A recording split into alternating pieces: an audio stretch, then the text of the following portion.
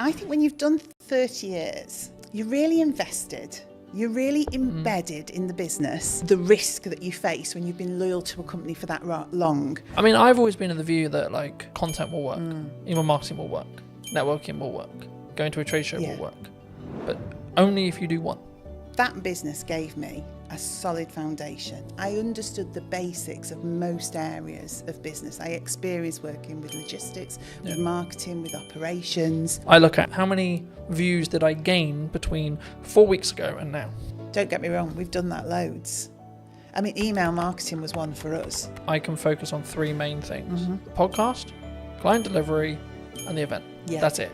I think AI is the assistant and we're the leaders of that. Hello, my friends. Welcome to a brand new episode of the podcast, this time in London. Today we're going to be with Michelle from, I guess it's from Eden now, but it was, as you'll find out briefly, from I'm going to go with corporation that no longer exists.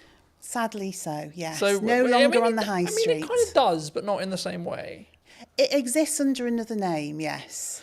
Should we stop being elusive? And we should definitely stop being elusive. It's WH Smith's. For those of you that didn't guess, it's WH Smith's, yes. I'll start here. How did it feel? Because obviously you were, correct me if I'm wrong, but you were a regional manager.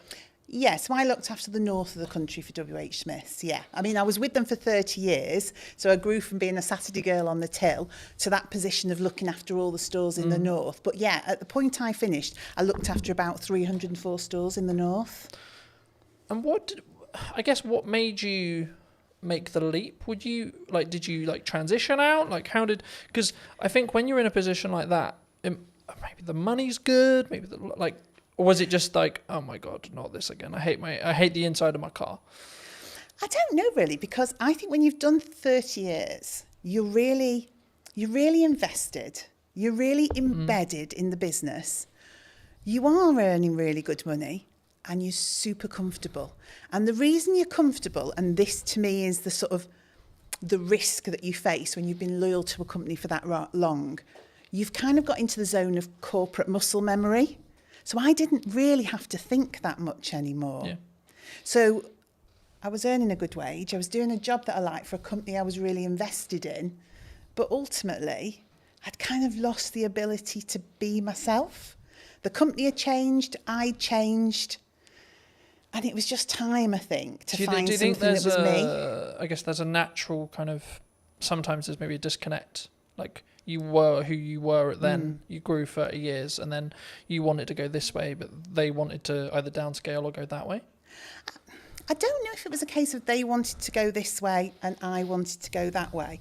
Because in all honesty, I could probably have done another 20 years for them. Because genuinely, I was really embedded in the business and I loved it. I loved the people. I mean, you literally know everybody when you've done 30 years. You know every store, you've been to every place. But I just sensed that it wasn't going to be right for me in the future. You know, I think you just get a knowledge of, I've got all this experience, I'm getting my own mind, my own voice more, and that needs to be somewhere else for it to develop and grow. Yeah. It's not going to develop and grow here. Or I can stay and carry on doing what I've always done for another 20 years. So was it, I guess, in some ways a personal development shift for you? Because we were talking just while we were setting up about, you know, the difference that you now have with where you are with Eden. Yeah, I didn't know it at the time. I honestly didn't know it at the time. So it was a leap of faith moment, really. And then the weird thing for me was COVID literally happened on the Friday of the week that I left. So I gardened for about 12 months. So in that period, I really did start to think, well, what's going to work for me now? And do you know what? It is not an easy thing. I now see people going through that same process of leaving something really big and corporate that they know well and then trying to find their way. It's difficult. Do you think that it comes with because we were talking before we started that I'm going to find it very hard to go into corporate now because I've got the freedom of self-employed. I guess you could say I know what works marketing wise, especially right now. Yeah.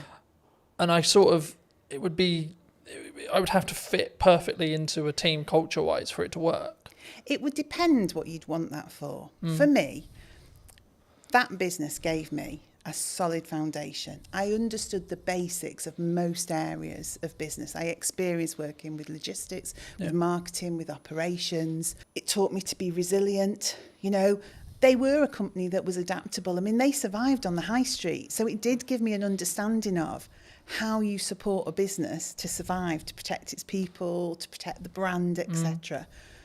But yeah, on the other side of it, the thing that you're talking about, having your own voice, that freedom to shape a culture, shape a business, shape the dynamics of what the team are doing. For me, that didn't exist in that type of business, because I think they have to have really clear communication, real clear clarity of message. Yeah. And if you're someone who wants to divert or disrupt that, that can be very regardless difficult. of maybe how good the idea is. Regardless Right? of how good because the it idea is a triangle Yeah. in that respect. You know, you have to follow the top. And I always found I was always in a box. I think so, and as well, and you can have, and also it's the ability to push that idea through, because some ideas do make it through, but what do they say? It's like steering an oil tanker, not a speedboat. Yeah. So it's the perseverance, it's that just ability to doggedly slog through with that idea till somebody says, yeah, we can make that work, and you get people behind you. But you learn so much from that. So I could see you going into corporate and learning a ton of stuff. But because I know you, I can't imagine you there, because you're more entrepreneurial. Yeah. You shape things, you do things that you believe are right, not what people tell you is the right thing to do. So Smiths was all about just execute, and deliver. Whereas now I get to shape and change and mould and mentor and support elements of that in a business like WH Smiths, but now with a lot more heart and my own voice behind it. Do you think? I mean, obviously, for those who don't know, you've moved into Chief Strategy Officer. This is the first time I've heard of it. I mean, in a nutshell, what is that? What is it? What does actually your day-to-day look like and feel like? I guess it's about, ultimately, it's having the long-term plan and strategy for that business, so the growth plan. So looking at quick wins, middle term, long term. So saying, where is Eden as a business going? But then from that, understanding, I guess, some of the fundamental change. So what are the operational and robust things we need to put in place to get it there? Yeah. But also having the freedom to be inventive, to work with the team, to generate ideas. So I would say I'm the person who knows the long term, but I'm also the person that wants to generate all the bits in between that move us in that direction. And some of it is quite simple. Some of it is really quite complex. It's about building teams. It's about building roles and responsibilities and processes. Yeah. But then it's about looking at innovation, deciding what we want to do, NPD, all the fun side. And I think for somewhere like Eden, Chief Strategy Officer is because we want to scale up and grow the business, but we don't fundamentally, well, I don't believe fundamentally we can lose the heart of what Eden is. Yeah. It started in somebody's house with the founder and his partner and a couple of people working for him. And it's grown now into its own HQ, its own warehousing, employing 26 people. There are loyal customers who've been with that brand for that whole 12 years. So we've got to scale it up because we want more people to join the organisation and more customers to experience the brand. But we don't want to lose the heart of what Eden's all about. And I think it's my job to make the scale up happen, but make sure Eden remains Eden. Do you think it's difficult? Because by proxy of scale, you have to somehow, like I'm in this, as we were discussing before, I'm in this struggle at the moment where actually things have gone like a lot better than planned. Happy Which days. is brilliant. Right, great place to be, grateful place to be. But it's also like a legitimate issue in the respect to actually now I've got to like, how do I duplicate myself? Because that's potentially the position I'm in. Yeah. Especially when it comes to like continuing the next step now, which is actually continuing with what I feel is working. But sort of, I guess, because I'll never be able to replace me sat here in front of a camera. No. Right? I can outsource everything else, but the only bit I'll never be able to, especially if a client is very tied to, I want Colton on the production, I want Colton on the marketing, etc. It's going to be difficult. I mean, did the team at Eden find that as well? I think Because obviously you sell a product, right? But the essence is still there. Yeah, I mean, ultimately our main product, it's dog food. I mean, that's what we produce and sell, premium quality dog food.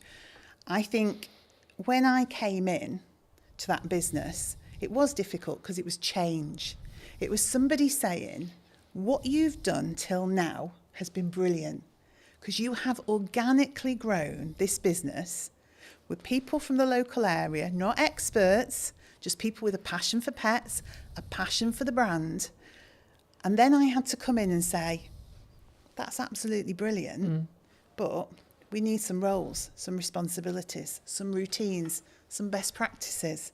We need to get back to basics. We need the foundations.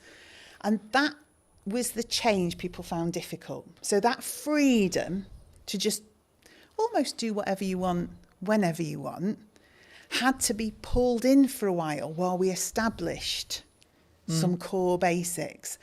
But once we'd done that, once we'd got the right people in the right place doing the right things, once we operationally were robust, when we'd done our risk management piece that said what are those critical points of failure that sit within this business, then people could see, oh, actually, I can still operate the way I did before with freedom and creativity and innovation, but there's more support underneath.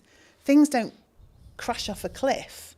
Actually, the structure's there now for us all to be able to do the things that we're really fundamentally good at, which is connection with the customer, the love of pets, the love of the brand, getting out, word of mouth, spreading the word of Eden, knowing that the business is fundamentally running well. Yeah. Whereas before, the business could have been struggling and we wouldn't necessarily have seen it. So we wouldn't have been able to make the changes we required to keep the business on in a good place and on track. Yeah. Do you think there's you, with your role, I think you'll look at maybe like the overarching strategic side of marketing. Yeah. But what are people missing right now in marketing, would you say? Because there's a I lot of think buzz some- around yeah. people saying like, oh, there's you can't get in, you can't have a podcast, you can't, you know? I think sometimes maybe it's not what are they missing, but it's have they sat and thought about the brand and their audience and what they want to achieve? Or are they just trying to follow trends and what people tell them they should be doing? So I think everything from your TikTok through to email marketing, etc., is all valuable and valid. But it is up to the business to understand, is that right for them? And maybe it's not right for me today, but it might be right for me in a month's time. Yeah. Or maybe something I've always done, I'm going to stop doing so much of that now because I want to change. So I think you have to consider everything in the marketing sphere, but it doesn't mean you should do everything. Because if you do it without authenticity, I've seen many TikToks where I just think I could literally crawl under a rock with embarrassment. Now, I'm sure some of that actually works sometimes. But if you're just doing it because you think you have to, I don't think it works. I think for me that's really true. I guess the follow-on question was going to be around like the shiny thing syndrome. So to give you some context, I was out on a run yesterday. Yes. And I was like, hey, I should have like a teaching platform and it should be on a subscription base. I was like, no, Colton, that's a good idea, but no, because I'm focused on like two main things right now for the next, like probably to the end of the year, more likely, which is the podcast, right? And then the event, right? That I alluded to before we started. And the event's in September. So the reality will be like after September, I'll just be planning the next one and continuing with the podcast. Yes. Do you think people run into a challenge when it comes to like, they get some momentum with something and then they go, oh yeah, but this shiny thing over here is really cool. Yeah, and it's and also if you're looking at your competition quite heavily, if you're looking at the marketplace and seeing what people are doing, you don't know if what they're doing is actually successful. But internally, you go, they're doing that. It looks great. I mean, of course it looks great because they make it look great. Yeah. It doesn't mean it works. Doesn't mean it's successful. But it's so true to say you can just be pulled off. I mean, I say to my team, I know it's a really old analogy of all of us pushing the boulder up the hill. If we all run off in different directions, we're going nowhere and probably going to get squished. Who's going to get squished? Yeah, who's going to get squished? Who's going to get squished? And that's what I say. Look, we've got some key pillars. Let's stay focused on that. Let's consider the opportunities, but don't run off and do it and just leave this hanging over here. And don't get me wrong, we've done that loads. I mean, email marketing was one for us. We wanted to do it. We should have been doing it. We kept running off and doing shows and events and sparkly fun things, never actually nailing some of the fundamentals, because it's more appealing, isn't it, to go to Crufts and meet dogs. Do you think there's a level of ego that comes from that? Like either from a founder or from a team? I don't know whether it's ego or it's what personally turns you on, what your own drive is, what do you fundamentally want to do? People do gravitate towards the things that do it for them, don't they? Yeah. I mean, I've always been of the view that, like, so for example, content will work, email marketing will work, networking will work, going to a trade show will work, but only if you do one. Okay. In my view, right? From what I've found personally. Yeah. When I've really focused in just depth on how do I make the podcast as best as it possibly can. Yeah. From a viewer's experience point of view. That might be how it looks, how it sounds, how I come across. Can I outsource it? I've got a balance, so because it doesn't directly make me money, but actually the marketing collateral that I get from it will make me money. Okay, cool. So then it becomes a game of we're keeping those costs and balancing those costs, sure, but actually how can I focus on the viewer experience? Yes. And then when I look at maybe something like the event, it's like, okay, how can I make this client experience incredible for the people coming, even if there's only 5 people in the first event, right? Yeah. And I think sometimes we get, and that's why I mentioned ego, because I think sometimes we go, but I'm only going to sell 5 tickets. It might be the possibility that I sell 20 tickets or 30 tickets, but like, what if I only sell 2? I get that. And it's interesting, isn't it? The business that yourself is in with you, and obviously you're looking to scale up and maybe employ, etc. Whereas now I'm sat with a team of 26, and so we've got the opportunity to do so much more. Yeah. But again, it is that decision on what's really valuable. I mean, and you just touched on something actually that I thought was really interesting. Doing things really well, you know, making sure that the experience for the customer is, well, I mean, we were in a whole cycle of wanting to be perfect and never actually doing. So we had 20 things we should have been doing. So we were going to a show, we were doing email marketing, we're creating a newsletter for B2B, we were doing, but actually all of those things had to be, to us, absolutely flawless. Yeah. And we were not delivering anything. So now I'm in the world of accept 80% sometimes, but execute and get it out there for the customer and do it consistently. Because I think sometimes, and maybe it is a bit of ego, you want to look at a piece of work you've done or something that you've done that the customers see and comment on. And when you're getting all the praise and, oh, that's so beautiful and that looks amazing and your brand is absolutely, but you've achieved very little, it's not really worth anything. Yeah. All that praise and adulation about something when you could have delivered on 20 things but done them at 80%. No, I completely agree. And there's a very quick psychology study. I've done longer videos on it, but like just a very quick synopsis here. There was 2 groups. Sometimes it's pottery, sometimes it's painting, sometimes it's sculpturing, etc. The lecturer says one half can only create one piece across a window of time. Sometimes it's 2 weeks, sometimes it's a month. And the other half can create as many pieces as they like, whatever the metric is, so pottery, painting, etc.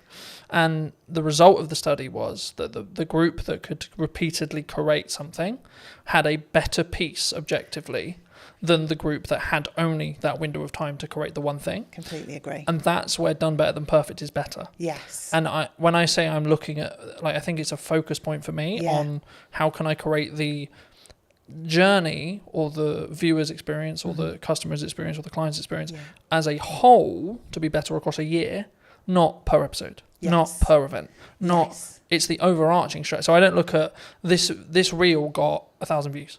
I look at how many views did I gain between 4 weeks ago and now, right? That's the metric I track, not what when I go into what's working. Sure, I'll look at specific videos, but on average, I won't. I just focus on the output and then focus on how can I build each one to be 1% better than the one before. Yeah. And I think we do similar. I would say we start to look at consistency of communication. Are we building a community? Do people feel like we're engaged with them, and so that they're engaged with us? So it's a similar sort of metric, but in a different way. Because if you're brilliant once, those people soon just disappear. Yeah. But if you're constantly there, talking to people, engaging with them, they're able, you're responding to them, then over time, that just builds into we call it a community. We're trying to create a community, and we're always trying to draw people in to that community. Yeah. So the end result is growth. But I think we sometimes get into the world of we need it all to happen in one day, 2 days, 3 days, 4 days, 10 days, etc. Yeah, that's me. Sometimes. But actually, in reality, if we just focused on, I can't remember the exact quote, but something along the lines of, we underestimate what we can do in a week, but we completely over-egg what we can do what we can over-egg in a week, but what we can do in a year is really underrepresented mostly. Yeah. And I think for me, actually focusing on that 1% is what that matters overall. Yeah. Because then you're building that compounding effect. You're pushing the snowball down the hill a little bit faster, a little bit faster, a little bit faster, a little bit faster. Yeah. And also, I think people can understand more. So if you are constantly jumping from one thing to another, your team just cannot grasp where we're going. They can't grasp the brand. What is the message? What is the strategy? So that continued delivery, that momentum that builds, you onboard the team. And by onboarding the team, you onboard the customer. And particularly in our business, because we've got customers and consumers. So the dog's the consumer. It's the dog we're trying to get to, but it's via that customer. And so it's almost like the baby food world, isn't it? Yeah. The baby's eating the food, but the parent's choosing which of the brands to buy. Same in our world. The dog's eating the food, the customer's choosing. A lot of that comes through trust. So that consistency, that slow momentum, is people don't trust people that flip from one thing to another, and they cannot understand what they're doing, and they can't see the message. So that repetitive, consistent approach. Oh, right, I know what Eden's about. I can see what the team's about. And because we're so accessible as well, a team of 26, we're all working in Stoke-on-Trent. You speak to one person, that understanding of the brand, you'll speak to the next person, you'll get that same message. You'll get that same education piece. So people start to think, this business knows what they're doing. And I think that's the same for yourself. When I see you online, when I see you doing what you're doing, I think that guy knows what he's doing. I also think it removes the pressure of being perfect every time. Like building off the done is better than perfect thing. Yeah. Because as long as I'm authentic to me, then it doesn't necessarily, you know what I mean? It doesn't matter in the same way, because I'm not like, oh no, that's not, as long as it's on brand and on piece and still me, then I'm like, actually, that's cool, you know? But talking about that to its extent, I mean, we're in a world where AI's like risen, right? Are we all going to lose our jobs? No, we're definitely not going to lose our jobs. Is it all doomed? I think AI is the assistant and we're the leaders of that. And so you can use AI fundamentally to change your business. You can use it for insights, you can use it for planning, you can use it for content support, but ultimately it's the assistant to the business. It's not the business creative, it's not the founder. You know, the people are the heart of your business, but you can deliver fabulously elevated results if you work out how to use it in the right way. So no, it's not scary. And I did something funny at work the other day to show the team not to be fearful. It was just something really small. I took a picture we'd taken and I said to AI, you know, give this picture some movement. And it did this crazy thing. I mean, we're pirouetting around the stage on this picture. I think one of us had claws for hands or something ludicrous. But then I gave it real instruction, my voice and the heart of the brand, and explained what I wanted. What it created was amazing, but it needed that voice, that human voice, that human interaction, that brand understanding. So we shouldn't be afraid. I've used the analogy recently of you need to sharpen the knife before you use it. Very good, you know, in the same way with AI, you need to teach it what you want it to do and not just write me a social media prompt, enter, right? It's about actually understanding it as a tool and not just seeing it as a fix-all, right? It's the company assistant. It's like your PA. It's part of the business. It's part of your business. It's a tool of the business. Yeah. It hasn't become the business. And I would hope some of the more routine tasks that it will support people then to be able to drive more creativity and innovation because they've got the capacity and the space to do that. You know what business is like. Sometimes it's incredibly busy, just getting tasks done, just executing things. And then you end up working in the business all the time doing. And you don't step away and think, right, okay, let me listen to the customers. Let me look at what's happening in the marketplace. Let me analyse some of the insights. And when you stop and do that, and I hope AI gives us that, so we can stand back and go, do you know what? This is what we need to do. Because I've had time to think about it because AI is my assistant. Something that I found really interesting, and I'll be curious on your thoughts as I'm bringing it up here. I mean, I'm rapidly approaching the end of Mel Robbins' the 5-second rule. Okay. I don't know if you know it, but it came out a handful of years ago, and the crux of one of the things I read on the way here was procrastination is actually a reaction to stress management. It's nothing to do with like not getting the work done. It's how we cognitively distract ourselves and have that stress break. And it kind of links to the AI thing because I think the performance, you could say that, especially when you're in C-suite or you're, a chief marketing officer or a chief exec officer or a chief strategic officer, etc., we can be so do. How do you personally balance it, but also allow yourself to have that time to, I guess, think up the more creative ideas or like have that more synergized approach in respect to actually, no, I'm going to step back now and say, let's look at the problems I may be facing and how I can like strategically fix them, but not with the pressure on having to fix the answer today. And sometimes I'm really bad at it. So if I'm overly excited about stuff, then I'm just do, just as you describe, really. There'll be days that fly by and I'm not quite sure what that day was about. I think there's a point in business though where you have to do that, right? Probably, yeah. Well, you do it because it's necessary, in the moment. But then what I also find, I like to be planned and organised. We were talking about this. I like my notebook. I like to think ahead because I like to show up in the right way. Yeah. I am myself. I'm always the same, but I do give thought to how do I need to show up tomorrow? What are the things that I need to achieve? Am I planned and organised around that? And when I am, that gives me those periods of time to step away with people. Do that for people in the business as well. Say, hang on a minute, let's just stop. Should we just go and grab a coffee or should we go for a walk? Because we probably just need to think this through a little bit. Is that an environment thing, do you think, as well?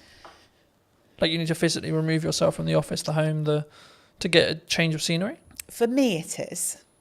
And I probably use that with other people. Now, whether that's everyone's reality, I don't know. But I am one of those, when I got home and walked the dogs at the end of the day, that's where things would come together. So all the strands from the day that all seemed very sort of disparate and all over the place would come together. And I think, right, that's what we need to do. But we talked about this in work the other day, actually, creating space, going for walks, having hours of the day where people put down their keyboards, they put down and we do something different.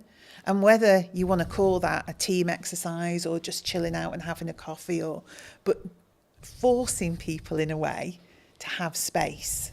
Because your natural reaction is you're being paid to do a job. You see yourself as, I must be productive. I need to be able to demonstrate the things that I've done. But that's not the case. What you need to be able to demonstrate is an understanding of what the most important and priority things that we should be doing. Not that you've done 100 things, that you picked the 10 most important things and did those. And do those well. And do them well, yeah. But don't do, like we said before, don't do them so well you don't actually deliver on anything. But, do them well. I think you need to personally ask yourself, I mean, I'm looking at it as I say, like, I can focus on 3 main things, right? And that's what I'm really leaning into across 3 months, 3 things. Yes. Right? And it's like, right, the podcast, client delivery, and the event. Yeah. That's it. You've got nothing else. You can't add anything else. And it's not that I don't have other ideas. I do. Yes. But it's actually, if I'm going to get what I want from this and I'm going to make those 1% improvements, I have to focus on those 3 things. So how do you, because to me it's capturing the ideas, isn't it?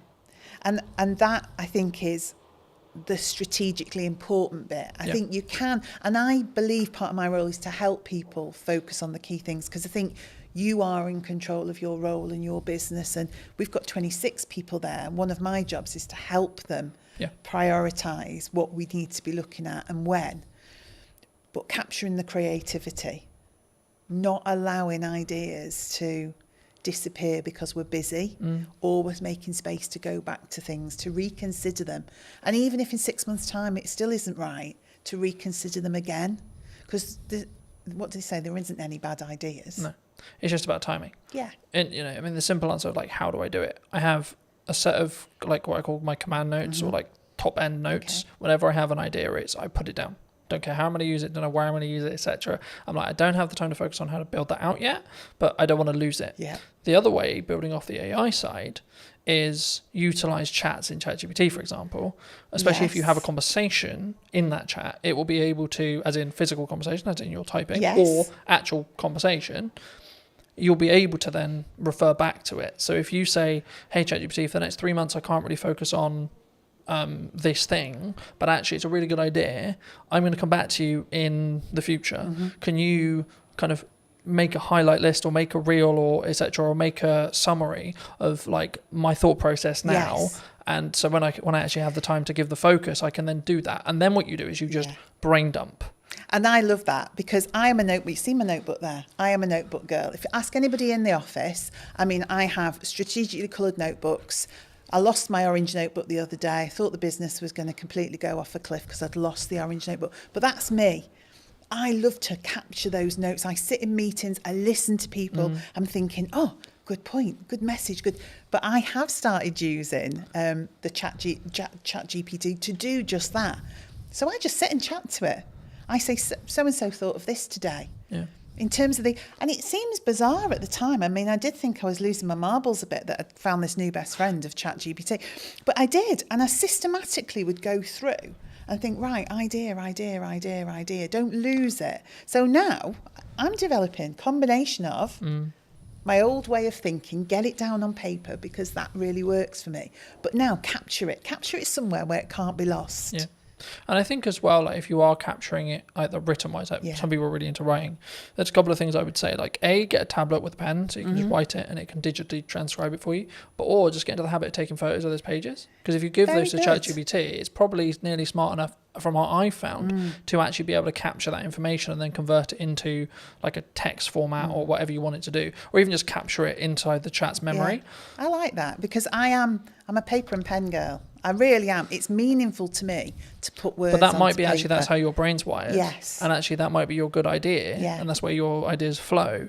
But then like in the result where you do lose your notebook, if you're also backing it up through ChatGPT's like chat memory, like you could just have one called idea dump, for example, right? And every single time you write a page in your notebook, take a picture of it. Yeah. And then tell ChatGPT, I'm going to refer back to whatever the note is.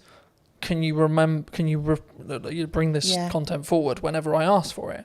And it's how you then, and this is an example of like how to leverage AI rather than being scared of it. Yeah, and I think that is just it. And it's funny that naturally using ChatGPT in that way worked for me.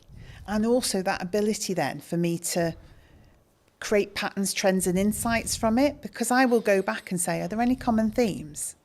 And I didn't know if it would work or not. You never know if these things are going to work. So can you see any patterns, any common themes, anything that's coming together as one cohesive idea? And it's so good at that in terms of analysing and pulling out insights. Because I would go back, I mean, and this was an arduous task, I'd go back notebook, highlighting things in different colours, pulling strands together, generating one idea from 20 thoughts.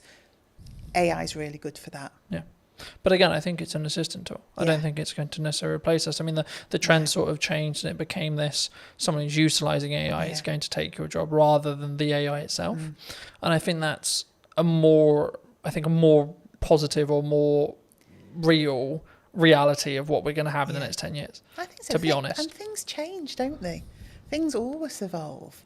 You know, industries change, the way we work changes. But our minds are amazing. We've just got the power to adapt and do things in a different way with the support of that new way of working. But I found because it's taking the grunt work away or allowing me to document things, etc., I then can have the more creative thinking process because my bandwidth is like opened up in that respect, and I can sort of play around a little bit more with what works and what doesn't, and like what ideas work and what, and I can ideate them a little bit deeper. Yeah. I think one thing that came to mind then, and this is why I think being the strategy officer is important, is probably one thing we need to think about. One thing I think about is everyone in the office is using ChatGPT or something similar, but I have to keep our voice as the Eden voice and the Eden brand. So that's what then becomes important in terms of us and the team. Because again, we could all go off with our voice thrown into ChatGPT. What it gives you back then starts to become... But I think it's a mirror, right? Yeah. And I think when we blame it, oh, it's a bit robotic, oh, it's a bit this, oh, the words aren't. It's like, well, you put it, you did the prompt, you did the... Yes. But I think, I mean, as a more generalised question, I guess, do you think that we don't look at ourselves in accountability-wise as an not even necessarily AI, but as an overarching kind of like, as a person when we see something maybe goes wrong, like more generally? Like, what, that people as a whole we don't take accountability themselves? Or do you think that's rarer? It's easier to go, it's your fault. Yeah, we don't always want to take accountability. If you're asking if we do, I think you know when you're accountable for something. Yep. That doesn't mean you don't try and deflect that accountability. But normally, if you work it through with somebody, you can get to a place where you understand what role you had in that. And again, that's something I have to do, because I think part of my role is clarity. And I think clarity is caring for people. So getting people to a place where they do understand their accountability and they do understand... There's also needs to be a proven place of safety, right? Well, yeah, definitely. But that's how it should be, isn't it? It should be a place where people Because it isn't like, hands mistakes. up, I made a mistake, oh shit, my job's gone now. No. It's actually, no, hold on, we're all going to make mistakes, and that's okay. How do we learn from it? It's we've made a mistake. You know, we have done...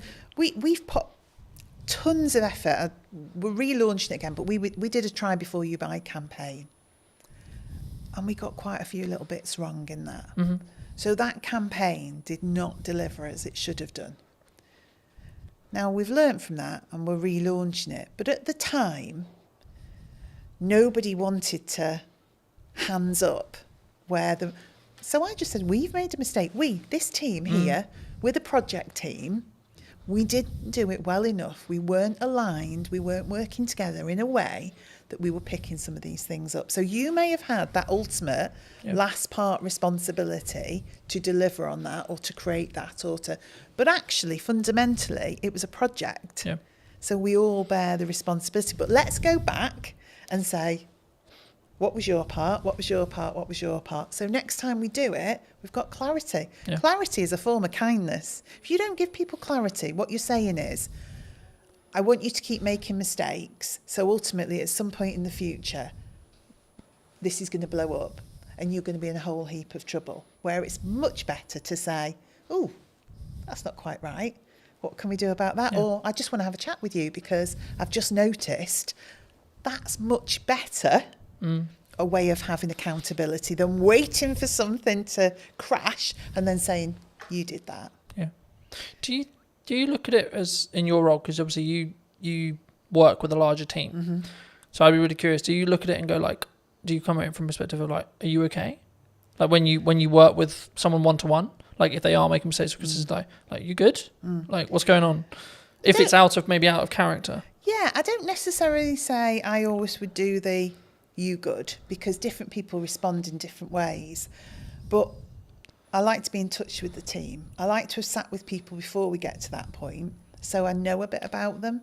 So some people want to share more than others do, but fundamentally, you know the dynamics of the team, and you can see if they're having a good day or a bad day, if they need a bit of space but a business, and also SME, I have to say one of the things I noticed about being in a small business, it is a lot more personal and emotional to me, because I know all those people. I know their dreams, their passion for their role, but equally, that's really positive as well, because just as you described, there are days when I can say, hang on, that's not like you. Or do we want to just take 5 minutes? Or actually, is there anything we can do today? You know, is there anything you just... So, because I feel differently about a small business. I definitely feel it. There's a lot more heart in a small business because that connection is so close. I'm so close to the team. I'm very close to the product. I'm much directly closer to the customers. Yeah. So those decisions you're making, those things you're doing are much more personal. So I would say it's made me more thoughtful. I use my own voice more. I use my own judgment more, and I deal with things in different ways at different times rather than a blanket approach because I just need to get things done. Yeah. Do you think that do you need to, I guess, lead with empathy as a leader in some scenarios? Definitely. I mean, I would say for me, what has always been important to me in the roles I've had, outside of the things you need for life, like your money and all the rest of it, absolutely. is building a strong team and a strong set of people and individuals. So, yeah, you've got to have empathy for that. You've got to have some kindness for that. You've also got to you want to drive people. So motivationally, you do want to stretch and challenge people. So it's equal hands of empathy, kindness and support, but drive and challenge and creating a buzz in people where they can see a future and they can start to really push themselves forward. So I think it's in equal measure, really. Yeah. I think sometimes we don't necessarily look at the empathised way of looking at it. I mean, I think we'll wrap up soon, but do you think people are purely just, you're here to do a job? Like, could that be the approach? Like, it can be very, like, I'll use the term like maybe domineering or led or like very pushy in that respect. Like, you're here to do a job, get the job done. It definitely could be, couldn't it? And I think we all have to admit there are times where you just want somebody to get something done. 100%. And actually, is it more of an ebb and flow? Yeah, in some scenarios, you need to lead with candour and you need to lead with empathy. And in other scenarios, you're like, come on. Yeah, because you're also thinking sometimes the mentality of just get it done is because you know what the impact of that is going to be for other people and other things if that isn't done. Yeah. So it is empathetic, but in a different way, because you can see the end result of that not happening. So say we get something wrong. We've got someone who's relying on our food, getting to them on a certain day for their pet, who's always at their food, has a health condition, and logistically we get something wrong. My view is I have to help that person. So in that moment, you just need to get that done. Because we really need to care for that customer, that pet. We have to do the right thing for them. Then we'll stop and say, right, okay, could we have done that differently so we didn't have to get to that point where we had to drive somebody to get that done? Yeah. But there are moments where it's right, but most of the time that's a result of not having done the hard slog in the first place, that you got there. Yeah. For people who may be interested in connecting with you, seeing more of your work, seeing what you're doing at Eden, where's best for people to connect with you? I guess I would say social media, Eden-wise, and then message me via there. So if you go onto Instagram, Eden, throw a message out. Because we're all in the office together, I will pick that up and see it. We're so easy to contact. I am on LinkedIn. I have to say it's not my favourite forum. So I'm much happier to see messages come through on that social media platform, and then I'll be in touch. Fabulous. If you were going to talk to the person who was in corporate maybe 10 years ago, 15 years ago, and you give them this advice today, what would you say to them? Gosh. As a final thought. Allow people to have a voice. We all care about business at whatever level we work and are operating in that moment, and let that individual have a voice. That would be my message. Thank you so much for watching. If you did enjoy this episode and would like to see more like it, make sure to be subscribed. Let me know in the comment section down below if you enjoyed it and what your clear takeaway was, and I'll see you very, very soon. Hello my friends, I hope you're well. Welcome to the Old Mill, and today we're going to be doing a brand new podcast talking to Johnny from Taste World and just kind of the Old Mill. Hello Johnny, how are you? How are you? I'm very well, absolutely. I was going to think about where to start, but I mean, we're sat in the Old Mill restaurant, right? And I think a lot of people who are local to Salisbury will obviously know the Old Mill in Harnham. You've just acquired it, maybe what, 6 months ago? 3. 3 months ago? Okay. Yeah. Why here?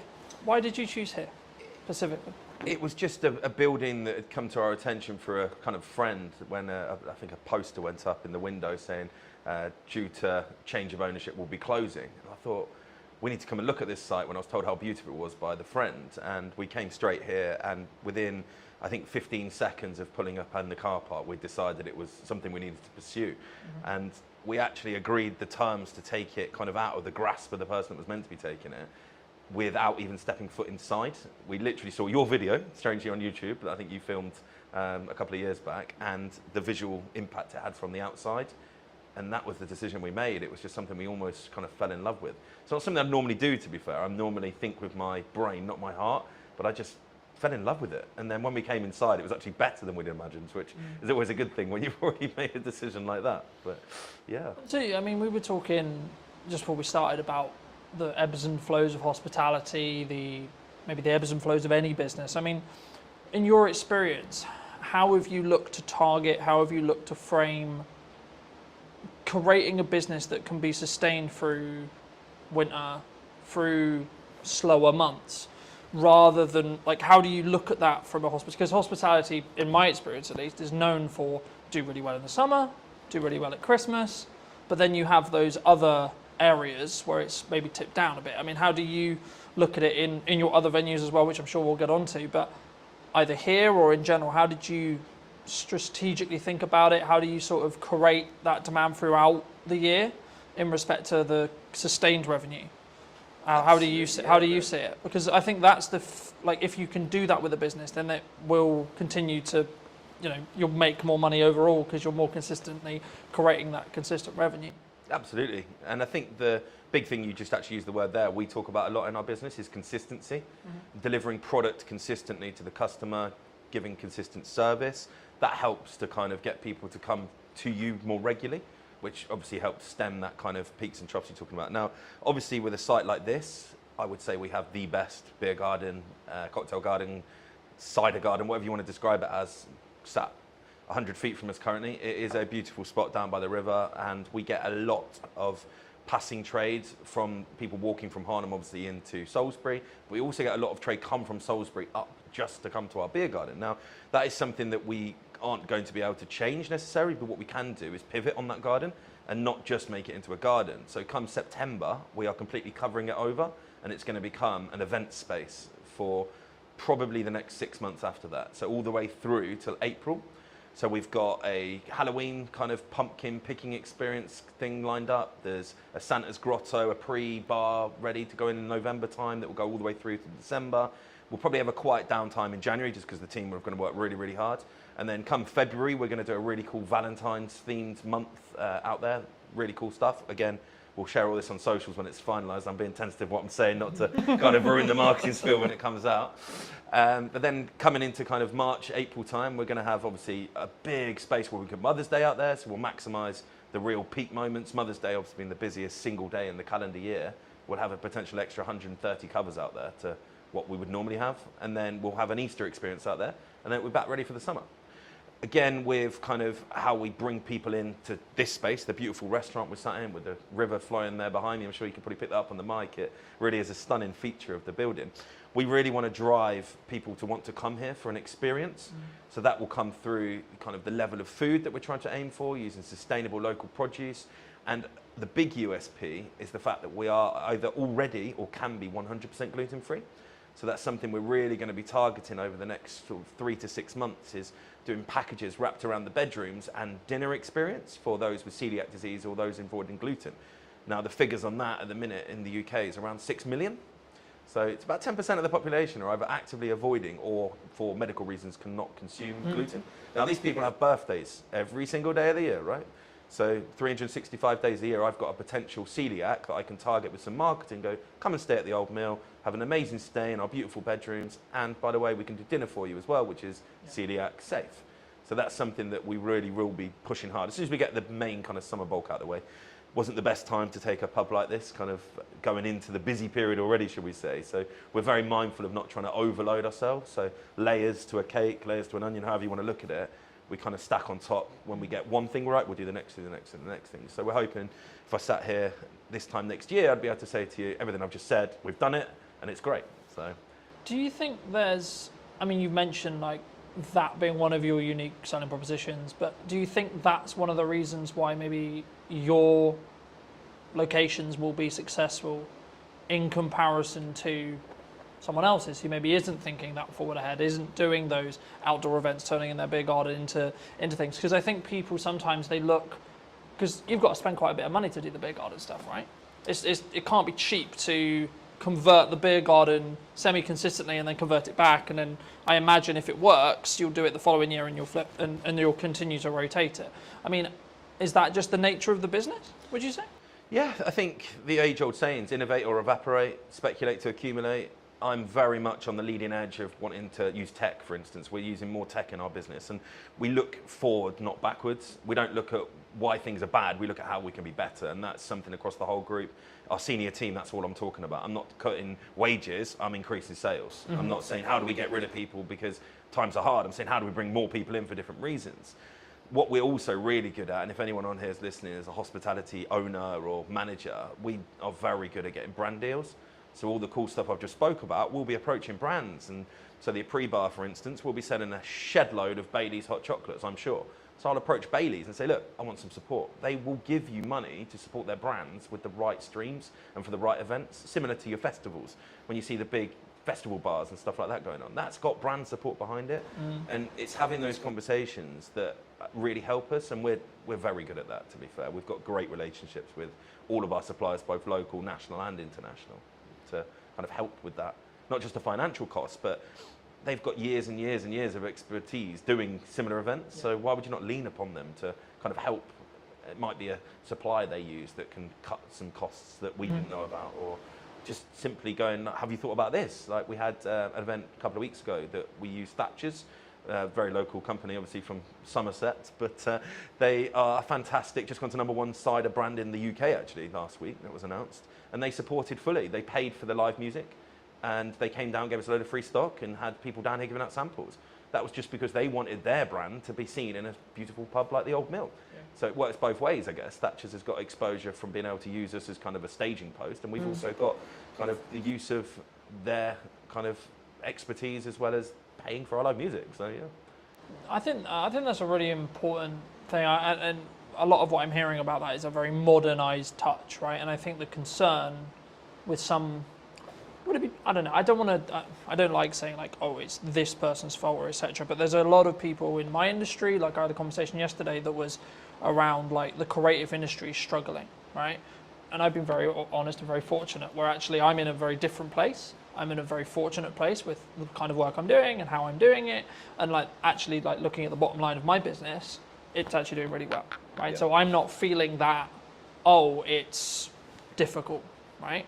Do you think in your experience, has there been like always something going on? Because I always see it as like there's always something happening in geopolitics. There's always something happening in the economy. There's always a concern related to the up and coming budget or the up and coming changes or etc., which of course changes things for businesses. Of course it does, right? But is there a perspective, I think, because obviously a lot of your group, a lot of how you work could be perceived as you're very successful, right? You're clearly very good at taking on some sites, making them make money, and then continuing to repeat that process. Is that from a mindset from you specifically and the rest of your exec team of we've got to keep being aggressive, we've got to keep moving forward, regardless of what the doom and gloom is, would you say? I think absolutely. What we talk about a lot is that age is on our side. I mean, myself and my exec team are on the right side of 40, shall we say. Apologies to any older listeners listening. So we're there, we've got bags of energy. Now, a lot of the sites that we look at now have had kind of historic landlords, tenants for a long period of time. They're just tired. They don't know where to look. Social media, they don't get it. When I'm saying, why are you not on TikTok? They're like, oh, no, I don't want to do that. They just don't understand that TikTok isn't just for young people now, right? We have spent 0 pennies on paid for advertising, okay? Obviously, we brought you in, you made some amazing content for us, but we've paid absolutely nothing to do it with. We've done all organic. That's because we understand what we're doing. We've been pretty much fully booked here in our rooms and our restaurant and our garden for the last 6 weeks because we understand where to put our energy and our time. We don't put energy and time into something that's not going to give us back reward. So if a conversation starts happening, even at kind of management level within here, I'm like, is that going to actually affect my bottom line? No, stop talking about it then. Because you've got to be so fixated on the numbers that it's almost autistic. I mean, there is definitely traits of autism in me, but sometimes I wake up in the middle of the night and all I'm doing is thinking about those numbers, how we can trim 1-2% on this cost base. How can we then put that money to work in increasing sales? I think the old saying is the good places, the good people will always do well. Doesn't matter what the economy does. I think without blowing your ego too much, the reason you're doing well is because your content's bloody brilliant. There is plenty of people out there doing similar stuff to you that are probably complaining, moaning it's not great. And you look at the quality of their work and it's just not there. They haven't got the adaptability, for instance, without throwing anyone under the bus. We dealt with another content creator doing very similar to yourself. And they were just so slow to react to us. Whereas yourself, Colton, this is what we need to do. Can you be a bit more flexible? Yeah, cool, perfect. We can do this, we can do that. And you said yes more than you said no. And that's very much what we talk about in our business. If we can, we will. And I think the customers react to that, right? Yeah. We're not perfect, never perfect. It's not a real word, right? Perfection, I think you can pursue it, but you'll never get there. I think, well, just building off that, I mean, I've always followed the motto of done is better than perfect, because your concept of perfection will always change, right? Yeah. Because if you're growing personally and as a business, your definition of that word will then change by proxy. So you actually you should never hit perfection, so to speak. And that's why I think execution is better to focus on. And that's, I think, why we synergize so well, because I do focus on execution, but also I focus on strong ROI. I'm so glad you mentioned TikTok, because so many people think it's what it was when it was Musical.ly, right? Which was dances. Dancing for kids. You know, kids are social. But I think it's more around the attracting of attention to then make the byproduct be sales, right? Instead of we're going to just look at the pure ROI when it comes to sales of we do this, then we pay it on ads, and then we get a higher return. Because when you do paid ads, you can track that cost a lot because you can see the metrics behind it. When you do organic, it's slightly harder. I mean, how do you look at either TikTok or your content strategy? Because one of the first things we talked about was actually like, you're really strong at marketing, right? So I was like, okay, absolutely fabulous. How can I then add value on top of that? Because I wasn't then going to have you need to post on social media. I wasn't going to, because it was like you had it. I didn't need to have that conversation. With some clients I need to, because they're new to social and we need to get them up to speed. But with you, it was like, okay, cool, what do you want? What do you want us to do? Yeah. You know, I mean, is it just TikTok? Is it just Instagram? Is it socials? Like, how do you tackle marketing from your perspective? I mean, we approach each venue with different purpose. So we've got a competitive gaming venue, for instance. So targeted 21 to 35-year-olds that want to go out and play interactive darts, shuffleboards, that kind of thing. Now, our marketing strategy there, very different to here. We actually use Snapchat still, believe it or not, because we get good, positive interaction on that. We use a lot of TikTok, we use a lot of Instagram, we use a lot of Facebook. Don't do any paid for stuff there, really. It's a lot of get influencers in, come and play some darts, film it, put it on your Instagram for us. That gets us great results. It really, really does. Somewhere like here, where our target base audience is 35 and upwards, we're actually using Nextdoor app. We're using Google. We're using TripAdvisor, because these are all social media platforms. They don't get spoke about, but that's what they are. So we'll have a really strong focus for, say, a month, where we work really, really hard to get lots of reviews focused on TripAdvisor. Not by any other means other than giving great service and just going, guys, really appreciate it. Just leave us a good review. Or a review, sorry. You know, we're telling them what reviews to leave, of course. An honest review. And yeah, that works really, really well. So then people searching for places to go in Salisbury, we're up there, right? Yeah. The biggest thing we do, I think, is getting the team on board.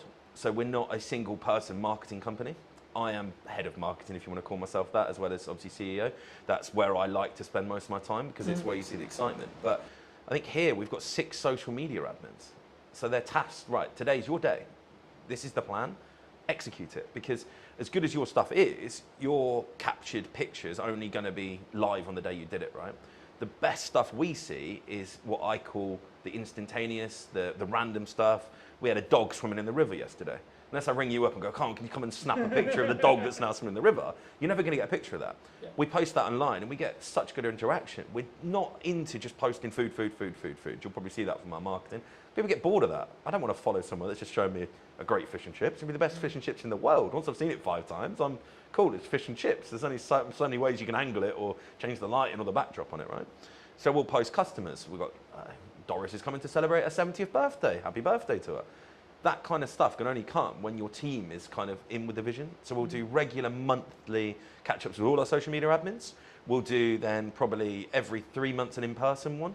So we'll bring them all in, and it might be yourself I ask next time, right? Can you just come and do a piece on how you get great filming angles, great lighting angles? So they all understand they're never going to be as good as yours, but they don't need to be when we're putting out as much content as we are. Yeah. And I think that is something that I really understood, and probably the biggest thing we change when we take properties. I mean, yes, this is beautiful. Yes, we've spent money on it. Yes, we've elevated it. But circumstantially, this building was beautiful before we took it, right? Mm-hmm. Why are we now busier than it ever has been? I think because our marketing's better. I think before, when we looked at it, their last post was 2 months previous on their Facebook, on their Instagram. I think we took it in end of February. The post that was last on Facebook was advertising Christmas carols. It shows you the difference on where we're at. If you go on our Instagram, our Facebook, our TikTok, our websites are kept up to date to the day, you'll know exactly what we're trying to be, who we are, and then hopefully, when you come in, our social media, our marketing reflects what you then see inside.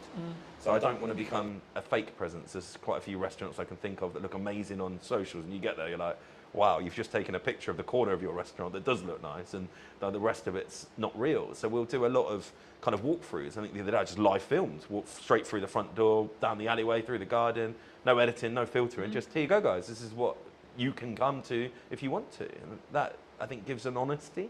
Yeah. I think that's the best word to give it. You're not trying to sell anything. This is what we are. Do you want to come? If you do, great. We'll see you at the other side of the door. But if you don't, cool. It's also not for you. And we're very, very good at that, actually, to be fair. Identifying who our customers aren't, because not every customer's for us. If someone walked in here and they wanted to have a £10 meal on a Friday night, we're not for you. There's plenty of places offering a fantastic meal for £10 in the Salisbury area. But on the flip side, if you were looking for a fantastic Chateaubriand on a Friday night to enjoy with a fantastic bottle of Malbec, we're the place for you. And you should come here. You're not going to get that if you go to the £10 meal place around the corner. Yeah. So it's understanding where your market pitch is, not trying to be for everybody, because it's impossible, but the people you are for, really being strong at that and having that kind of full team cultural mindset that all of my team will know who we're for within probably a parameter of what age we're aiming for, what service we're aiming for. They'll all know that our USP is gluten-free. And I think that's really, really important, because I can't just sit here now spouting all of this and then not relay that to my team. And again, we're not perfect. We're definitely, particularly in this site, 3 months in, it's nothing. You're really still learning everything at the minute. We're learning our customer base. We're learning our team. Still a weekly training for all of our team. In 6 months, would I expect 99% of customer visits to be at the level I'm talking? Absolutely. And anyone watching now that came here and didn't have that, please contact me on the Facebook, and we'll put that right, because that's another thing we're very good at. If we're not right, let's put it right. If we know it was something that we did wrong, we need to do everything we can to put it right. If someone came, they just didn't like our menu, that's okay. Really sorry we weren't for you. Hope you find somewhere that is, because we're not going to be for everybody. But if something's kind of not to plan, shall we say, identifying that, having the touch points during the visit to identify it while you're here is best practice. But having then the touch points after visit, we have feedback emails that go out. I've got business cards that go out with my personal email on it to everybody. If you've had a great time, let me know. If you've not had a great time, let me know, because we want to know. Even at the scale we're at now, when we employ 165 people across 10 venues, we are relatively big. I still understand the importance of being customer-centric in my role. And that comes through marketing, coming back to your kind of original question, I guess. That is all part of it, right? Marketing is understanding why something went wrong and how you fix it. Yeah? That is marketing, yeah. Do you think there's and this is more general, like broad business question, or like it could be your business, could be my business, could be any business. Do you think some people, because I've always followed the own up to if you made a mistake and it's your fault, or if God forbid something went wrong on a video, I'll be like, look, I made a mistake, hands up, right? And I think that put, in my view, from client feedback and etc. that I've got, that puts me apart from other people who are just going to sit on their morals and go, well, actually, no, it was because of it. I don't sit and, it's not about necessarily making an excuse, I don't like to use that term, but it's more the question I was going to ask around that is, do you feel that one of the reasons why you're quote unquote successful is because of how in touch you are with the marketing, with the customers, with the key question there is honesty when it comes to, look, we're potentially going to get it wrong, but actually this is how we're going to try and fix it for you. 100%. There is a lot of restaurant owners out there that I know of, both personally and I've seen online, and the first thing they do is blame the customer. When a customer comes out and says, oh, I didn't like that, what do you know? I'm a chef. And it's like, that's not the response. If you do genuinely believe you were right, as I say, really sorry, wasn't for you, hope you find somewhere that is. That's the response we give. I don't try and get into a debate with someone, whether they were right, wrong, or indifferent. It's fairly obvious when you're wrong. Someone comes in and could be an item missing from the menu. Chefs are humans, right? And there's not enough conversation around in hospitality. It's a human-centric business, right? If you went into an office and you had 20 workers, in a week period, how many office workers would make mistakes? The problem is no one ever knows about them because it's not generally a customer-focused basis, right? But you come to hospitality, a slight small error from, could be a 17, 18-year-old that's first job potentially, becomes a huge thing for the customer. Rightfully so. We should be able to execute a meal, but we're not going to all the time. But the first thing you do, as you said, is accept it. Yeah, that is not the standard that we work to. Apologise. What can we do to make that right for you? Yeah. And if you follow those three things, then I don't think you can go far wrong. Now, out of all of the complaints that we get across the group in a year period, just call it 100. I would say 99 of them have returned and love what we are about. So that's 100 people potentially that would never step foot in the business again that we've managed to rectify, use their not so great experience to learn, made changes to SOPs or systems and processes, and then reflected on it and gone, okay, that happened. Let's not let it happen again. How can we improve as a group? Can we learn something that happened here and go, actually, we can stop that happening anywhere else, not just here? Because even now, I mean, I'm 20 years into the game now, there's still stuff happens. I'm like, wow, wasn't expecting that. How did that happen? What can we do to stop that happening again? So it's a learning day all the time. Even for someone at my level, my experience, you might think, oh, I know everything. I don't. I'm pretty good. I know most things, but the game's changing. Yeah. Every single week, I'm like, okay, that's different. 10 years ago, did I think that I'd be talking about being a gluten-free centric company? Absolutely not. Now, it's our USP. That's our single biggest drive for us. Because most places don't want to do it. Yeah. And I think that's identifying what you can do to set yourself apart. Whether that's you can be cheaper, don't like doing that. I think that's the easy way up, being cheaper. Being better, what quantifies better. But if you're totally unique and you're the only place in the market doing something, then you're always going to have a market for that. Yeah. And riches and niches is another saying I like to use, right? We're in a niche that's not even that small. It's quite large, 6 million people. But it is a niche in this area because in Salisbury, we're one of the only places.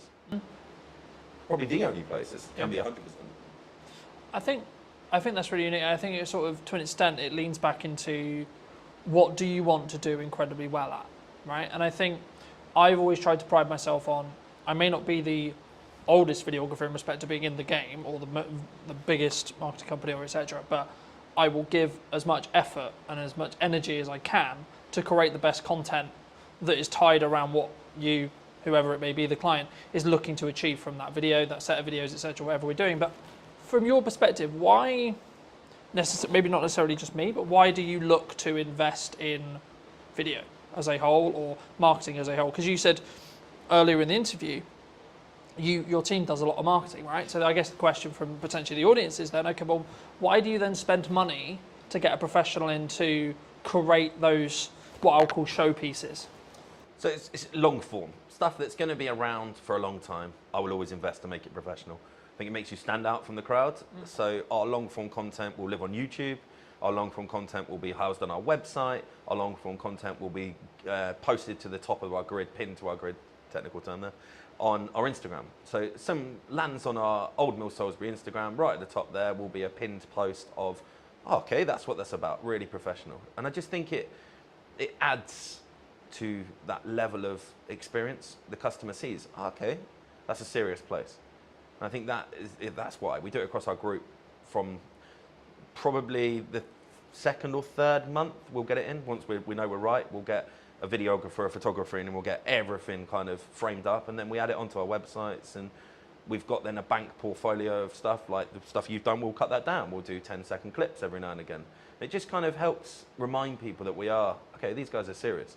They might be posting a dog swimming in the lake, but actually, cool. Look how nice that restaurant is. Look how cool that video shot of the garden and the pizzas is. So I think it's so important. You can't have a website with a photo taken on an iPhone. It just doesn't look right. If you landed on a website and you had a choice of, particularly for our hotel rooms, I guess, a choice of hotels, and the first one you landed on had a phone taken photo, and then the next one you was like really nice professional photos, where are you going to book? If everything else is the same, you just feel more qualified to take that booking, I guess. I think it's I think what we talked about there was a perception thing, right?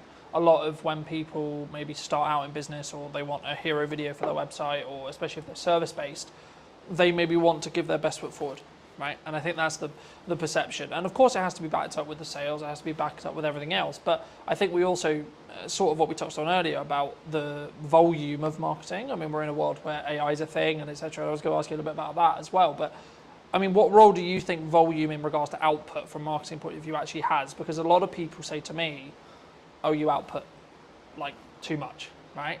Now, I can tell you categorically, sat here today, I've won 3 or 4 jobs in the last 4 months related to the fact that I am actually one of the only people who posts for 3 to 4 times a day, 7 days a week. You know, so I know it works because I can show the ROI behind it, because I've won jobs solely off the back of the client telling me you won the job because you're always on I always see you know, in that respect. But just to reiterate the question, what role do you think volume has on marketing as a whole in your industry or in general? It's ever present. As long as it's good, it should be online. So we don't wait for perfection, we wait for good. So if you take a photo and you go, yep, that's good, so 6, 7 out of 10 quality, it can go online. Now, that, I think people get stuck in, oh, not many people liked it. Now, likes don't pay your bills, okay? And I think that needs to be spoke about so much in our industry particularly, because I hear it all the time. Oh, if I post once a week, I get 100 likes. And if I post 10 times a week, we get 10 on each, so it's the same likes, and I only have to do I'm like, but you're not looking at who's seen it. You're not looking at what that then does. Now, I think we can tell how good our marketing is because we're busy, right? I look at my diary and I go, we're full, right? That tells me that we're doing something. We sold out our garden for a cider and sausage festival by posting 7 times on social media. I didn't do anything else. There was not a single poster printed outside the front of this pub, right? I didn't do a banner, I didn't do any flyers, I didn't go to the newspaper, I didn't do anything. So social media is working because there's people coming through the door. I don't get fixated on how many people like my posts or how many followers I've got, because I could have 1,000 followers. If all 1,000 of those come to my pub, I've got good marketing. I could have 20,000 and only 500 of them come to my pub. Yeah. Have I got better marketing just because I've got 20,000 followers? You've got to understand what your marketing's for. Who do you want to see it? Are they going to do something useful with it? Building that community online through volume. Yeah. So I look at some of the best creators that you look at, right? You follow them because they're putting out volume content. If you only had one video from a creator to watch every week, you wouldn't subscribe to them. You wouldn't follow them. And consistency as well. If you follow someone and then all of a sudden for a week they haven't posted, you kind of forget about them, right? You switch off. If you're always ever present, now we get people unfollow us. That's fine. I don't worry about that. It's like sending out an email marketing, right? Without kind of jumping around too much. We do a lot of email marketing. I had one of the managers go, well, 300 people unsubscribed last week. It's like, yeah, out of 15,000.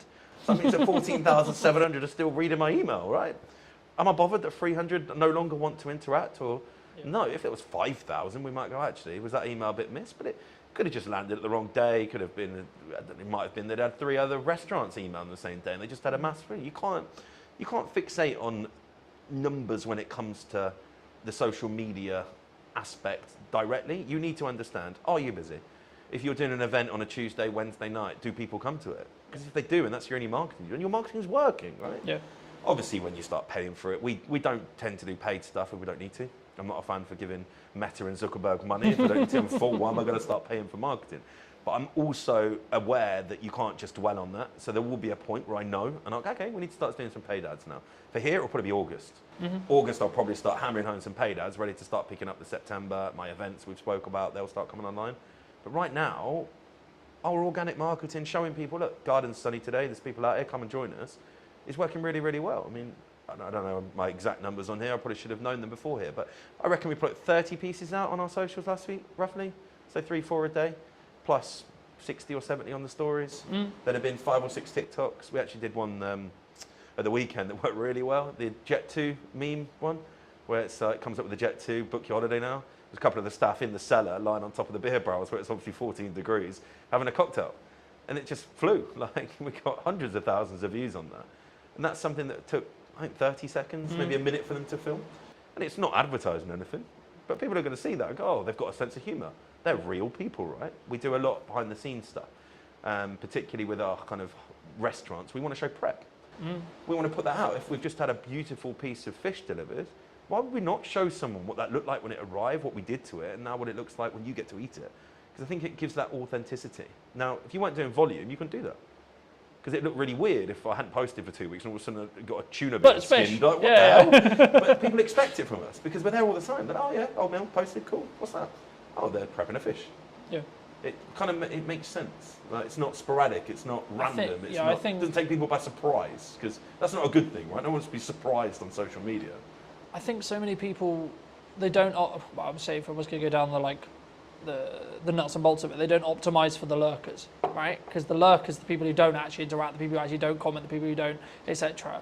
Like, oh, I got no likes on that. Oh, I got 2 likes on that, etc. But like, how many views did it get? How many impressions did it get? Yeah. Actually, and then, as I say, like, what then is the knock-on effect to actually seeing your business, right? And you're seeing people come through the door talking about that post, talking about, oh, etc. It's about being human, especially in a world with like where AI is a thing, right? That people is concerned about. I mean, maybe it doesn't affect your industry as much, but do you feel that, like, are you using it? Like, firstly, are you using it if you're open to share, and then secondly, like, is it something which you were scared of, or was it actually, hold on, this is actually a supercharger for us?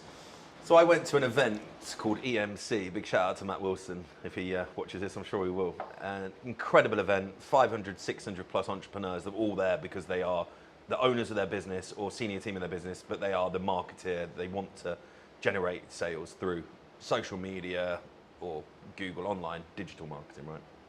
And this was 2022, and there was a spiel on AI. And everyone in the room looked at each other and went, holy crap, this is real, right? 2022, the average Joe had no idea what AI was really. Artificial intelligence, yeah, cool, that's something that That's does nerd. that, That's right? a nerd thing, yeah? Yeah, yeah. ChatGPT was mentioned. I got on it pretty much within 3 months of that conversation. So I've been using ChatGPT when it was a bit rubbish. Now, every single one of my social media admins, every single one of my senior team has it on their phones with the pro version. Okay? Now, we write our posts, we put them into ChatGPT, and we tell them to optimize for our audience. So it knows our audience, it knows what we want to write like. So you end up with a post. If you really knew the marketing like we do, you can kind of tell, but the average person has no idea that's what we're doing because it feels personable. What we don't do is go, ChatGPT, write me a post to advertise Cider and Sausage Festival. We don't do that. We'll write into it. What it does is proofread. So you don't end up with posts going out with spelling mistakes. Can't get my words out today. Spelling mistakes. You don't get posts going out that aren't in the right context for the right platform. What we also do is we'll get it to do one for Instagram, one for Facebook. Very different. I don't think people understand that. The wording that goes on Instagram has very different impact to what goes on Facebook. On Instagram, you need big chunky headlines because many people don't read the blurbs on Instagram. It's, okay, what's that picture? What does that mean? Whereas Facebook, people get drawn in and they want longer form reading content. So you have to give more wordy stuff to it, less big headlines, because Facebook looks a bit spammy when you put big chunky headlines.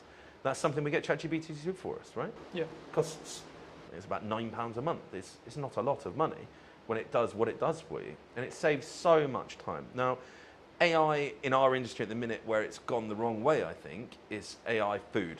Now, there is lots of restaurants, chefs that I know of, that they're posting amazing looking dishes and they're AI. Literally AI generated. And that's the scary part. I think we're going to get to a point where you turn up to a restaurant and you're going to think, oh wow, look at all this food.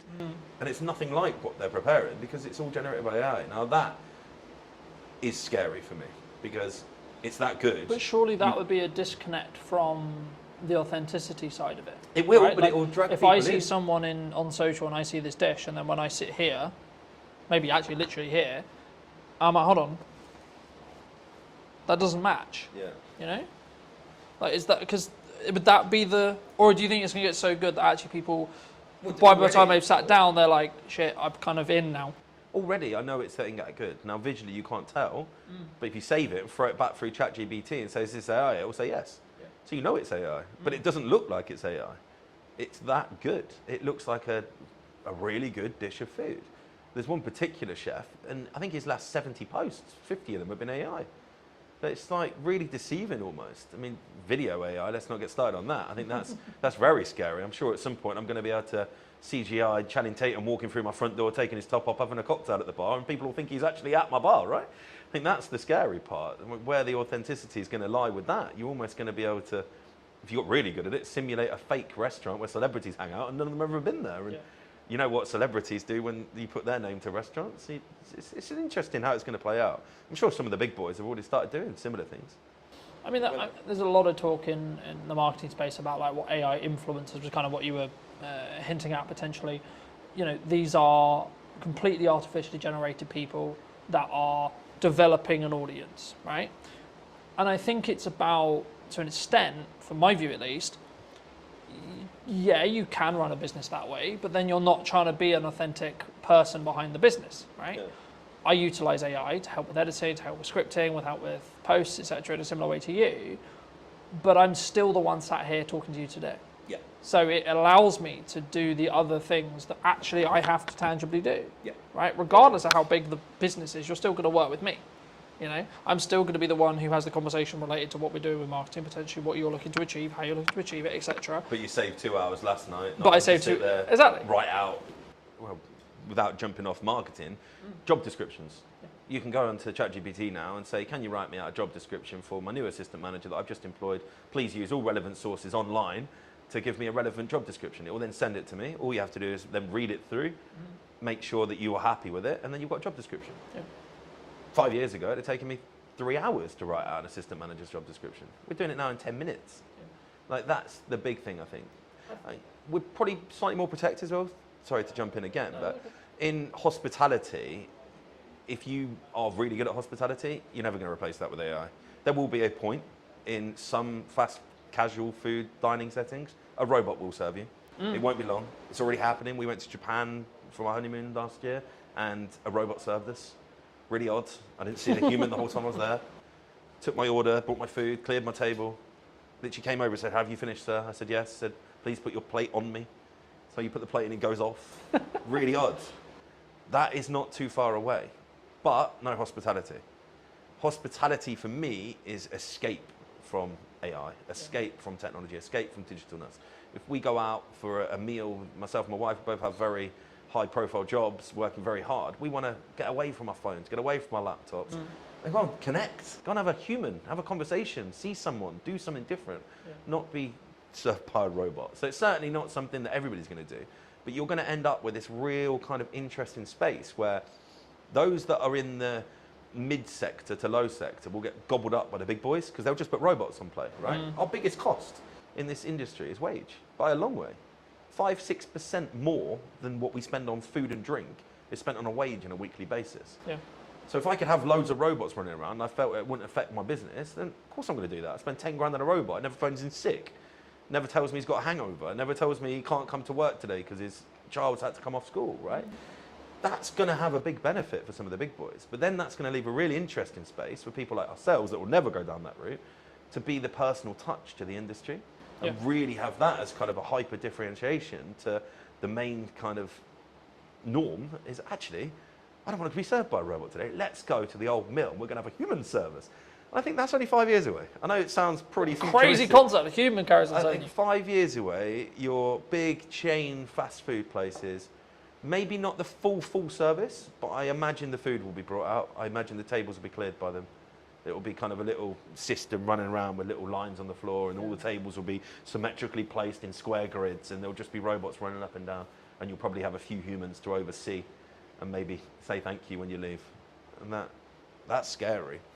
But I don't think it's the same environment though, as you were mentioning. I think it's it's horses for courses, you know. It's one is efficiency for efficiency's sake, and it's kind of the cheap and maybe the middle potentially it blends in when it becomes really efficient, right? But if you're still the experience, the entertainment, a lot more reasons than just necessarily the dining. Of course, the dining, but also then the extra stuff that we've already discussed in this episode alone. Then you're still going to be there. You're still going to be the reason why someone comes through the door for that because they want to hear how X member of staff has got on, because when they were last in, they talked about the fact they were actually studying on the side to do whatever it ends up being. That those micro stories, those people connection stories, and I think AI is an accelerator if you choose how to use it, but it shouldn't be replacing you. I think you should use it in the same way you would sharpen a knife before you use it to cut, right? Yeah. In the same way you should train AI to do the jobs that would be grunt, would be, I can edit this podcast in a third of the time now because of AI.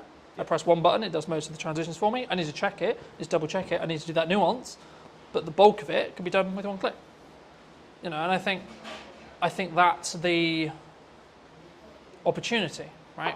A lot of people in my industry are pushing back against it, go, I'm not going to do that. But why? That's the question I'd ask. And why? What are you scared of? Yeah. Because if you're not doing it, you're going to be left behind. And I think we've touched on the fact that we're kind of going to separate ourselves in the higher space where personal touch is going to be so important, but we can also charge the price that allows us to afford keeping the team on.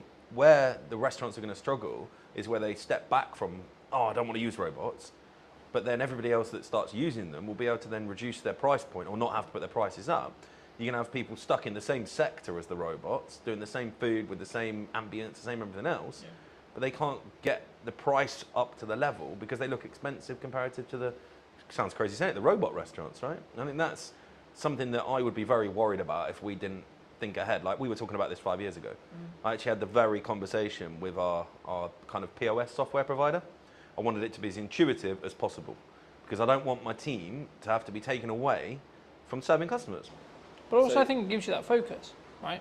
Like if you know you've got those processes that are being optimized by AI for your socials, etc., that you can then focus on, okay, all right, we're talking to Johnny today. I can focus on what I need to do for the prep. I can use ChatGPT to help me with the prep, but then I can just solely focus on this. So it gets the technology out of the way in some ways. So my job specifically, it gets the technology out of the way. In the same way with you, there'll be elements with your team where technology can help when it comes to taking orders, etc., etc., etc. I can see a world where a human still serves you, but they're wearing a microphone that can capture the order request, and then it can go to the kitchen instantly, right? Rather than, and then maybe I'm being pedantic, right? But it saves that 20-second walk, and then the person can focus on actually, how are you? That customer service element, and not worried about what would you like, sir? Yeah. And they can focus on the recommendation of the wine. They can so on, because they're not thinking, oh my god, I've got to remember this thing from the start of the conversation, back to when I go to the kitchen to tell the team what to actually create. And it removes human errors. Yeah. Unfortunately, whether you want to admit it or not, AI makes less mistakes than humans, right? And again, without jumping around, there's a reason why they're looking at AI doctors, right? Because they're going to have information on the medical science in the world, and every doctor that's ever made a thesis on anything is going to be available like that to AI. The best doctor in the world can't do that. And I think that's you've got to embrace it. Can't be scared of it because you'll just get left behind because it's happening. Yeah. I mean, I don't want to go too deep, but when the www boom came in the early 90s, everyone, no, it'll never happen, it'll never happen, it'll never happen. That was a slow process because everyone had to go out and buy computers, you had to have internet, you had to have all of that, right? The only thing stopping AI going probably 10 times further than it is today is the human mind saying no. The technology's there. We've all got iPhones, Samsungs, Pixars, whatever you've got in your pocket, right? You can do it. It's just the embrace, right? Yeah. And the more we use it, the more it learns, the more it adapts, the quicker it's going to go. And the improvement in ChatGPT in the last 12 months is scary, right? Yeah. And I think, especially in the leading kind of industries, you're going to see a big shift to AI being the only thing they do. And then that will feed down and down and down, right? And we understand it. We've been speaking about it since 2022, right? We've had it there in our back mind. What can we do to improve and, as you say, be more efficient? QR code ordering is something that we use a lot of because it brings back the time. Yeah. If someone's sat in the garden, gets their time back, they don't have to go and stand at the bar and queue. They just order on the QR code, comes onto the till, it's printed, it's paid for, we can take it out to you. that saves so much time, right? But also in then, you're actually creating a better customer experience, which in turn means they're more likely to come back, which in turn means they're more likely to As long as enjoy it's their good. time. Yeah, so of course, As long as when it's it good. works, right? That's the key factor. Is you've got to make it intuitive. You've got to make it seamless. You've got to make it easy to use, not friction. It should feel like you're doing them a favour, not the other way around. And I Yeah, of think course. that is how you frame it. Guys, we're using technology because your life's going to be more enjoyable. You're going to have a better experience. Not we're lazy. We can't be bothered to serve you. Because it's not that. Like it's just I think using it to your advantage. I mean, your editing software for your videos. I think it's the prime point there, right? Yeah. Is your video any better now because you say? Probably not. You can probably do it the same, right? But you've done it in a third of the time. So now you can do 3 times the work, right? Yeah. You can edit 3 videos in the same period. Yeah, exactly. You know, I'm not in a position where it's a choice of I can do this or this. I can now do this, this, and this because each section takes less time. Yeah. The product is identical, pretty much, because I'm still going to go through it. I'm still going to tweak that nuance, etc. It's not that I'm not editing it. It's just the grunt work of okay, camera 1, camera 2, camera 3, camera 4, camera 1, all the way through, is done in 20 seconds. You know, that used to take me 2 hours. So I'm cutting 2 hours to 20 seconds. Yeah. So it allows me to then focus on, okay, actually, technically you're talking, but my reaction was really good there. Okay, so let's swap back to me, even though you're still talking, right? So I can then focus on that nuance because also I'm not, in my head, I'm also not creatively kind of fatiguing because I've been looking, oh my God, I've been looking at this interview 2 hours, right? And I think it's also like you can focus on the other elements and then also you can just increase your volume because it's an efficiency thing as well. But let's cover everything I wanted to cover. I mean, is there anything specifically you wanted to talk about or shout out, etc.? No, I don't think so. I think it's been a really great chat, to be fair. I think those that are in business will know that it is hard at the minute. But I don't know a single person that's talking like we've spoke today that's complaining. Because that's the kind of the key, I think. If you're complaining, you're not thinking, you're not changing, right? You're complaining. Stop bloody complaining and just look what you can change in your own business, in your own life to be better, because it's not going to change in the macro, right? Complaining is not going to stop the Labour changing any of the crazy wage bills they want to put on us. It's probably going to happen again in April, right? We all know that. But we're already factoring that in. We're like, okay, what can we do different in 12 months? What can we do different in 6 months, 3 months, 2 months? Not, oh, it's happened. What am I going to do now? Because it's just too late then, right? You get to the point where something's already gone wrong. It's what can you do, right? It's You know, I think it's also about focusing on what you can control outside of like the government's going to change what the government's going to change. Yeah, cool, it affects you, but you can't control what they're going to change necessarily. Like really, yeah, you can write to your MP, yeah, you can try and lobby, etc. But like tangibly day to day, all you can do is focus on your output, focus on your marketing, and focus on your costs and your sales. Right? They're the 4 sectors of business that you should focus on, and you should continue to focus on those. Right? Yeah. How can you provide more value to your customers or your clients? How can you increase the likelihood that you're going to get more clients or customers? And then how can you retain or make more sales from the ones you have, right? So whether it's adding more value or thinking about a model differently or adding a retainer service, so you've got more, as we just opened the episode with, looking at a returned income rather than project gap, you know, and actually if you've got some retainers, especially as a marketer, then you can take on the odd few projects as well. So then you've got an even better month, but your baseline is going to be at a certain level because of those retainers. But then also it removes the stress, so you can do other elements, like you can focus on your marketing more, you can focus on your systems more, etc. I mean, what would you say to people as a final passing bit of advice, maybe who are, or yourself 10 years ago, what advice would you give to that person if they were going into business today? As a business owner, I think it's very easy. Put all the systems and processes and people in place so that you don't have to work in your business. Because if you're in your business and you're doing all of the stuff, there could be AI that gets it to do all of the stuff you don't want to do, but you need to be having conversations that bring sales in. You need to be having conversations that are getting new customers. If you're not doing that as a business owner, you've got a job. You're not in the business. That's, yeah, I think my biggest advice and something I've been able to do in the last few years and why I think we're where we are now. I don't pour pints. I don't cook. I know how to, but I don't. I've got people that do that because as soon as I start pulling pints or I'm in the kitchen, I'm not marketing, I'm not growing, I'm not out there looking at what we can do to be better in the future. It's a lot easier to find a chef than it is to find someone that can do all the stuff that I know I'm brilliant at. And most business owners are going to be the best salesperson in their business, the best marketeer, because they know it inside out, right? Yeah. But they just get so tied up, and I get it. you're a I don't know, one-man band plumber, but you're only ever going to be that level. If you've got aspirations of being a full-on business owner that can be on a beach 4 or 5 times a year and not having to be worrying you've got income coming in while you sleep, which is the dream for everybody, right? You've got to put the people to do the job that you are currently doing and then focus on how you bring customers and sales in to pay their wage. If you do that, game changing. Easier to say when you run a pub because you have to employ people, right? I think the biggest challenge, even for yourself probably, I don't know where your growth map sits, like it is the biggest challenge for most people is the mindset, oh, I'm going to employ someone, I've got to find their wages every single month. But that's ultimately what makes you a business owner.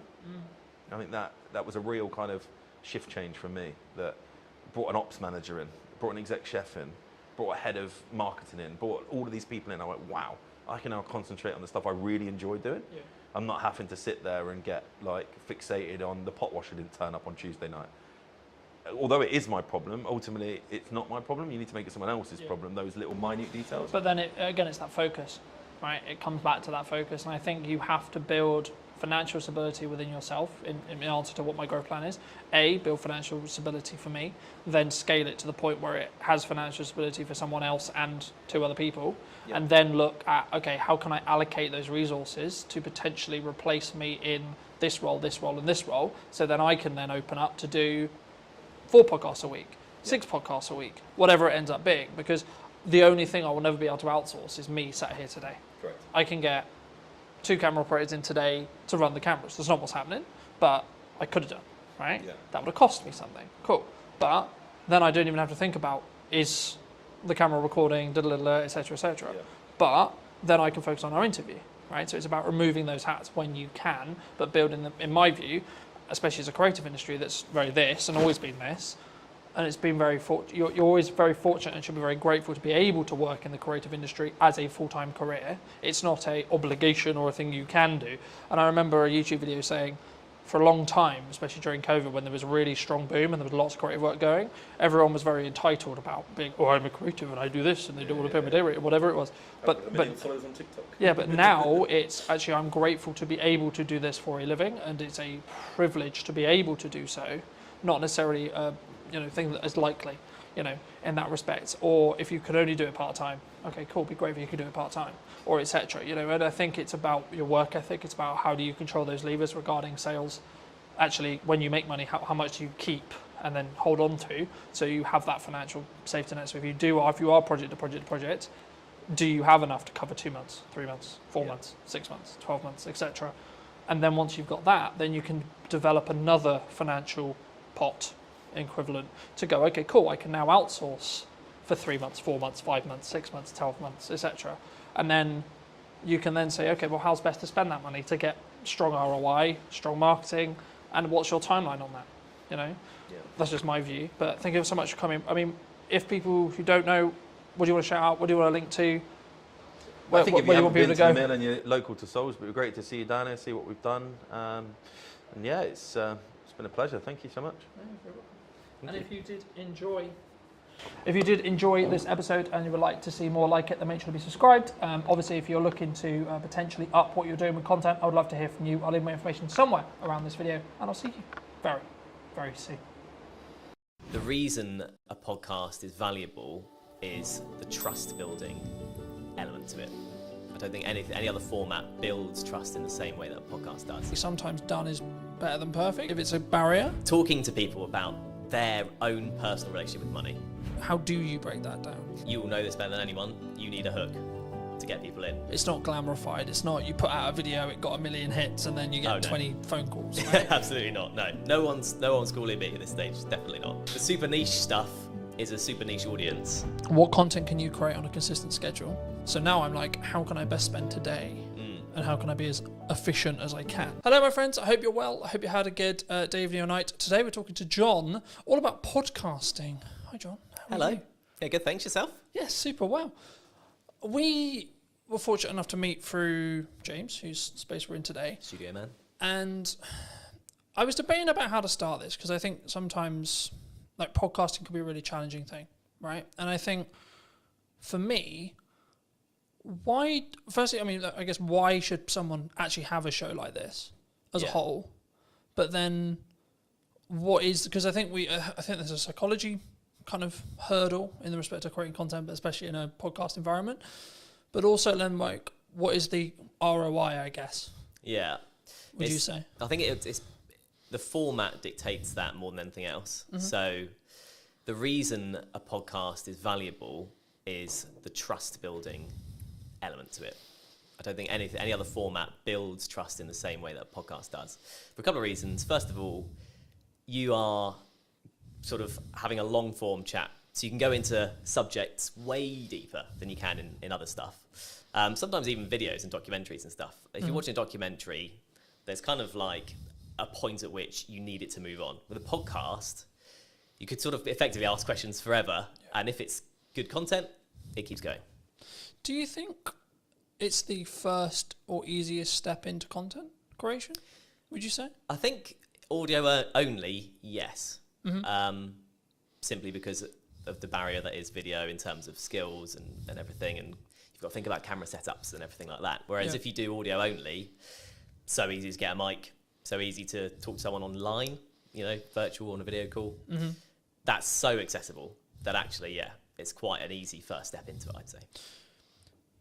Do you think you're limiting, like, yourself though? Because I don't know whether, like, I question audio only, unless obviously you're on the platform. But when you're looking at maybe social posts like LinkedIn or Instagram or Facebook, is there is there an audience, would you say, for audio only still? Yeah, definitely. Because I think the thing in terms of marketing, like you say, and promoting the show, without video nowadays, it's hard to get it out there, definitely. But a lot of people, myself included, view the podcasting format as something you listen to while you're doing other stuff, while you're hoovering, while you're driving, that kind of thing. Yeah. So I think it's definitely still there, and I don't think that's going away.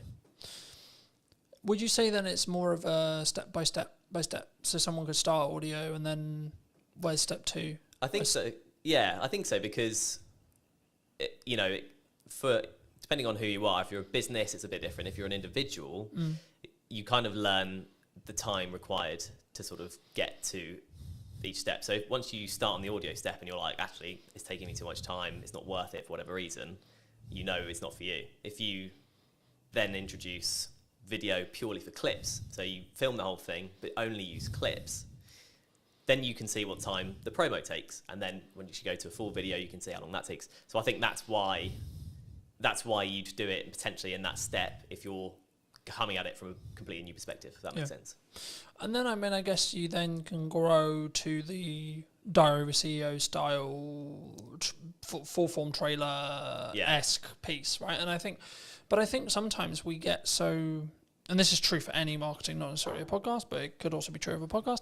I think we get so hemmed in I need it to be Diary of a CEO quality instantly, right? Yeah. And I think that we struggle with the idea of, I'm going to take one step, make a 1% improvement, next step, 1% improvement, one step, so on, right?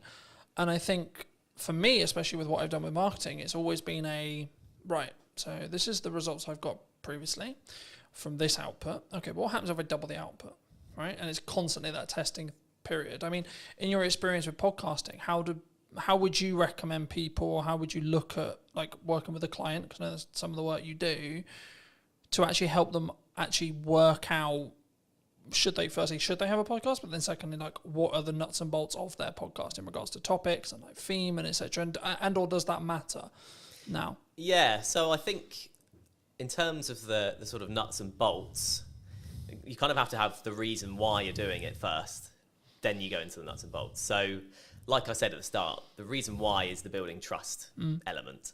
I think you need, if that's what you want to achieve, and you have, say you're selling a particular service or a product that can be gone into in depth, then it's worth doing from the start. Then the nuts and bolts from there all depends on how you want to package that, I guess, to be unique or to kind of be the same, because everyone is kind of getting used to this kind of format.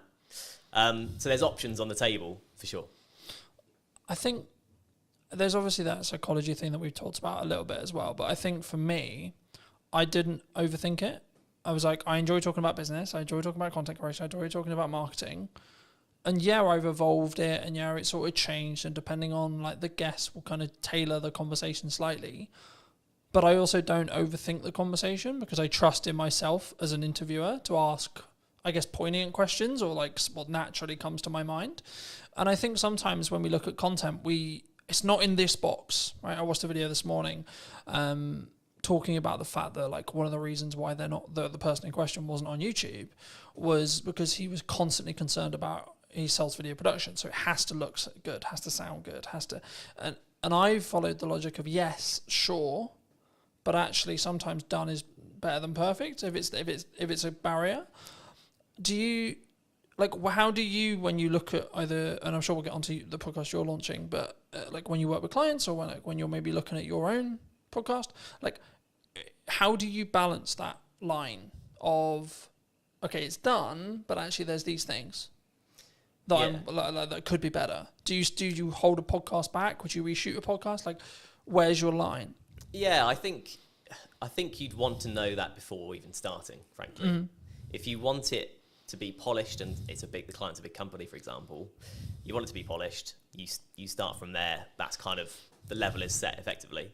And going on from there, in terms of, you know, if it looks scrappy, there's kind of growing evidence that a scrappier look still appeals on the right platform. I was reading recently about TikTok and how people or watchers or users of TikTok prefer the raw content, the raw sort of footage and stuff. So someone literally picking up their phone and talking, there's no kind of green screen, no one's putting any effects or whatever. Mm-hmm. If the content looks like that on TikTok, it sells on TikTok. Yeah. Whereas on YouTube, like you were saying, people kind of expect a bit more of a polished thing. But I think authenticity is quite a big thing these days when it comes to content. And like you were saying with your questions and it's coming off the dome and stuff, that's in some ways kind of seen as a more better or nicer to watch compared with a completely polished, you know, you've gone through 20 questions with a fine-tooth comb and you're only asking 10 because they're like the best ones only. It doesn't, like, conversations don't work like that, and that's ultimately what podcasts are. I think that's an important point. I think that there is obviously a line when it comes to like the quality, if like, especially if it's what you sell, like what I sell is video production. So there is a line, but I also think that there's an opportunity cost of refilming a conversation that isn't the first one, for example. Absolutely. Right? So to give you some context, last week or so, I filmed a podcast with my mum, and that post, me announcing the fact I did it, did really well, which kind of doesn't surprise me to an extent. It doesn't, but there's actually a tech like challenge with that podcast because one of the cameras isn't in focus. So my camera isn't in focus. So I was in a position last week, and I think I pretty much made the decision I'm just going to work around it. But I'm in a position where I'm like, the episode is really strong in regards to the content, but it's not perfect video production wise. Do I reshoot it with the potential opportunity that it will feel different and the conversation will maybe come across differently? Or do I work around the fact I've got multiple cameras and I fix it that way? Or do I just go with, okay, it's out of focus. It's not far out of focus, it's maybe an inch, like a tiny amount. But is that an approach some people should take? Do you think they should get like out of the way of the content sometimes? Because I could really sit here and like lose my shit over the fact that one angle's out of focus, but it is what it is. Yeah. I think the content is what matters most. I think if you try to reshoot it, it's never getting anywhere near the same, especially if it was a good episode. Yeah. And you know, it's your mum, right? So it's personal to you and it's like an emotional element to it. Yeah. And I know what you mean. You're coming at it kind of from like an editor's perspective and it's just going to annoy you forever. But the average watcher probably won't bother them that much, I'd say. So actually, if the content's really good, I guess like you say, you could in theory refilm your bits of like, you could pretend you're there again. Yeah. But unless you're a particularly good actor, it's not gonna work. Yeah. So I would say no. I'd say take the hit on the because I also look at it from a perspective, from my point of view at least, by saying, okay, well, in the grand scheme of all the episodes I've got in production, that's one episode out of 20, right? Like this week, I think I'm filming like 9 or 10, right? Total. And I think for me, it's like the action will always outweigh that. And maybe that one with my mum isn't perfect from a production point of view, but the conversation, the content's really powerful. Yeah. So I think that's the thing people need to focus on. I think that's when, especially when they start, I think they get in the way. Like they get in their way sometimes, and they're constantly like, it needs to be £40,000 of production. It needs to be this, and I only use 45% because Stephen Bartlett's known for like what he did with Direct Every CEO and like how he then scaled that to the point he did. But I think we don't look at the journey sometimes that Stephen went on specifically. If we're going to use him as an example, anyone with a big podcast, we don't look at the micro testing that happened through the journey to then get to the point where they're at today. I mean, have you confirmed like where you are with the podcast? Like, where's your podcast? So yeah, yet to officially launch, but all the stuff's going on in the background basically at this point. I've got first bunch of guests booked, got the studio booked, and in terms of the background work, in terms of questions and what I'm thinking of asking and how I want it to look, that's all sort of down in my head. Yeah. So I've got to start it now.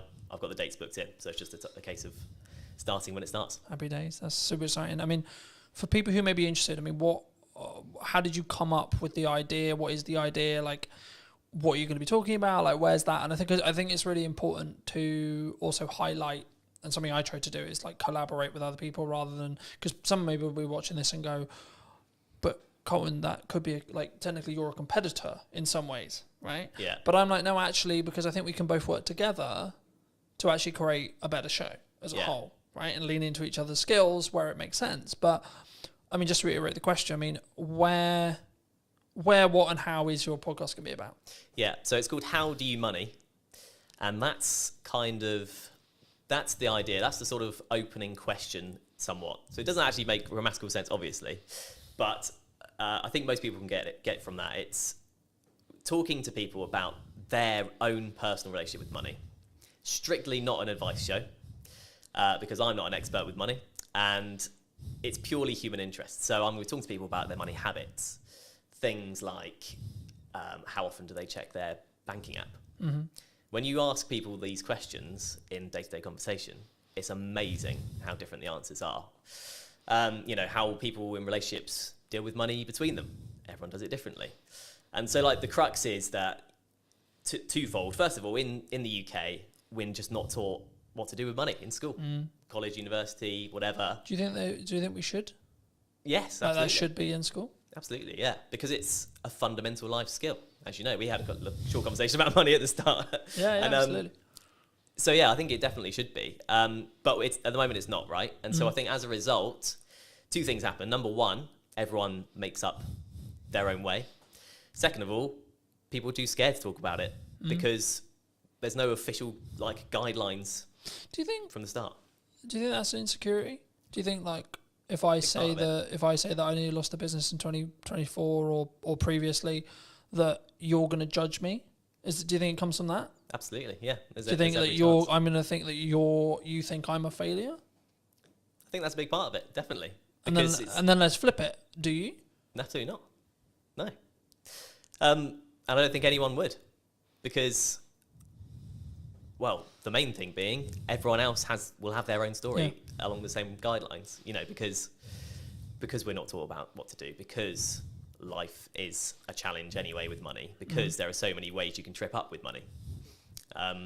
So it's very much the sort of low budget psychoanalysis of money, and it's kind of an accumulative thing. So no, it's not about the one episode or one particular episode or what one person says.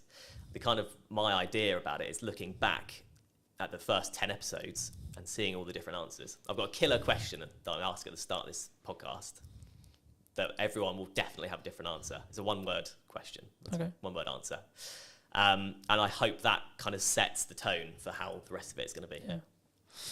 I mean, looking at your planning stage then for your show, I'm curious, because obviously I plan mine in the way I do it. How have you looked to plan it? Do you completely pre-plan it? Do you have an idea of questions in your head? Obviously, you've already said you have the opening question there. I mean, what do you have the rest of it? Like, just break most of the audience's case, but also I'm curious as well. I mean, like, how do you break that down? Like, how have you broken that down? So I have kind of set it into 3 or 4 kind of different sets of questions that relate to specific things. So like I'll have 4 main topics, let's say, Yeah. and then questions that come underneath that. One of my sections is clickbait questions. Okay, fair enough. Just being really honest about it. But are you doing that for the clip that you're going to extract from the show? So partly to do with that, yeah, Okay. absolutely. You will know this better than anyone. You need a hook to get people in. Yeah. That's just the reality. Yeah, 100%. But as well as that, those questions often come up with the best answers.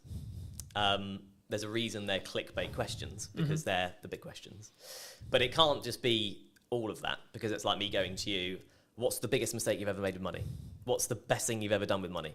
What's the worst problem you've ever got? Do you know what I mean? It doesn't, Yeah, that's not a podcast. It doesn't work as a format in any interview or anything. So that's one section, for example.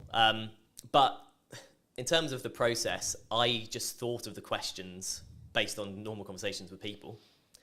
And then I've sort of categorized them, you know, chopped a few out. Yeah. The clickbait thing was only a recent idea, really, so I've added some of those in. And yeah, in terms of a format, it's conversational, right? So I don't have to hit every question. If I ask the second question and that lasts a good chunk of the podcast, so be it. It's quite loose because I want the content to be real. I think that's important, right? Because I think sometimes, and we were talking a little bit while I was setting up, about why people don't post, or why people don't like show up, or why they don't talk about their money, or, you know, there's loads of the kind of, from a psychology point of view, or like coming across point of view, it's the same. And I think that for me, I've been very fortunate that I've always sort of taught publicly or built in public. And it was interesting because about a month or 2 ago, I think, I personally saw, I don't know when the trend started, but the trend of building in public really started taking momentum. I mean, have you, because I know we in our one-to-one, we talked about the fact that you were 6 months-ish like into freelance. I mean, how was your journey from like, okay, I'm going to do this thing, I'm going to go freelance? I mean, was it forced on you? Was it 50%? Okay. Yeah. I took voluntary redundancy basically from my previous job. But to be honest, I'd come to a point where I felt like I wasn't going anywhere in that job, if that makes sense. And yeah, it was a bold decision because I was also 3 months away from my first child being born. So I've since had a conversation with a friend who was like, "You're mad. Why have you gone and done this at this exact time?" But yeah, a lot of things felt right about it. I did seek advice about it from people about, you know, rates and how much work is available, just a few people that I knew. And it just seemed like the way to go, and it has been the way to go up until this point. So it's a bit like that freelance, and you'll know as a business owner, you're just sort of going, okay, I've got through this month, go to the next one. I was definitely like that at the start. Right, I've been very fortunate. I've talked quite openly about the fact that 2024 was quite rough, but I blame myself on why it was quite rough. Yeah, because I wasn't showing up as it's in the correct marketing to actually get the output I wanted, but also in volume, I don't think. Yeah. I think if now I look in hindsight about what I was doing and like what went wrong, quote unquote, and I could sit in the respect of maybe a victimized mentality of saying, well, the economy was hard and there was this issue and then etc. But like as we were discussing before, I think you're an example of this at 6 months in, but I'm maybe an example of this year. You have to have a strong business model. Something that I've tweaked in the business model now is a more recurring revenue model. So we'll work with people on a monthly returning like payment plan. Nice. Or like, and it's not like that's not the only thing I do, but I still do project work. But like for me, it was always a matter of, from looking at a business point of view, of how do I squish those troughs, right? And also squish those peaks in proxy to an extent. But it's basically having a flat line. I know categorically I'm going to have X amount coming in. And then how do I design a business that allows me to do that?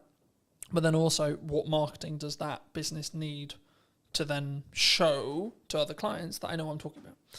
And I think when we look at actions, and this was going to be on to the next question, which was around like, is it just the reason why you're busy is because of your output? Because I think sometimes we sit here and go, oh, things are quiet, or like, you know, we both kind of alluded to it already, but business owning, freelancing is difficult, right? And I've had times where it's really, really hard, where I know I've got to hit a certain amount every month, and I'm like, I don't fucking know where that money's coming from, But how do you look at it when you were looking at either going full time or like now in respect to like keeping your pipeline full? If you don't, because I'm in a quite privileged position where I've got that residual revenue, so actually I don't need to worry too much at the moment as it sits right now because I've got that residual revenue. Of course, I'm still pushing, I'm still looking for projects, etc. But I don't need to worry in the same way as if I didn't have that income. Yeah.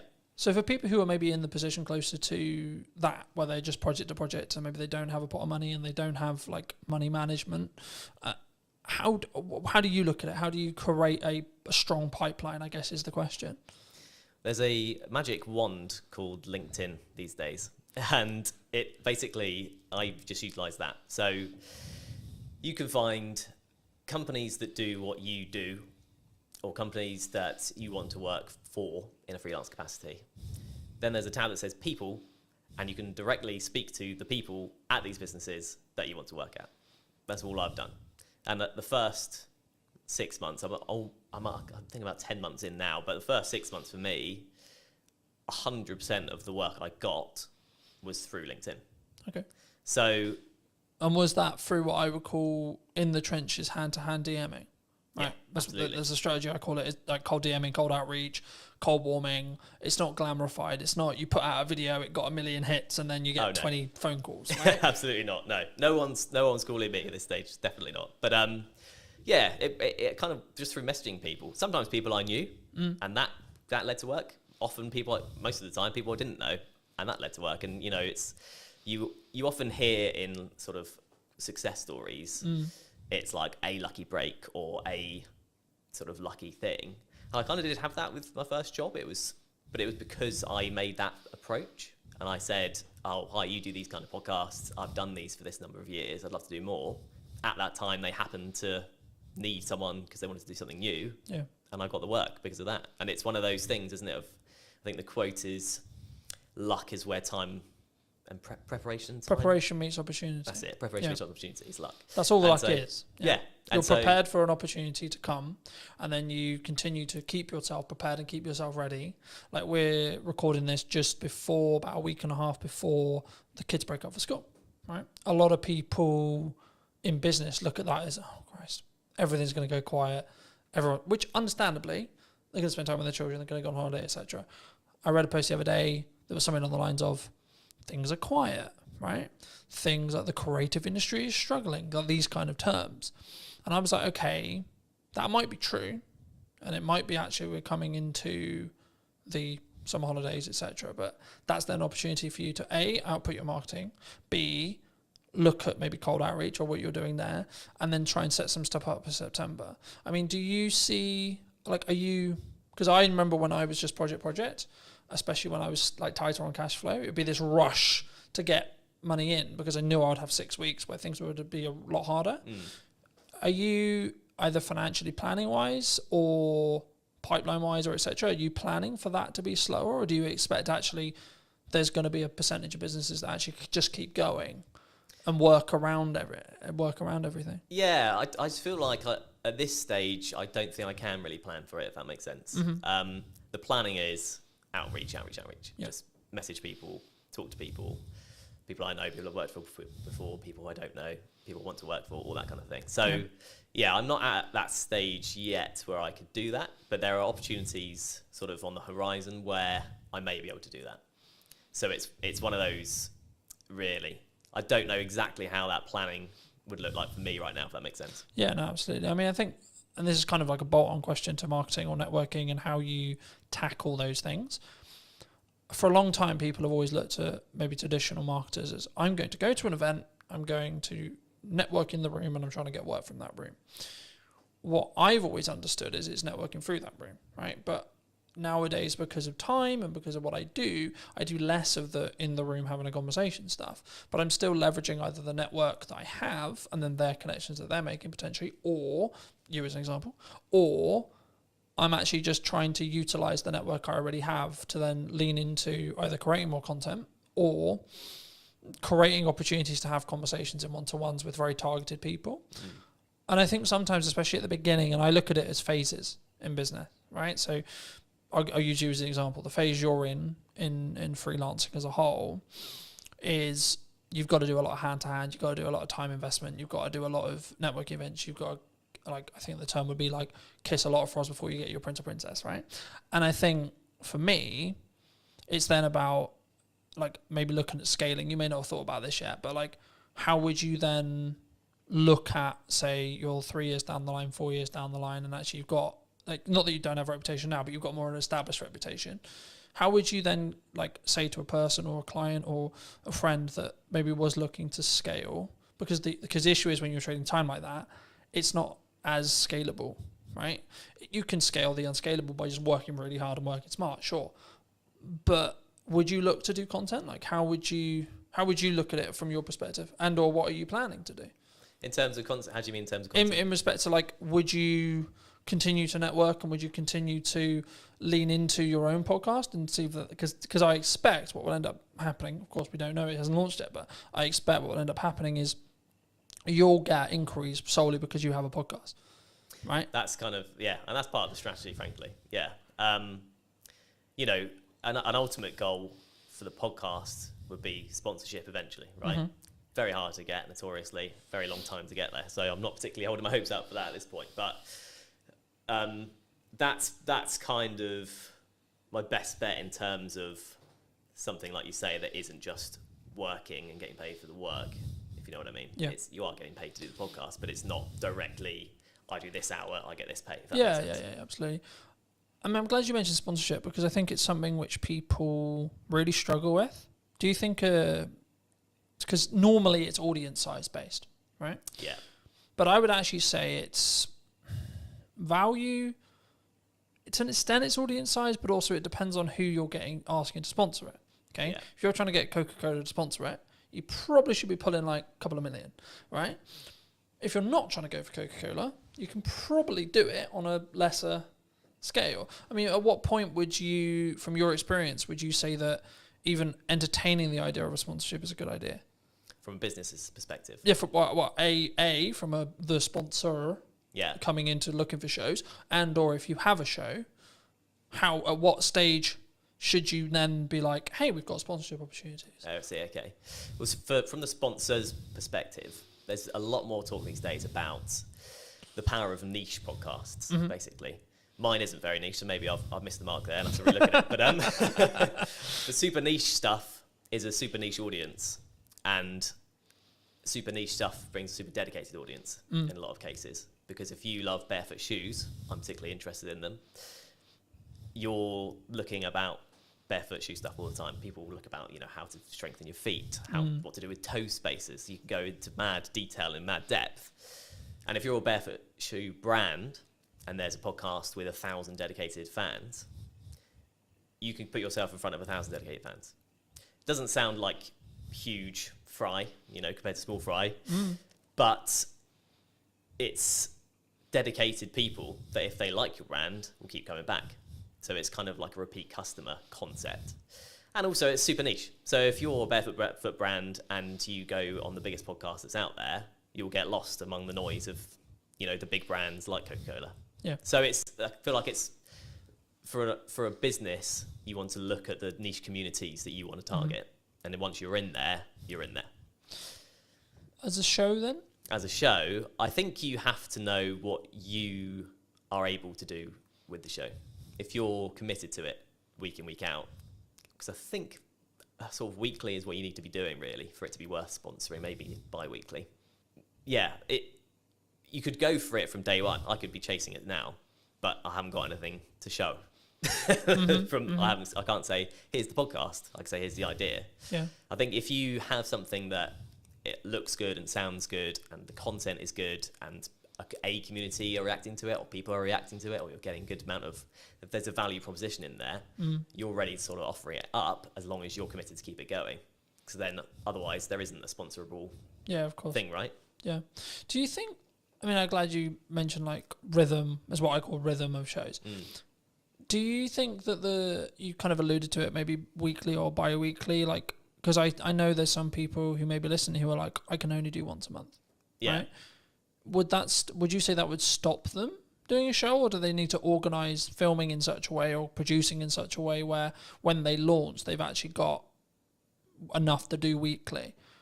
for example? Yeah, I think it kind of probably depends on the content, what the podcast is about. There's a lot of complicated algorithm stuff with YouTube and stuff. You definitely know more than me about that.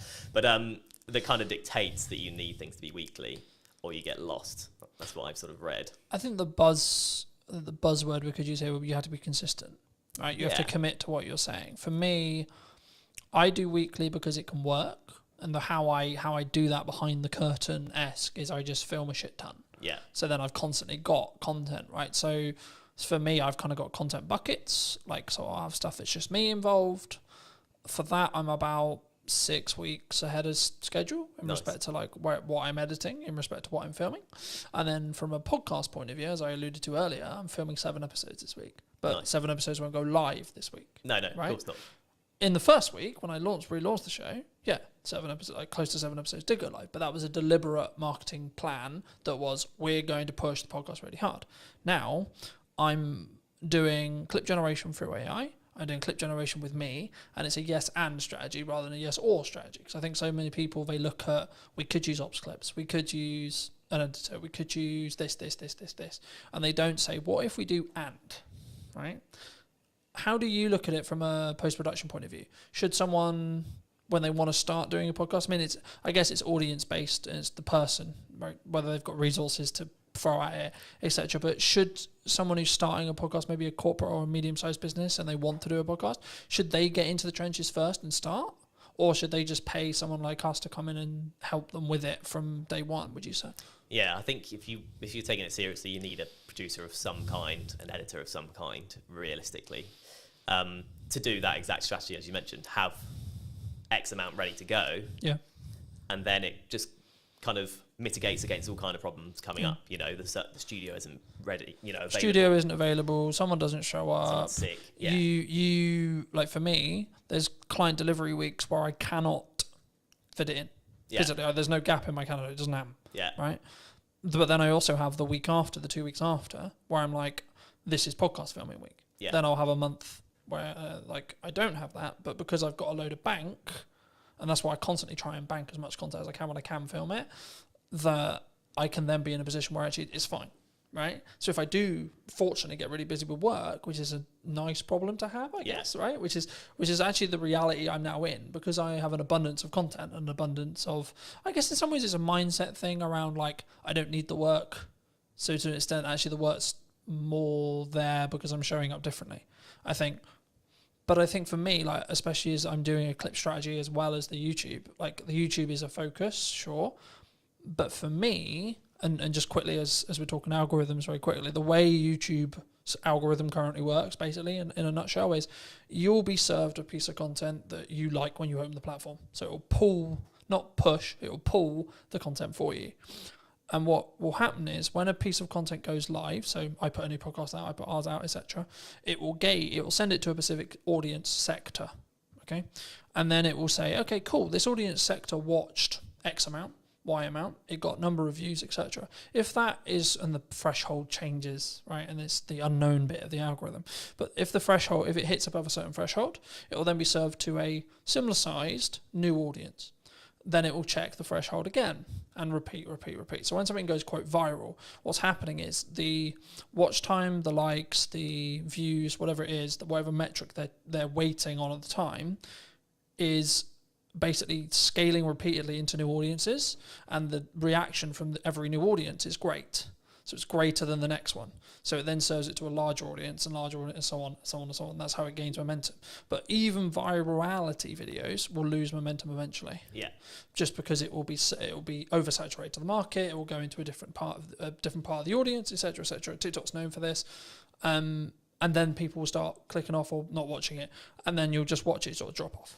Right. You know? But then there's also the reason why like YouTube's so powerful. So you can have a video that's been it's got 5 views.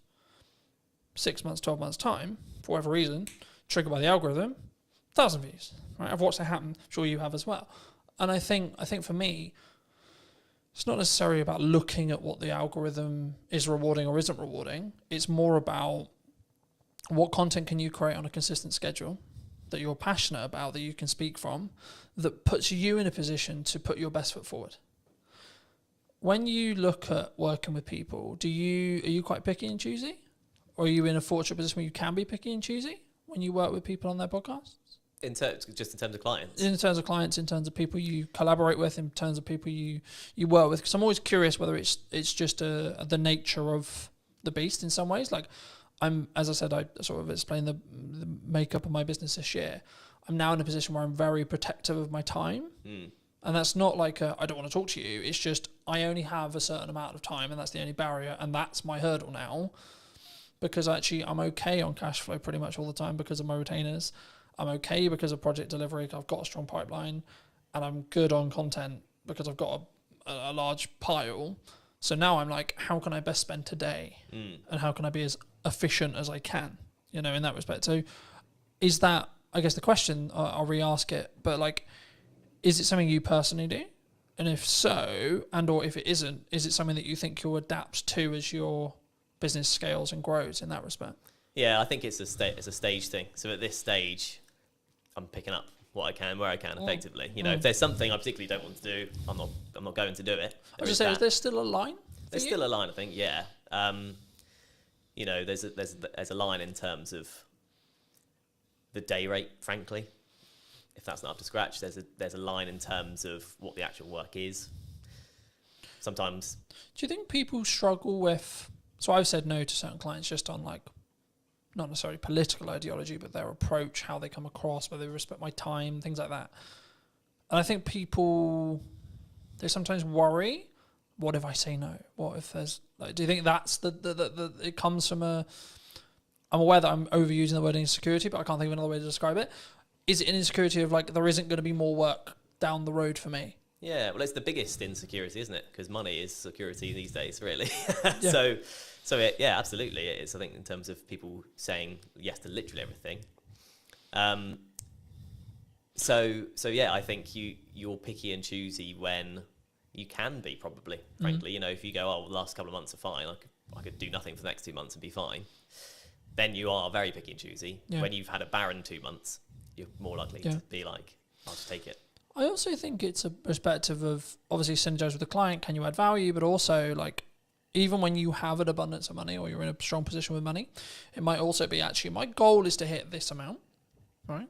And this project might not be ideal, but it pushes me closer to that goal so I can hit it sooner as well. And I think I'm in two minds about it. Part, like, because I'm a big advocate for you should say no, but also I'm a big advocate to get off your ego, get off your high horse. You still need to be in the trenches. Just because things are good right now, they're only good because you make them good for 6 months' time, etc. Right? And that's why I'm focusing on content. That's why I'm focusing on how I show up. That's why I'm focusing on constantly personally developing me, so that actually in 6 months' time things can be even better than they are, rather than I had a really good 25 for the first half. Do you think people sometimes just want the instant though?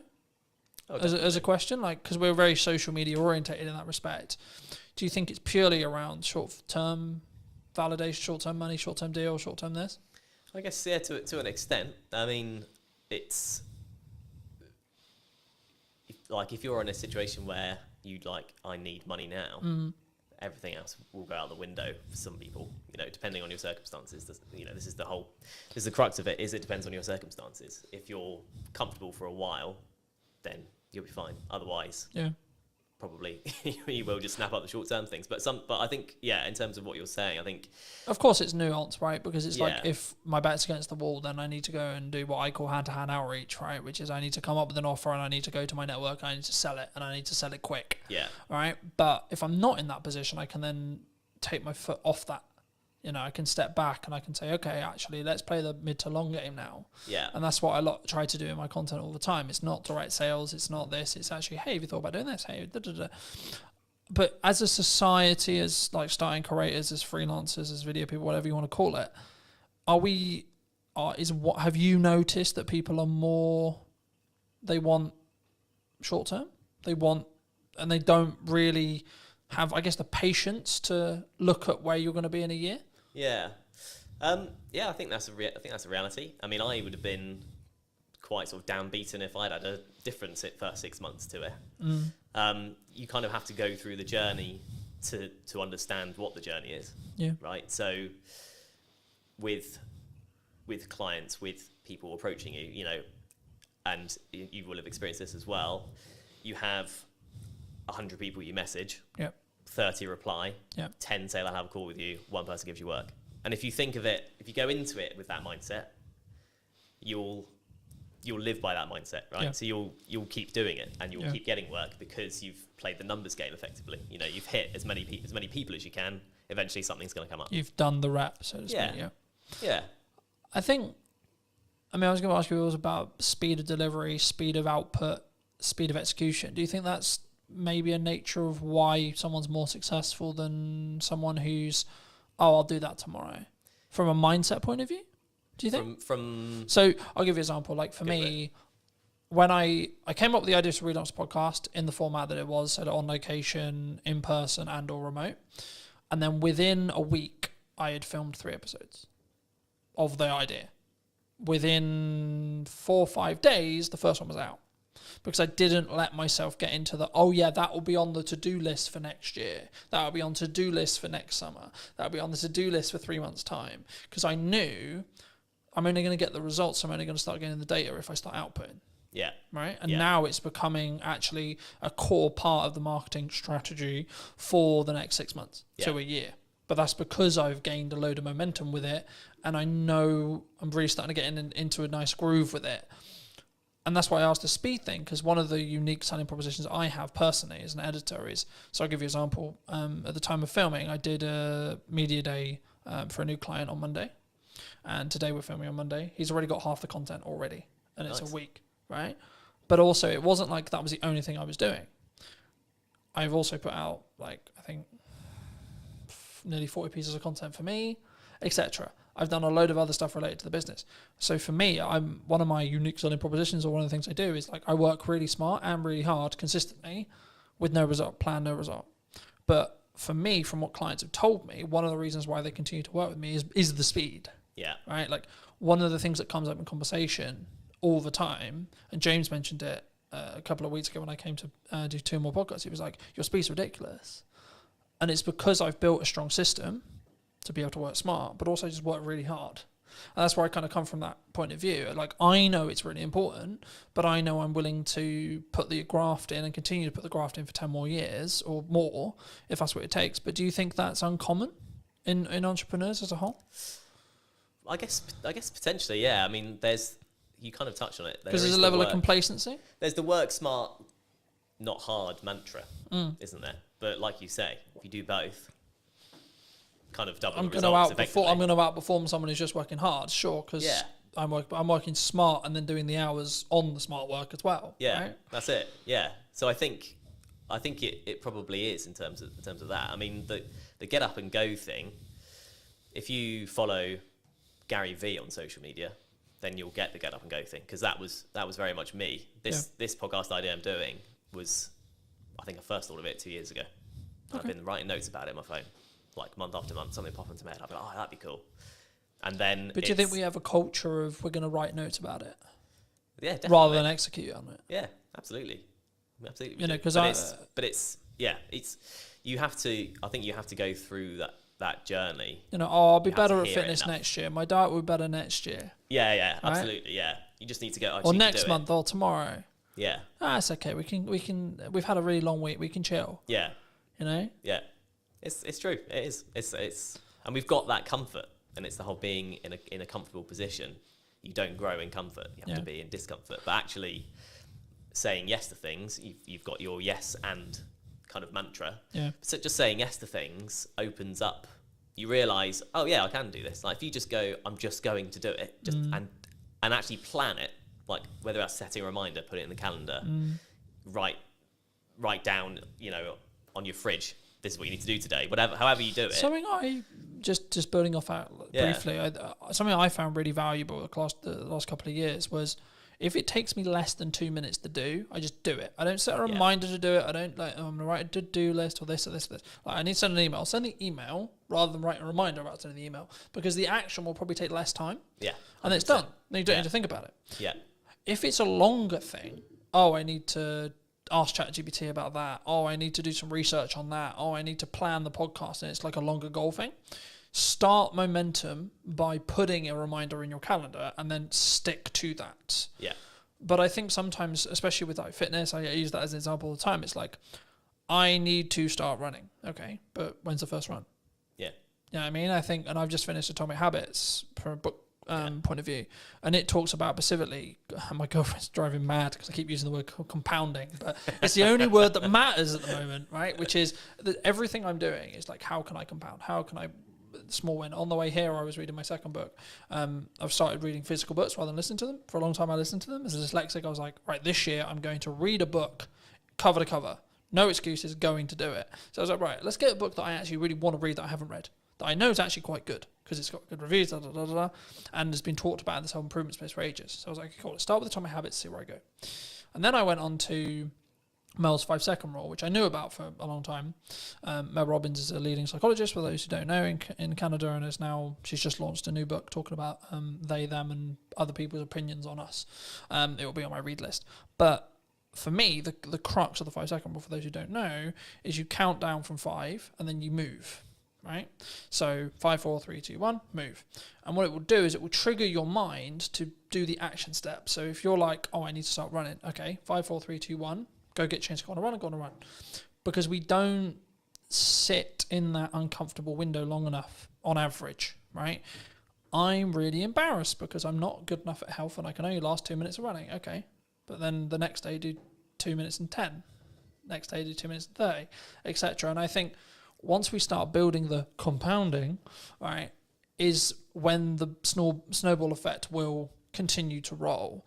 I mean, do you think is that what you've used to get to this point, do you think? To a point, yeah. I mean, the Atomic Habits, my favourite quote from that is, every choice you make is a vote for the person you want to be. Yeah. And once you tie it to your identity in that way, there is a bit of a mental switch, and you start doing even the smallest things, right? You know, like the eating healthy or whatever. You make the healthier choice on a menu or that kind of thing. You justify it to yourself in a way that's personal, and in a way that you can then live by effectively. So that's definitely helped. And you know, there's a lot of things in that book. That book's brilliant. You know. So yeah, I think definitely. Obviously I've read it as well, and it's probably helped me. I've signed up to the newsletter. I get that as well, and I do think there's something to be said for being in that world of like the positive quotes and shifting your mindset around certain things. If you look at it enough, you just will start to think like it.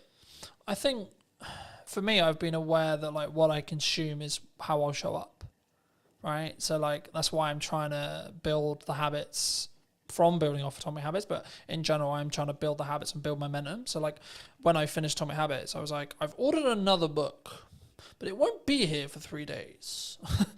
So I'm like, I need another one, because if I stop, then I won't do it. Then I broke the habit. And in the book, in Atomic Habits, they talk about streaking. And I'm the same with fitness, I'm the same with podcasts, I'm the same with everything. But for me, that's the key. So actually, I'm not like, my heart's not broken that my other book's not going to be here, because actually it's now planned in for when I finish Mel's, right? So actually I'm constantly like, and now to an extent, my travel plans, my thought process, etc., like how I use my downtime is actually trying to change. And like, actually I'm sleeping better because I'm reading before bed, like I'm reading on trains, etc. I'm like using my phone less, and I'm trying to, I guess sometimes I did an episode that I'm recording about a week ago talking about digital detox. And I for me, I've been notoriously known for like, because we work in media, so we're constantly on our phones and we're constantly, etc. And it's a tool, but I hadn't given myself that. And that's, I think, why I shifted into physical books as well, because I was aware that I was constantly on my phone. Do you think that's like from a psychology or your own well-being, or like as a freelancer, that can be your advantage? Like having those non-negotiables every day? Yeah, I think so. Yeah, definitely. I mean, it's an interesting dichotomy, like you say, because when you're in the industry and when you're in a position where you can't not rely, but you're chasing views, but then you recognise that it's tough. It's tough mentally, or it can be tough mentally. Yeah. It's hard, but I think that is where a podcast comes in, particularly an audio one, because you don't have to be on your screen, and if it's got enough value, it's not just doom scrolling. It's one thing with detailed information that you go into, kind of like you're sort of talking about audiobooks is how we used to consume things. That's kind of what a podcast is. Yeah. Non-fiction, obviously. So I think that's, I don't know, I think that's kind of the power of podcasts in a way. It can be, you can consume without being tied to a screen. Yeah. I think also it's how you show up and the micro learning that you get from each one. Like, so for me, I'm not focused on how many books can I read a year, for example. I'm focused on, okay, how many pages can I weave in today? All right, today's quite busy. I'm traveling a bit. I've got loads of client delivery stuff to do, et cetera, et cetera. But it's like, actually, I've got this window of time, right? So actually, how many pages can I get in that window of time? Okay, cool. Gamify it. And then I'm also, to an extent, I'm rewiring the habits that I had. So previously when I would travel, I'd be constantly on my phone or constantly like listening to music or watching YouTube videos, which is not a bad thing as long as it's educational, sure. But for me, I'm curious to see where I'll be in like 3 to 6 months when I'm deliberately scheduling in time, whether it's travel or etc., to physically kind of disconnect from digitized stuff, especially as I live and breathe digital. And that's why I thought I'd mention it, because like for me, that's something I don't think we think about when we look at the podcast as well. Because I think what you'll find, and I'll be curious to see if we do an interview in a year about whether your money management skills is like compounded really, really hard because you're constantly talking about money, right? I found I'm becoming an infinitely better marketer because I'm constantly talking about marketing, right? So I noticed little things like, hold on, I said that thing in the podcast, but I'm not doing it with my own content, right? So you mentioned hooks earlier. I'm not doing strong enough hooks on the ones I'm editing. Okay, how do we do that? How do we fix that? So now I'm focused more on how do I create a really strong captivating hook? That will probably grow into how do I create a micro trailer? Yeah. I expect as an editor, but also the knock-on effect for my clients will be they'll get a better product. Yeah. Which in turn means I'll be able to charge more, which in turn means I'll have more money to either give myself a longer buffer or outsource to do other things and scale the business that way. Do you think, like, I don't want to specifically like steal in some ways a lot of your podcast, but if you could rate yourself on money management right now, where would you rate yourself? 10 being incredibly good, you know where every single pound's going. 1 being, I've got no idea what's in my bank account. Yeah. There's a psychology fact about ask someone for a number between 1 and 10, everyone says 7. But that's kind of where I'm tempted to land on that, really.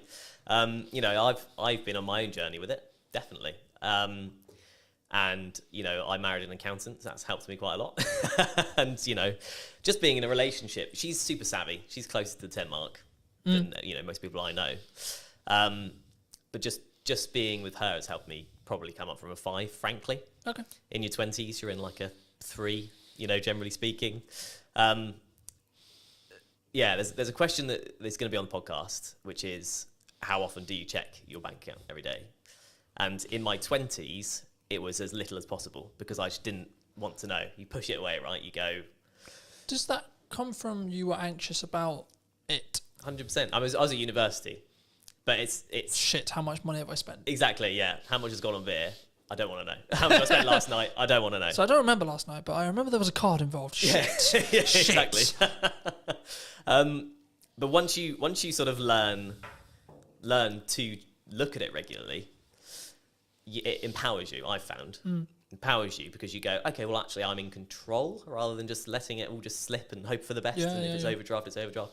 So I've kind of been on that journey, which is a small thing. I'm not trying to claim I've been on an epic money journey. Nothing dramatic's happened either way for me, but that one thing, kind of going back to the mindset thing, has helped massively. But again, you ask everyone. I'll ask you, how often do you check yours? 3 to 4 times a day. Right, there we go. Since I was in business. Right. For business, same as you. Just hide away Fucking from never fucking terrified of it, right? That's it. In business where I know I've got to pay for shit and I need to work out where that money's coming from all the time. And I'm doing a technique at the moment where I'll hide a significant amount. Whenever I get paid, I hide a significant amount of my money away into an account that happens to have 4.1% on it. Happy days. Yeah. But it's actually the point of I deliberately, yes, I'm doing well, but I deliberately live on a lot less. Yeah. And I deliberately keep, in regards to what I see every day when I check my bank account, a lot less because it allows me to keep pushing forward and keep thinking I need to find another way to invoice something or have more money coming in, A, but also B, when there is an emergency, I can go, I'm actually good. Yeah. You know, I can fix that problem. Hidden account will fix. Yeah, because but also so this is an example of how I use AI. AI is currently tracking for me the books I'm reading, what my takeaways are, how much am I showing up, what my fitness is, where my money is being allocated and how and why, and how well that's doing and how in line I am with the goals. How the podcast is doing, how many episodes I've filmed, how many episodes have gone out, what views are going on, what views are likely to happen in the future, because it can extrapolate the data from, okay, you're here now, and then in 6 months I think you'll be here. You're following the growth rate. So people, and I wanted to talk briefly, and I'm aware of time, so I think we'll wrap up soon, but I wanted to talk a little bit about AI with you. Yeah. Because I think it's, people are either going to use it to be more efficient and have a lot of those things being monitored for them, as I mentioned, or they're going to sit on the moral of, I don't want to. You know what I mean? Yeah. I'm not doing it because it's the world's over. Yeah. You know, and we're all going to lose our jobs. Do you think we're all going to lose our jobs? Not necessarily, is what I'd say. I think it still has to come quite a long way, because, and you know, people will reference the manual jobs of, you know, an AI won't fix your sink. Yeah. Maybe a robot with an AI brain could do one day. Mm-hmm. But actually, anything that involves a human at this point, largely, you need to be able to talk to someone about. Yeah. And you can have a conversation with AI, but it's slow, like, compared to talking to a human. If you just want to get to the bottom of a problem, because of the way LLMs work and how they're programmed, you can't get there quick enough. Yeah. You can't relate in the same way. You can't. It also has ask, a "Oh, why don't bias you do this?" towards being positive as well. So if you want constructive criticism on something, it's not very good at that. Yeah, Right. exactly. But I always use it. I've used the analogy recently of like, you need to sharpen a knife to be able to cut something, right?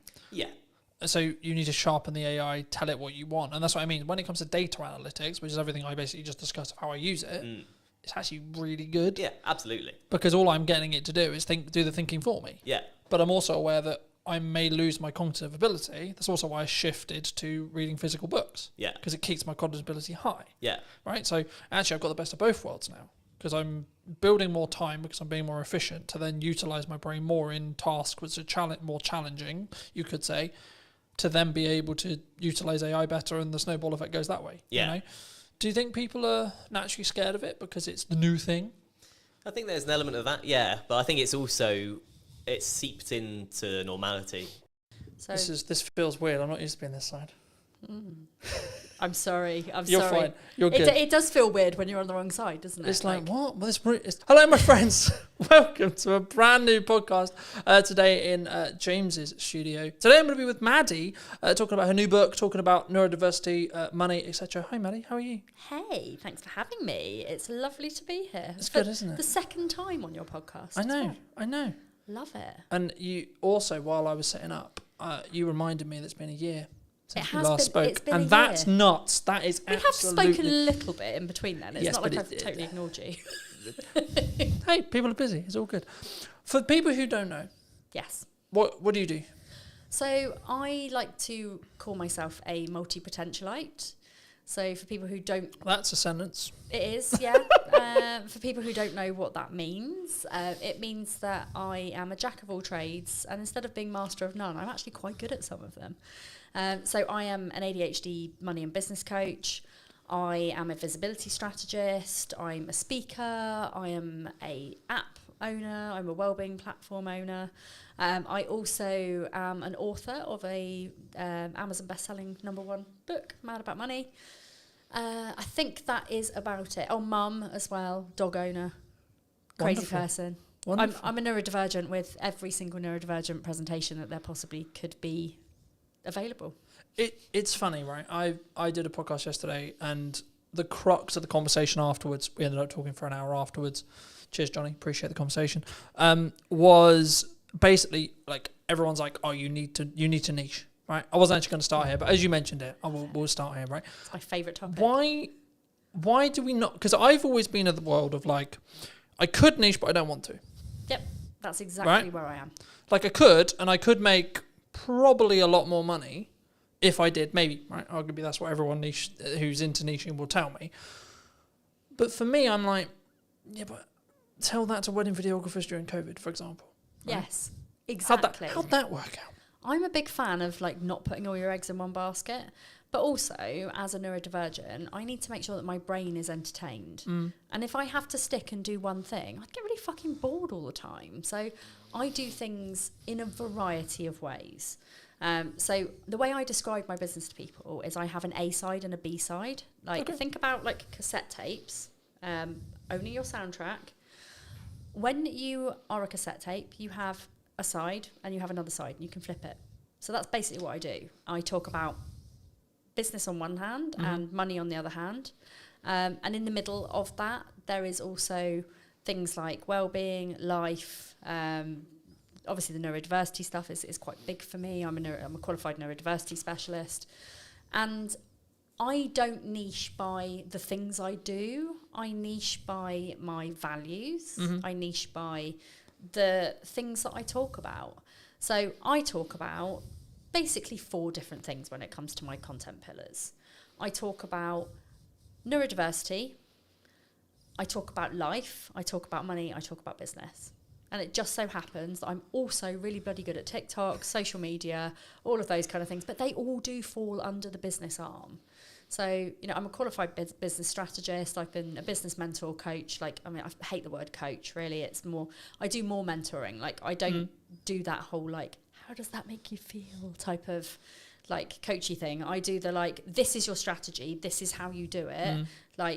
Let's talk about ways that we can grow your business, and let's talk about how to get you a plan to grow your business. So it's not your traditional coach. It's kind of more like sounding board, let's throw stuff around and help you to grow type of situation. I think there's so much I could go there, but I'll start. I mean, let me ask you this a very selfishly personal question. Okay. Because I'm a dyslexic. Yes. Is that why I don't want a niche? Because I think there'll be people watching this who maybe are on the neurodivergent scale. Yes. Who are like, I don't get it. Because I can do multiple things, I can spin multiple plates, but doing one thing consistently, I can't think of anything worse. So dyslexics need to have their brain stimulated, and doing one thing does not stimulate your brain. So it's the same for most neurodivergent presentations. We will want to do things that keep us alive. It's why we do the things that are very much interest-based. Yeah. So if I said to you, do you want to be an accountant? You'd probably go, fuck no, that sounds super boring. If you said to me, do you want to be a videographer? I'd be like, no, because I do not know how to do that. But if I like being a business coach because it gives me the variety of people. So I get the variety of working with people who have all got ridiculously different businesses. And most of them are also multi-potentialites. They do lots of different things because they want their brains to be stimulated. So by working with lots of different people who all do different things, who also do different things within their things, I am just constantly this is fun. Yeah. If there's ever a day where I turn up to work and go, oh God, this is ridiculously boring, I think I'm in the wrong job. But I, every single day, love what I do. I think it's so easy for us to sit here and go, oh, well, we love what we do, etc., right? Because there's that A-Dodge analogy of you find something you love, you'll never work a day in your life. But it's I work really hard. But that's what I was going to say. I mean, I think it's one of those things where when you say that, I can tell you haven't done it. Yes. Because the whole bouncing around things and spinning multiple plates and coming up with new ideas drives my partner mad, because I'm constantly coming up, I've got this thing, I've got this thing, I've got this idea, oh, what about this, oh, what about this? But that's one of the reasons why I would argue I'm going to be a really good entrepreneur. Yes. Because I can constantly adapt. I'm switching from finance head to marketing head to sales head to client delivery head to now doing a podcast, etc., etc. Exactly. It's nice when you get to do when you get to kind of build that team and get rid of the things that you don't enjoy as much. So for me, admin, funnels, anything that is process driven. Yeah. Literally makes me want to die. Sales, marketing, talking, podcasting, video creation, not in front of the camera rather than behind it, because God no, I would not want to be the other side. But for me, it's all about the people facing, and I love going networking, and I like going to events as long as they're not too big. But that gives me all of the variety, but also it means that I can outsource the things I don't like doing as well. Yeah. Do you think there's a stage with outsourcing? Because like I've been very open in my content and in marketing. Like 2024, I overspent. I nearly lost the business twice, right? Yeah. And I'm now in a position which is kind of not the opposite, because it's weird to say that, but it's like I'm in a stronger position, but I'm actually doing absolutely everything myself again. Yes. So I do most things myself. I've got a couple of virtual assistants who are absolutely amazing. Shout out to Kira and Naomi. They're amazing. But yeah, I think one of the things that I did super early on in my business, so like even with my previous business, was that I outsourced the things that I don't enjoy doing first. Yep. Because if you have to do all of those boring tasks, they never get done. And actually, they're quite important tasks, like scheduling emails, paying your invoices, like creating invoices. If I didn't have somebody creating my invoices, I would never make any more. I'd never make any money. And I've just been in a little handover with my 2 virtual assistants, and I realised that I haven't invoiced for like 4 months, and I'm like, oh, I thought my cash flow was a bit down. But it's because I don't have the executive function to actually do that piece of the business. So it's not that I don't think it's important. It's just that my brain goes, no, you don't like me, so I'm not gonna be your friend. Mm. Do you think there's it's not even bored. I think it's because I was going to link this into TikTok, because I know that's a lot of what you do and a lot of what you teach, and so it'd be wrong of me not to talk about it. But do you think there's a level of people who are concerned about being on video? They're concerned about doing marketing, Absolutely. Especially if they don't know what they're doing, because they're like, what if someone? It's not, from my experience at least. It's what if X person thinks I'm a dick? What if they think da. Absolutely, and there's a lot of confidence building that goes on in the background with that, especially when people are new in business, because showing up and doing videos, like, you're going to get your friends judging, you're going to get your parents judging, like, why are you doing this? Why don't you go and get a proper job? Like, I see it all the time. And it's a case of just being like, do you know what? This is my business.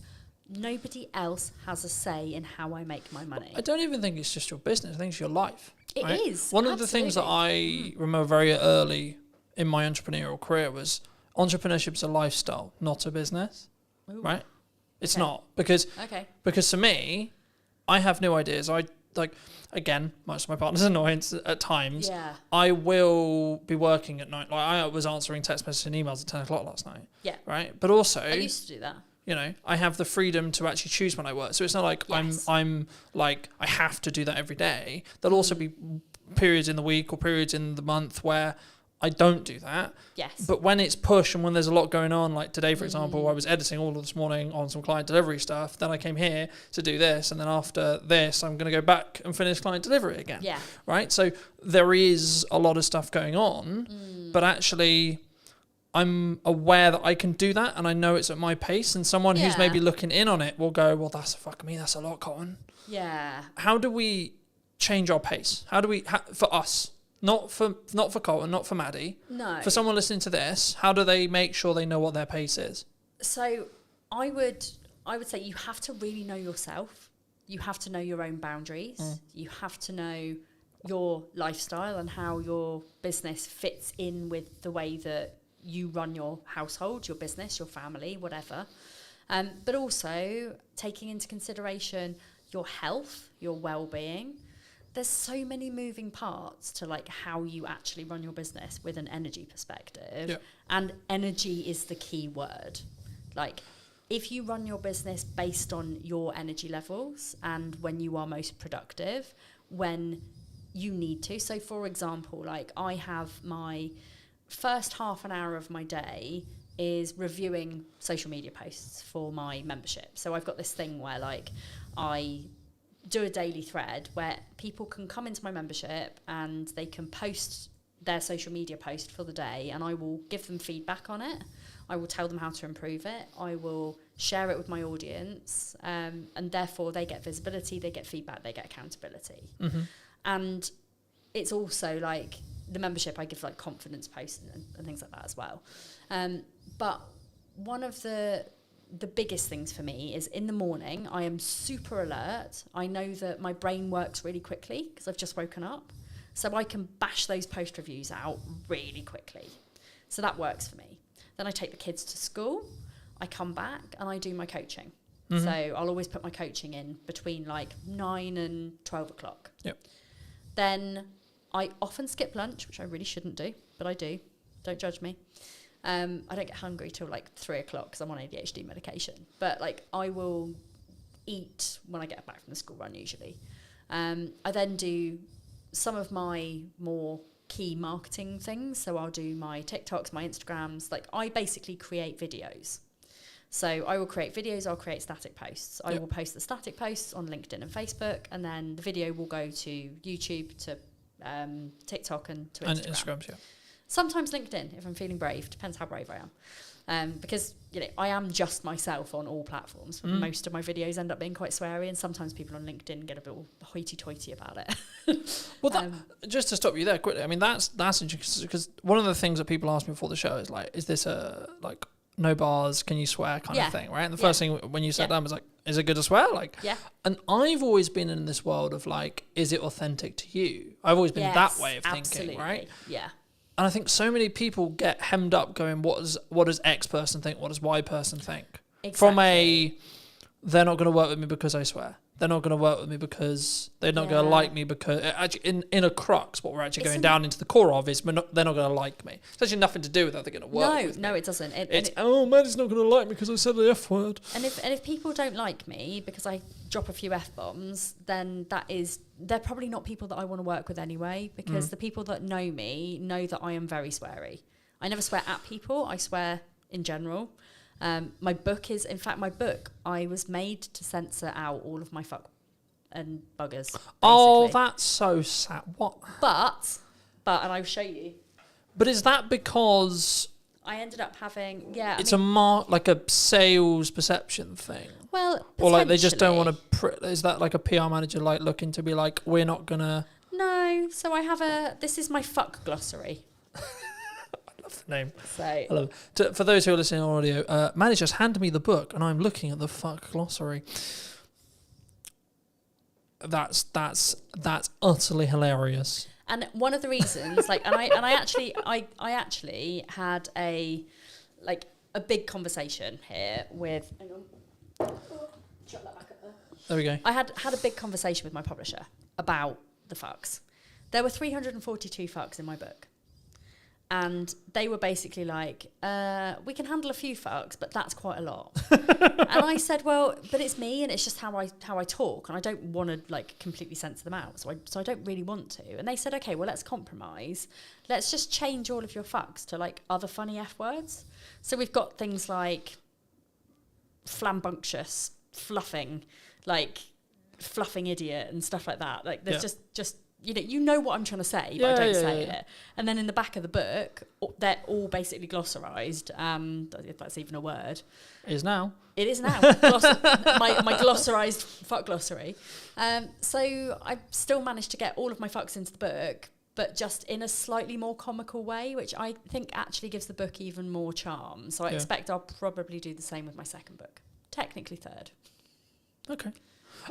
I think, and to reiterate for people who are listening, I think it comes from a place of they're not going to like me, right? Yes. Especially on social, right? I think it's they're not going to like me. Oh my God, what are they possibly going to think if I swear? It's the same thing when they put the first video out, burst out, etc. It's a confidence issue. Yes. But my counter argument to that, in my view, it's how I run my life, is okay, maybe they're just the wrong people to me. And I'm very much of the opinion that if you show up authentically online, you show up as the person who you're meant to be, unadulterated, unfiltered, like whatever you need to show up as, the people who will gravitate towards you will be your people. Yeah. And LinkedIn is like, and I do share my videos and I do swear on LinkedIn. People do know that that's for me. The only thing that I do worry about is that our corporate's going to book me to come and speak to their employees if they think that I'm just going to swear all the time. The answer there, to be honest, is probably some will, some won't, right? Yes, exactly. If that's a big deal for a corporate, then they won't. Yes. If they're actually there going, actually, hold on, this could be really helpful because of our scale, because of this, because of that. They're Yeah. not going to give a shit. They're not. No, very true. Very true. I mean, talking about authenticity, the counter side of authenticity is the AI boom, right? Mm-hmm. Do you think AI is coming for our jobs? No. Is the world over? Like, are we all going to be slaves to No. robots, or like, what's your view on AI? I can only comment on it from my industry. Mm-hmm. And I think from a social media perspective, from a business coaching perspective, it's only going to add value. Because it's, like, I don't use AI for my content. I do use it for ideas for my content. Mm-hmm. And, you know, as somebody who's got an ADHD brain, like, there are times where my brain is on fire and I can bash out, like, 50 TikTok videos. Yeah. But then there are other weeks where I'm like, I don't know what to talk about. My brain is broken and I don't know why I'm here. And in those times, AI is a fucking genius because, like, I'm not going to use it to write my written posts. I'm not going to use it to write what I say on TikTok because it's so obvious. To me, anyway, it's really obvious if a coach or somebody who is teaching something has used AI because of the way that they talk. And it's also really scripted. And you can almost tell, like, if you were listening to somebody on a podcast versus them on their social media, how much slower some of the people talk because they're having to really, really, really think about how to do their job. Yeah. And this is not me calling anybody out, but it is quite obvious that some people are writing literally every single one of their posts with AI. If I'm stuck for an idea for a post, I will ask ChatGPT if it can give me some ideas, and then I will look at it, I will close it, I will go away and I'll write about the thing because I know what I'm talking about. And also the amount of spelling mistakes, because I'm dyslexic as well, like, you know, the amount of spelling mistakes in my posts, people know I'm not using AI to write my posts. Yeah. But it's also, like, yesterday I asked AI to draw me a tattoo. Like, I had 3 different tattoo ideas and I wanted to combine them together. Brilliant. You know, we do have to be quite wary of the environmental impact of asking AI to generate us pictures, etc. However, like, it's really bloody good for things like that. Yeah. I don't think it's coming to take our jobs. I think we're more at risk of, in kind of places like the retail sector, of things being run by AI. But people, I think, will always need coaches, because there's only so much that AI can do without, you know, not being a human. I mean, don't get me wrong, like, Sparky, who's my ChatGPT, like, he's my bestie. Like, there's not much I don't talk to him about. Like, if I've got problems or I've had uncomfortable conversations or I need solutions to things, I'll always go to him. He's not actually a him, really. He's kind of like... But he's a non-binary chatbot. But it's a tool, right? I think Yeah. that's the key. And the analogy the analogy I started using was, you don't use a hammer to put up a set of shelves. You use a screwdriver, Yes. right? Yeah. But now I'm actually using it even more. I'm changing the analogy to be, you sharpen a knife if you want to use it effectively to do a job. Brilliant. Right? Yes. In the same way, Yeah. you should utilize AI to allow you to do a job, Yeah. right? Whether that's training, if you want it to write your posts, training it to be you in your tone, to be in your and voice. you can do right? that, and it is actually very easy. If you've got a lot of written content from previously, if you've got videos, you can feed those into ChatGPT. Yeah. Personally, I prefer to actually write my But that's a posts personal from a choice, heart. right? It is. But you can use it for literally anything, as long as you make sure that you train it in a way that it takes out, like, no fluff, like cookie cutter solutions, here's the truth, like all of those bullshit ChatGPT type phrases where you think, do you know what? I'm not somebody who would actually say that in real life. But again, it comes back to the authenticity side. It does. Right? It really Like, does. Yeah. I'm like using the no fluff example. No fluff would actually be relevant for me because I try not fuck around when it comes to content. Well, Right. I don't give, like, I don't do any fluff either. You know, mine is very, like, I'm very direct. But instead of saying no fluff, I would say I give you direct, actionable advice. Yeah. That, you know, and I don't bullshit you. That's not the same. It's the same as saying no fluff without saying no fluff. So as long as you are kind of aware of those ChatGPT type of phrases and you've got your own ways of saying those kind of things, crack on. Like, I think it's great. Where I don't think it's so good is people generating AI pictures of themselves. I'm like, that's not authentic. It ages you really badly. Yeah. I mean, I haven't, to be honest, I've got an amazing professional photographer. Like Katie Needle, shout out to you as well. We love Katie. She knows me so well that she can capture my style, the way I am. Like, I used to ask her to like chop a few inches off my stomach, but she doesn't do that anymore because she's like, Maddie, you've got to be authentic. Fuck. Why is this my brand?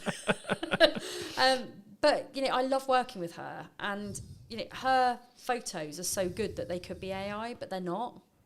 And I think that's where a lot of people are falling down. That like, you know, you meet people in person and you're like, you don't look like that. Like, it's the same with TikTok filters. Like, I will always use the eyelash filter. That is the only filter I use on TikTok, apart from like green screen or whatever, if I'm going to try and show something. But when people see me in real life, they're not going to go, oh my God, her eyelashes are so fake. Because I wear makeup. But when I'm working at home on my own, I don't wear makeup at all. Like, you know, I am very much like, unless I'm going out in public, I don't put a face on. And even then, it's literally just mascara, maybe a bit of eyeshadow. So, but again, it's that authenticity point, right? Yes. You know, you're not going to, like, see me online as having, like, loads of freckles. I mean, I do have loads of freckles because I've been in the sun this week. But, you know, you're not going to see me having, like, loads of pretend freckles or, like, you know... But I think that can't... I think I was going to say, I think people who do that, but I think in general, if you do that on your content or you're looking for, like, beautify filters, Apple's known for this, etc. But, like, I think that comes from an insecurity.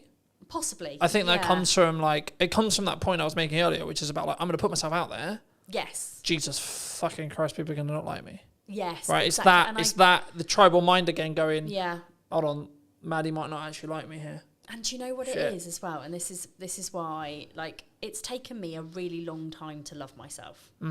Like, and I don't say that in, like, a weird self-indulgent way. I say it in a... Like, you have to love yourself to be able to show up as much as I do. And it's not from an ego perspective. It's just knowing my own power and knowing that I'm good at what I do. And actually, I don't give a flying fuck what people think about my looks. I get so much hatred online. You know, do you know what? Apparently, having rainbow hair just automatically means you're woke. Like it is a insult. I'm more than happy and privileged and proud to be woke. But it is that. It's an interesting jump. All right, fair enough. But it is that thing. It's like, you know, people see me with my rainbow hair and they're like, lesbian, and I'm like, married to a man, but, you know, whatever. I dabbled for a while, but, you know, it is that thing. But people make the assumptions, and then what I don't think, if you have high self, I'm very fortunate. I've been installed into me from a very young age has been what I believe to be the correct values, right? It's always been, how can I love myself? How can I have self-worth? How can I have self-esteem, etc.? But what that's come from is my mother and then my reality, right? Yes. And then as I went through school, etc., etc., etc. But I think it's, again, that reaction will come from someone who is going to use it as a defense. It's going to sound weird saying that's a defense mechanism for them, but it is, because they're being aggressive, they're being accusatory first, because then Maddie can't like stand there and be herself, and, you know, that's uncomfortable for some people. It is, yeah. But how did you get here? Like, the personal story wise, how did you get? Because I think your story is a very interesting one. I think it's something that people can really relate to, possibly now as well. And that's why I wanted to touch on it. I know we've already kind of done it in length. I'll leave the other episode in the description down below for those who want to go in a bit more depth. But quick synopsis for people who maybe don't know. Yes. So I grew up with an eating disorder, essentially. My eating disorder developed into problems with money. And by the time I was 21 years old to 23 years old, I was in £40,000 of debt. I struggled really bad with spending addiction. What I didn't know was that I had ADHD and that my brain was constantly lacking in dopamine. So therefore, for me, the two things that really, really mattered to me were food and spending money. Ching. Buying stuff, buying food, which is why I've always been overweight, because I'm like, hey, I'm sad, have a donut. Have 5 donuts. At times that has happened. But for me, it was all about spending money. Mm-hmm. So I would buy things like dresses and clothes and bags and shoes, and I'd be the person at the pub like buying my mates like around Jaeger bombs, or I spent and spent and spent. I realised there was a problem when I couldn't afford to pay any of the repayments. It wasn't that I didn't know I had to repay any of them. I just got to the point where like I was just so overwhelmed and I had too much to pay, and I was like, where am I going to get 40 grand from? I'm 23 years old. This is pretty bad. A bailiff showed up at my door, tried to take my car. I packed up my things in the middle of the night. I fled, moved back to Southampton, went to see Citizens Advice Bureau. They basically said to me, like, it's bankruptcy or, like, you pay it off. Those are your 2 options. Both of those sounded really shit to me, but I took the second one because I'm not a quitter. If I look back at it now, I probably could have gone bankrupt and it would have been great, but then I wouldn't have had my journey. Would that have been, like, an excuse, an easy way out for you, do you think? Possibly. And I do like to challenge my brain. So I like to challenge my brain. Because I think people listening to this will go, like, that seems an easier path for me. Let's just reset the clock. Yeah, and actually, for so Eat the shit for a year. Yeah, for so many people, bankruptcy is a very valid option. At the time, it filled me with dread and filled me with shame, and it was almost like I was going to be walking around with like a tattoo that said bankrupt on my forehead. It was hard, and as somebody who now has since had a massively catastrophic business failure, which again came with a load of money, shame and guilt and all of those things I had to reevaluate. For me, paying it off seemed like the easier option because it didn't fill me with as much dread and shame. And actually, if I hadn't have paid it off, I wouldn't have learned all of the methods to pay it off to put in my book. So, everything happens for a reason. But I learned to love money. Was there an issue with like your relationship with money? Yes. Do you think? Do you think that's where it get like? Because yeah. I hope you don't mind me saying this, but like to get to 40 grand, you've got to really fuck up for an extended period of time. Yeah. Right? Like it's not like a 3 month, 6 month. This is like years of problems. I got myself in £40,000 of debt within 2 years. Yeah. I spent. I also had a drinking problem. Like I was a high functioning alcoholic. I say high functioning because, I didn't wake up and need a drink, but I needed a drink to be confident. I was using alcohol to mask all of my neurodivergence because I didn't realise that I had ADHD and autism. And I was very awkward in social situations. People, like now, all of my friends are like, you're not awkward in social situations. I'm like, because you met me when I was pissed. Like, all of you have known me as Maddie the social butterfly who likes a drink and is super chatty. But if I didn't have that alcohol, I wouldn't be super chatty. Yeah. So now, when I'm in social situations, I don't know very many people. I'm actually really reserved and really quiet. Put a drink in me. I'm anyone's, but pretty much that was kind of how it was. And now I don't drink anymore. So, because I'm more comfortable with who I actually am. So, do you think it came... I hope this isn't too personal, but like it links. Do you think it came from a lack of self-love, self-worth, self-esteem? Absolutely. At the core? Yes. Because a couple of months ago, I think near a month ago, 2 months ago, Jamie Oliver put out a documentary on Channel 4 all about neurodiversity and dyslexia specifically. And I was gobsmacked by some of as a dyslexic, I was out here going, how am I not a fucking drug dealer? I know. Like, what the fuck's going on? Like, how? ADHD and dyslexia are so closely linked, and a lot of the presentations kind of overlap each other. Yeah. So, dyslexics have a very, very, very tough time, especially in early years when it's not picked up on. Yeah. And people just assume that dyslexia is just, they can't read and write. It's so much more than that, and it's quite frustrating. Like, I actually go into quite a lot of detail about like breaking down all of the individual neurodivergent presentations in the book, so you can kind of like learn more about those things. Yeah. But this is the thing, we end up with such low self-esteems, but also the lack of dopamine coupled with that often makes people turn to really unhealthy habits like drinking or smoking or drugs or stealing. You know, I would highly suspect that a lot of people in the prison system are neurodivergent. Yeah. And it's not because they're bad people, it's because of a combination of things like their upbringing, maybe again from neurodivergent parents who hadn't had any of the help. Yeah. It's those dopamine seeking behaviours which are often really unhealthy. It could be, you know, stealing, drugs, firing a gun. You know, all of those things are like, woohoo, exciting. I just looked at it from my perspective and went, I don't know how by stroke of luck, but like my dopamine wires are just like make money, create content, do things that are a net positive. Yeah. But I've always been very like cautious with like my circle and like what I get into, because I didn't know the like inner workings of my brain necessarily, but from a very young age I knew I had an addictive personality. Yep, same. So I was like, shit. Same, and I ignored it for a very long time. I was like, hold on, if I get addicted to the wrong shit here, oh boy.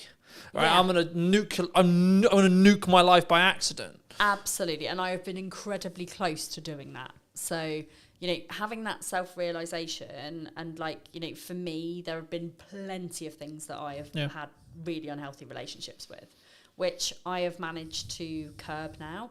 Like my only vice now is that I vape. But I was saying to my podcast guest, like I have no plans to stop vaping at all, because I know that if I didn't have that one tiny thing, when I spiral, and that does happen a lot as a neurodivergent, when I spiral, I would rather turn to a vape than to drink or food or drugs or smoking or like any of those things that in my mind are actually in the long run more harmful for me than a couple of puffs on a vape. Yeah. That's kind of how I see it. But you know, lots of people would be like, "Oh, vaping's really unhealthy." It's like, but I don't do anything. But else. it's like, the lesser of. It's the lesser. It's of the lots lesser of the other evils, yeah. right? And food is really bad. Like, you know, Naomi. If it's heavily processed food. Yes, yeah. yes. So Naomi, my weight loss coach, you know, I've been working with her now for about 3 months, and I've lost quite a bit of weight. But it's also about the mindset around food. Yeah.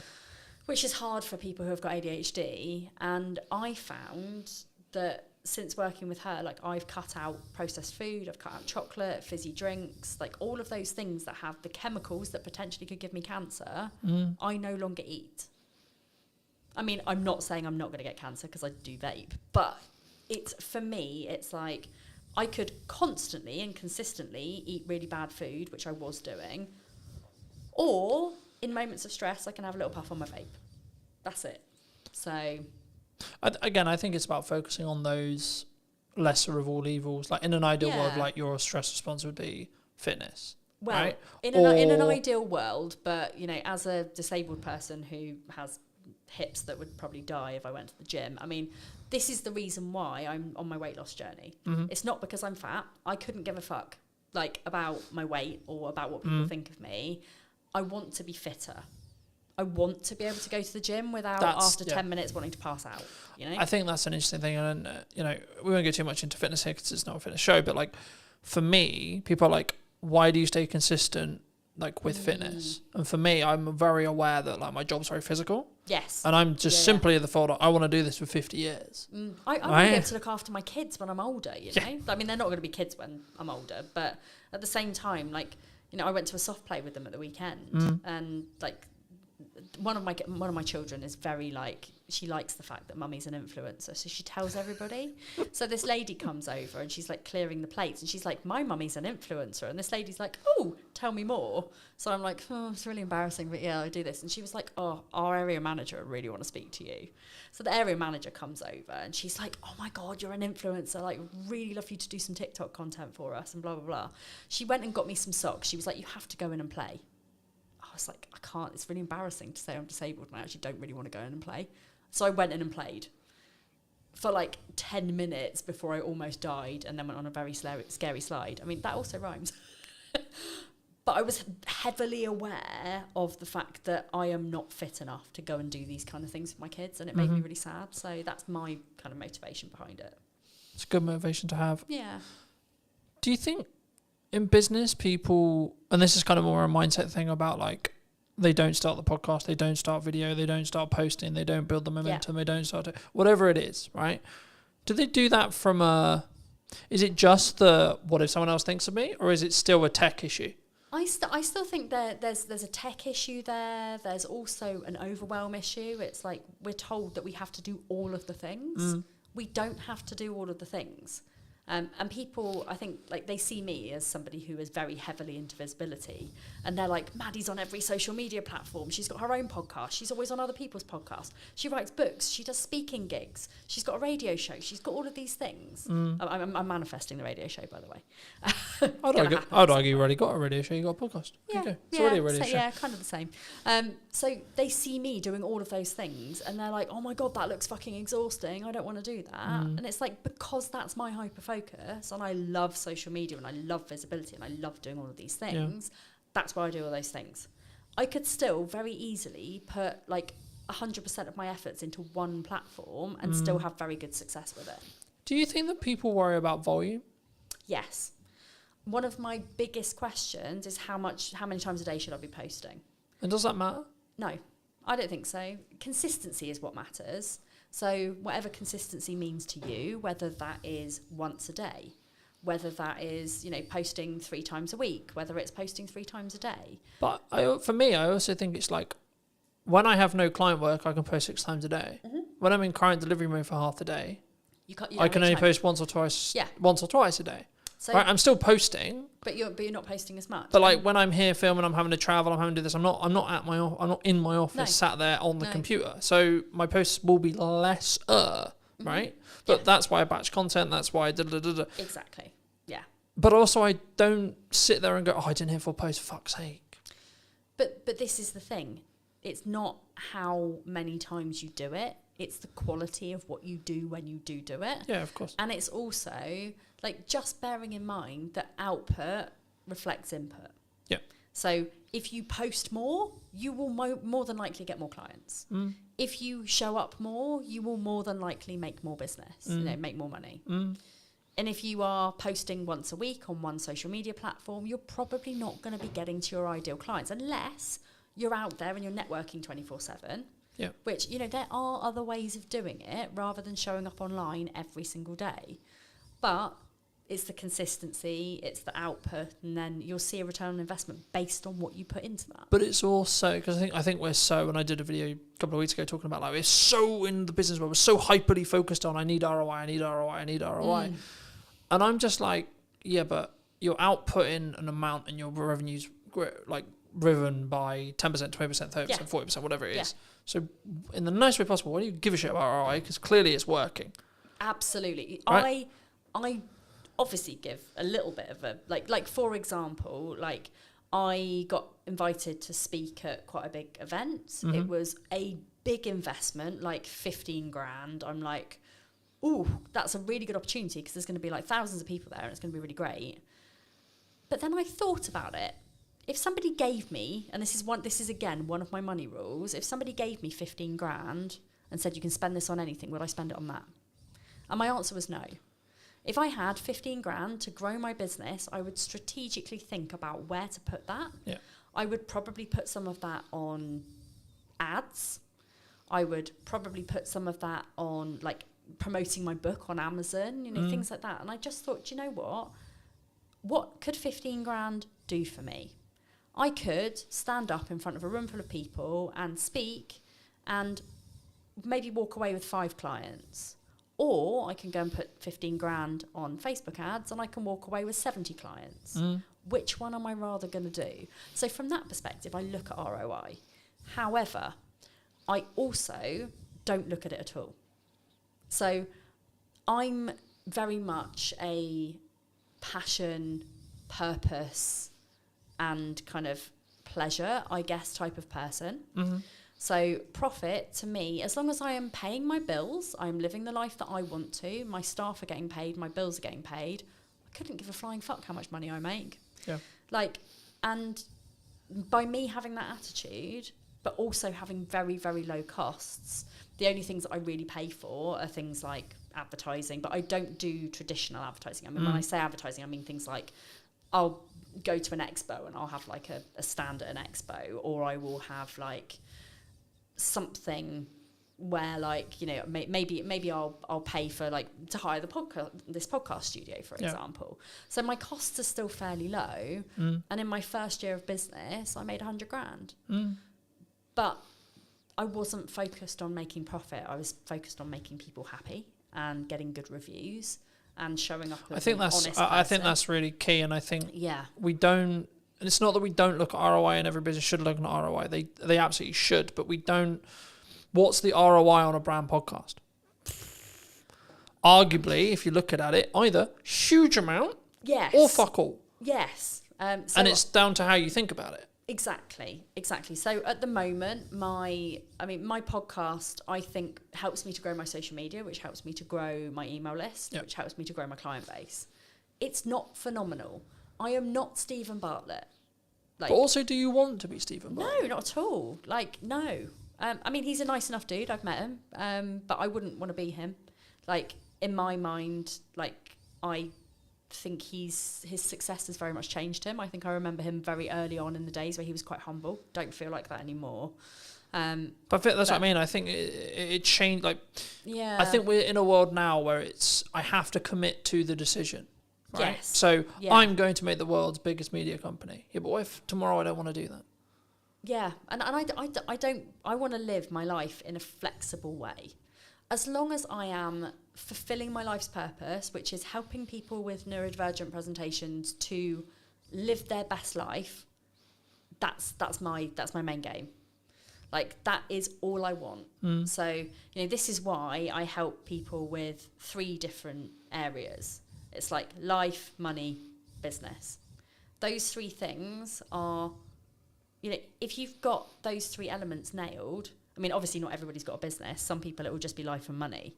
Some people it might just be money and business because they might already have their life sorted. Some people it might be like life and business. Their money's amazing.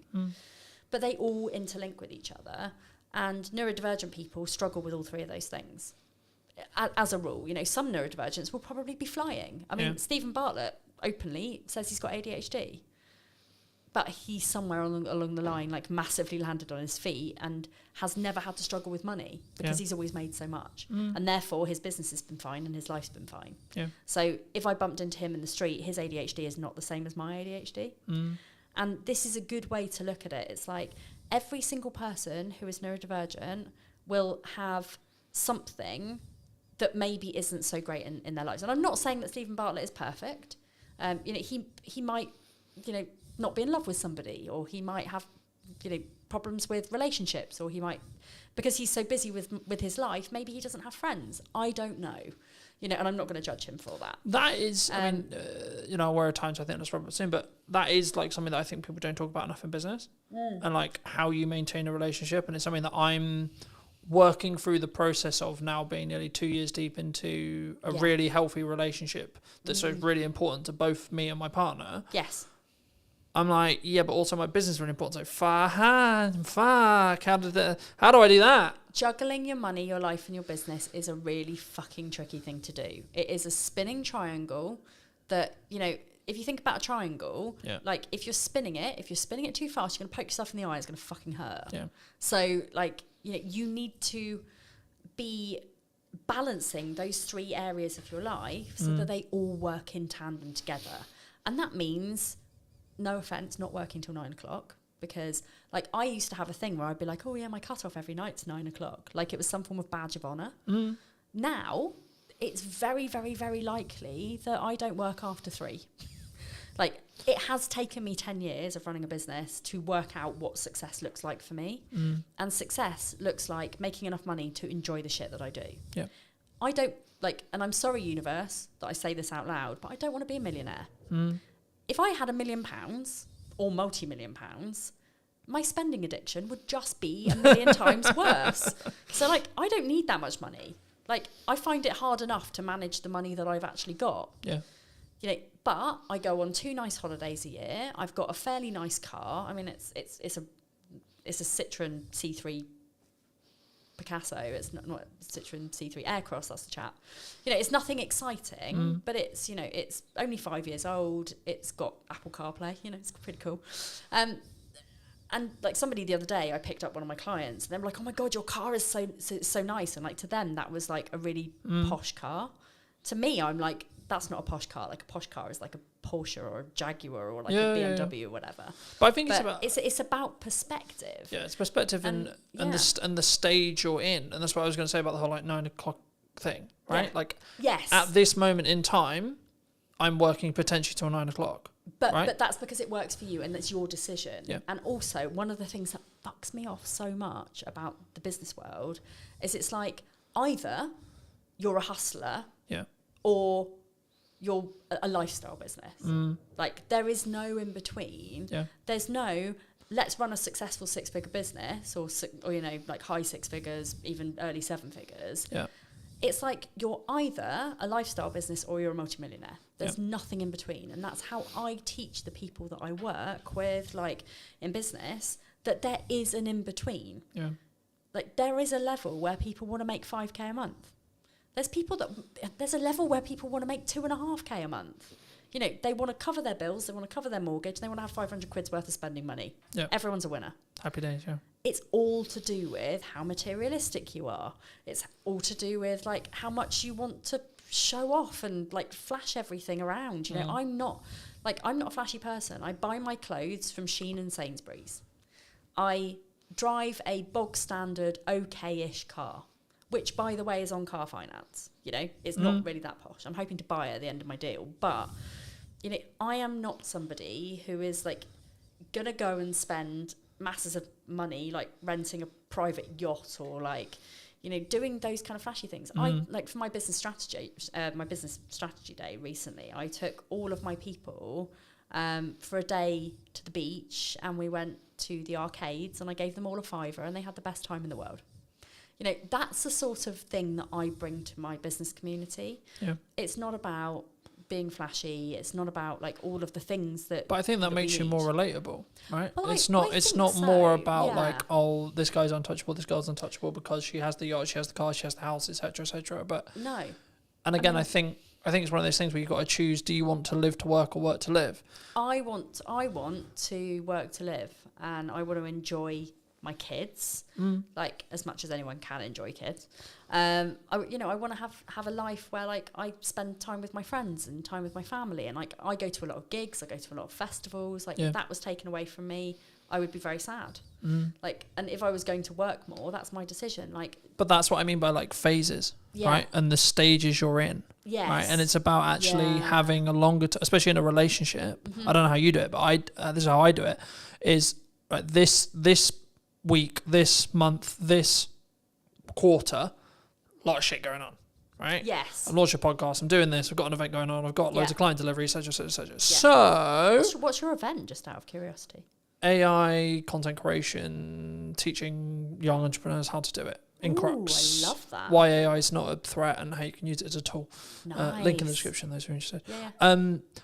The crux, though, is I've got a lot on in the next 3 months. Yeah. So the conversation I had with my partner before that period was the next 3 months is going to be a bit rough. Don't divorce me, basically. Pretty much, yeah. Yeah. Pretty much. It will end at some point. Yes. Right? I'll get churn. I'll get to the point where the podcast, I'm so far ahead that it's fine. It doesn't matter, etc.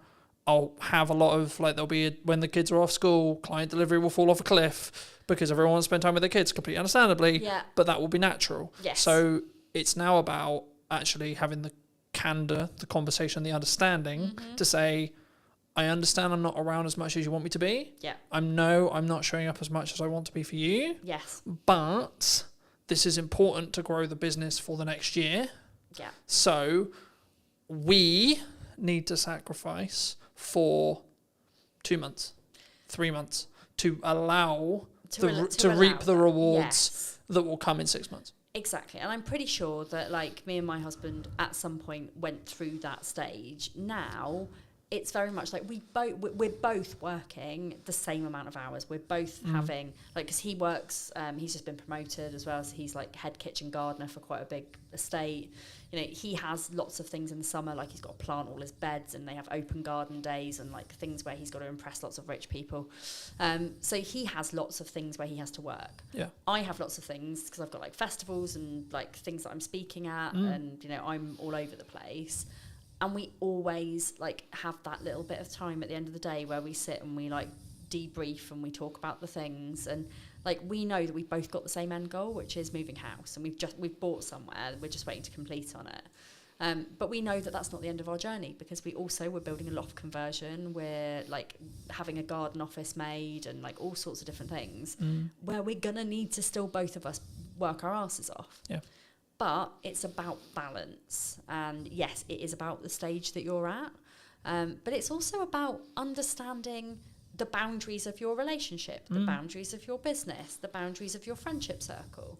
Like my friends at the moment, like they barely see me, and the other day I was like, shit, do you guys like, you know, are you pissed off that you barely see me?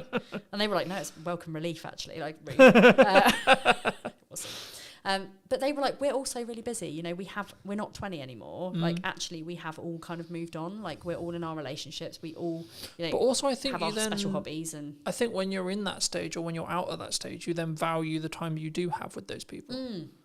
Right, for some relationships, Yeah. unfortunately, it will be like the reason why you grow apart and etc. Yes. and that's sad, but that's Yeah. life, right? Yes. But for the people who stay, Yeah. actually, when you have that committed time together Yeah. with your close friends, with your partner, with your family, etc., it makes it more special. you then value that more because Yes. it's lesser, Yeah. because there's less of it. You know, I was one of those really lucky people that during I mean, I say lucky to a certain extent, but like during COVID, like my husband was classed as a key worker, so he was never home.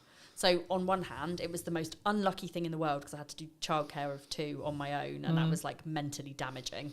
Like I say damaging because like I literally every day I was like rocking in a corner by the time he came home. But it was great for our marriage because we weren't living on top of each other. We weren't constantly in each other's spaces. And, you know, you hear of people who were like, you know, they got divorced because of COVID because they had to spend time with their partner. Like, I like my relationship. Well, I don't just like my relationship. I love it. Like, it's great. We have a very, like, open. I said the other day that we have an open relationship, and my son was going around going, my mummy's in an open relationship. I'm like, that's something very different. Like, no, we're not. But you know, we are very open with each other. We're very trusting. Like, if either of us have got a problem, like, I mean, my husband is very much like, another work event. Oh God, well, this is like, and he does get a bit annoyed sometimes because I do work away a lot. And when I say to him, like, I need to go on holiday, and he's like, why? And I'm like, well, A, it's a working holiday. I'm going to go and I'm going to write my second book. But B, like, I don't get any time on my own ever. I'm either working, I'm parenting, or I'm with you. None of that equals alone time for me. So me going on holiday on my own means that I actually get time alone with me to relax with my thoughts, with nobody talking to me, so I can hyper-focus on the shit that I need to. And that's what I need. So But I think that comes from firstly communicating what you need, It's secondly then knowing. both parties understanding, Yeah. and then if Yeah. something has gone wrong, Yes. then there being a level of Yeah. forgiveness there. Yes. And I Yeah. think for me, like, they're my 3 keys in any relationship I have. Right, communicate, understand, and then forgive. Yes. And it's not that we're immune to making decisions and we're immune to getting things wrong. It's things are going to go wrong. How do we then deal with those things? Exactly. I'm And going it's- to overpush sometimes, Yeah. right? And actually, how do we then bring that back and say, okay, I did this wrong. Yeah. How do I move forward, and how do we move forward so that doesn't happen again? Yeah. In my mind, it's about communication. It's about boundaries. It's about trust. It's about open dialogue. And it's about kind of just being aware of your partner's needs, but also being aware of your needs. Yeah. And communicating that together. And that does really help where you are in a relationship. And I think often, especially when you're new in business and you're just working and working and working, because you kind of have to hustle at the beginning to kind of get something off the ground. That's kind of one of the pinnacle like it's growth stages when relationships tend to suffer. And it's not just relationships with partners, it's relationships with children. Yep. It's relationships with friends or parents. Like, I mean, my mum quite often will say to me, "No, I haven't seen you for like 2 months."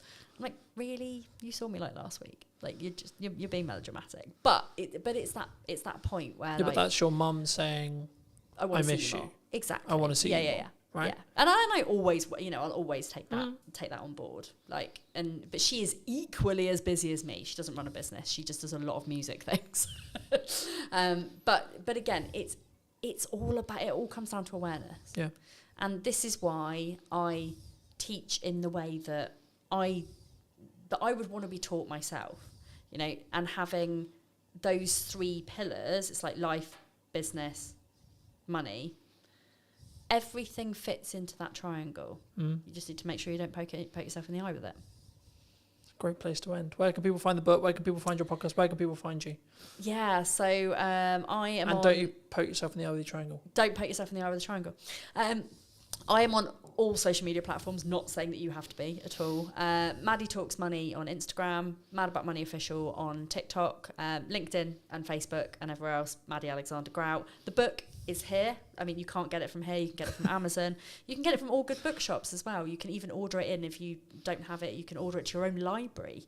I've had some people say to me that they've ordered it for their library, which I really like. That's awesome. So if you can't afford to buy the book, go and talk to your library, go and get them to have it in, and then multiple people can benefit from the book, which is nice. So thank you for having me. No, you're welcome. Great chat.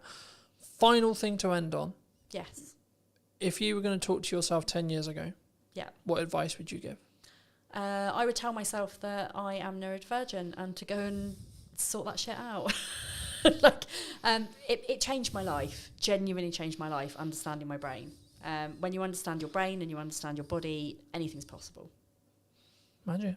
Thank you ever so much for coming back and joining me. If you did enjoy this longer conversation, then make sure to be subscribed. Leave your thoughts in the description down below, comments down below, etc., etc. And I'll see you very soon. Take care. Hello, my friends. Today we're going to be talking to Jack. Hey, my name's Jack. I'm the founder of The Content Club. I've been on a wild journey over the last 10 years, building 2 different production agencies, realizing it's not for me, and then shifting gears into building a community business. And in this podcast, I'm going to give you the lowdown of how it all works so that you don't make the same mistakes that I did as well. Firstly, Jack, thank you for coming on. Thank you for the time. And I mean, you are very dominant on LinkedIn right now. You're doing a lot, etc. And that's one of the reasons why I wanted to reach out and see if we could connect. But for those, I mean, you briefly summarized it, but you come from a world where I think it was, I think we actually, to be fair, we both do, from, early, I would say 2012 up through like 2018, etc., where it was like, it's cool to have a social media agency, right? That was the thriving thing.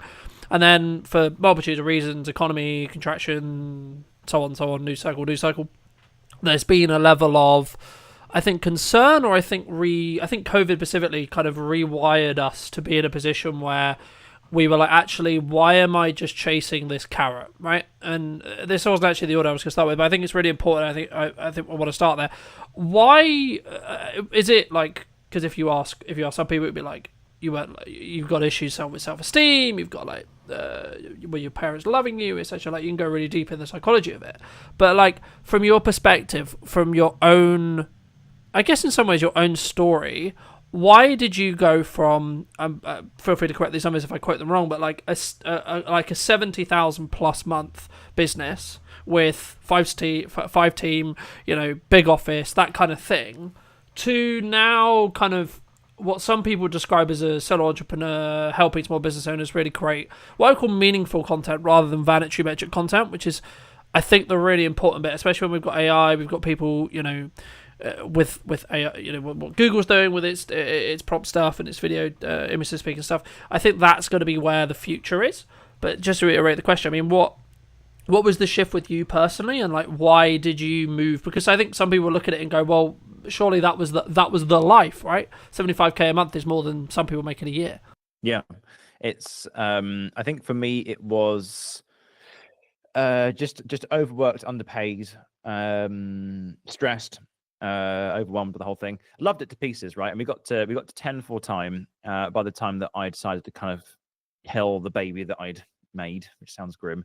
But I think for me it was more just about what is the point? What is the purpose of what I'm trying to do? Is it just to get that next paycheck and work with bigger brands and work with more expensive projects and kind of, from an optics standpoint, look great? Or is it that I value time with my family, that I like being home, that I want to go out on more hikes and just experience things a bit more. Like, where does the value from my life come from? I think I kind of just had this epiphany moment.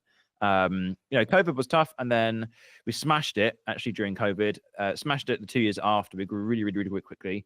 But I just didn't like it. That was literally it. So there's no there's no like ulterior motive. It was just I didn't enjoy it. I've been doing it for 7 years. I felt this niggle to do something else and to actually help people as opposed to sort of just put a plaster on the problem, because that's kind of how I feel agencies work to a degree. You'll get hired by big brands. We work with over 400 blue chip companies, which was crazy.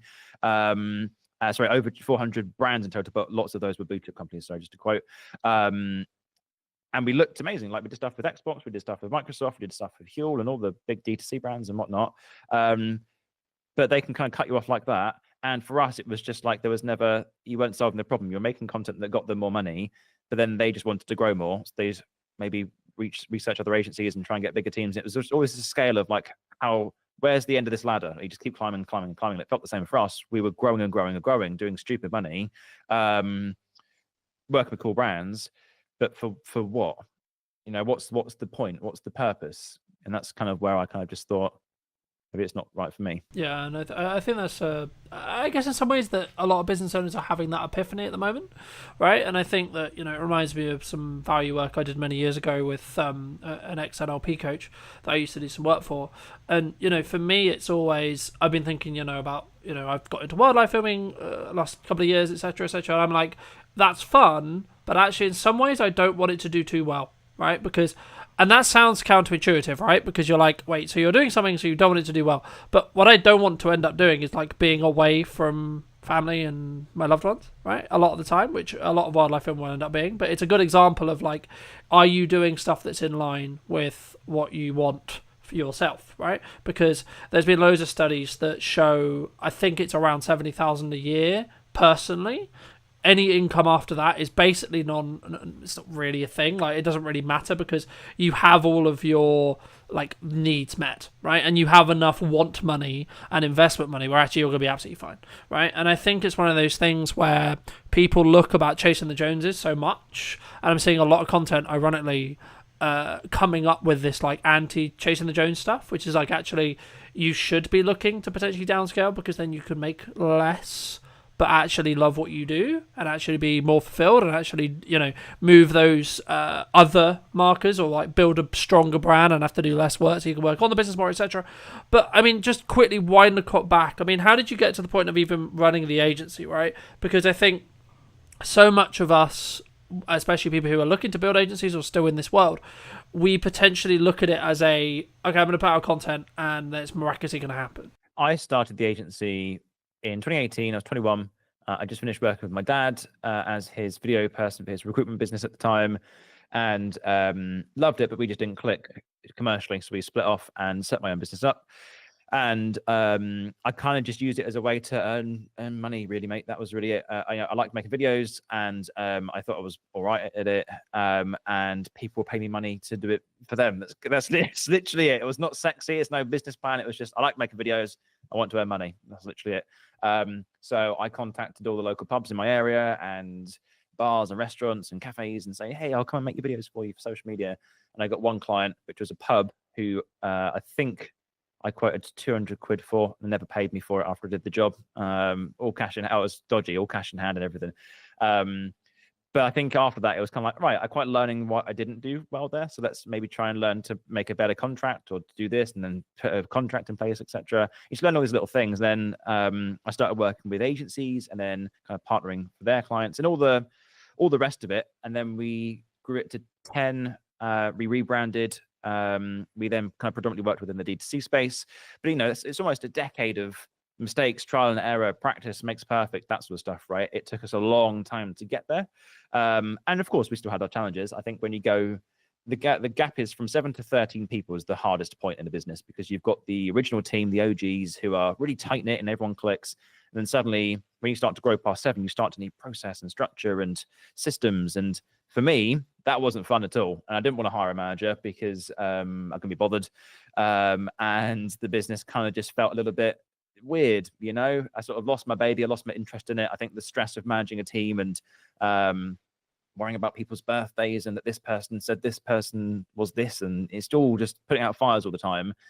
And I was just not on shoots as much as I wanted to. But then it's also, you know, those shoots got bigger. It went from me and a solo guy filming on 2 cameras and maybe taking photos as a nice thing to suddenly 7 of us on set, having a gaffer, having a lighting specialist, having an audio guy, having a producer, a director, a first camera, a second camera. And it's kind of like, gee, like this is kind of like, it's crazy because we've smashed it and we've done really well, but I'm just not involved in the nitty grittiness of it. And that's what I love doing. But and then it kind of just sort of realized that, you know, it's just project after project after project. And we had tons of retainers, which is nice, but it was just like doing the same thing over and over again. And that was I think I think that leans into kind of what we're discussing at the top of the show. I think it's, you know, that thing of what is your the reality for everyone for probably about 40 to 50, maybe 60 years, depending on how you invest and right? Like your reality is going to be you're going to be working a shit ton of time, right? That's just the facts of life.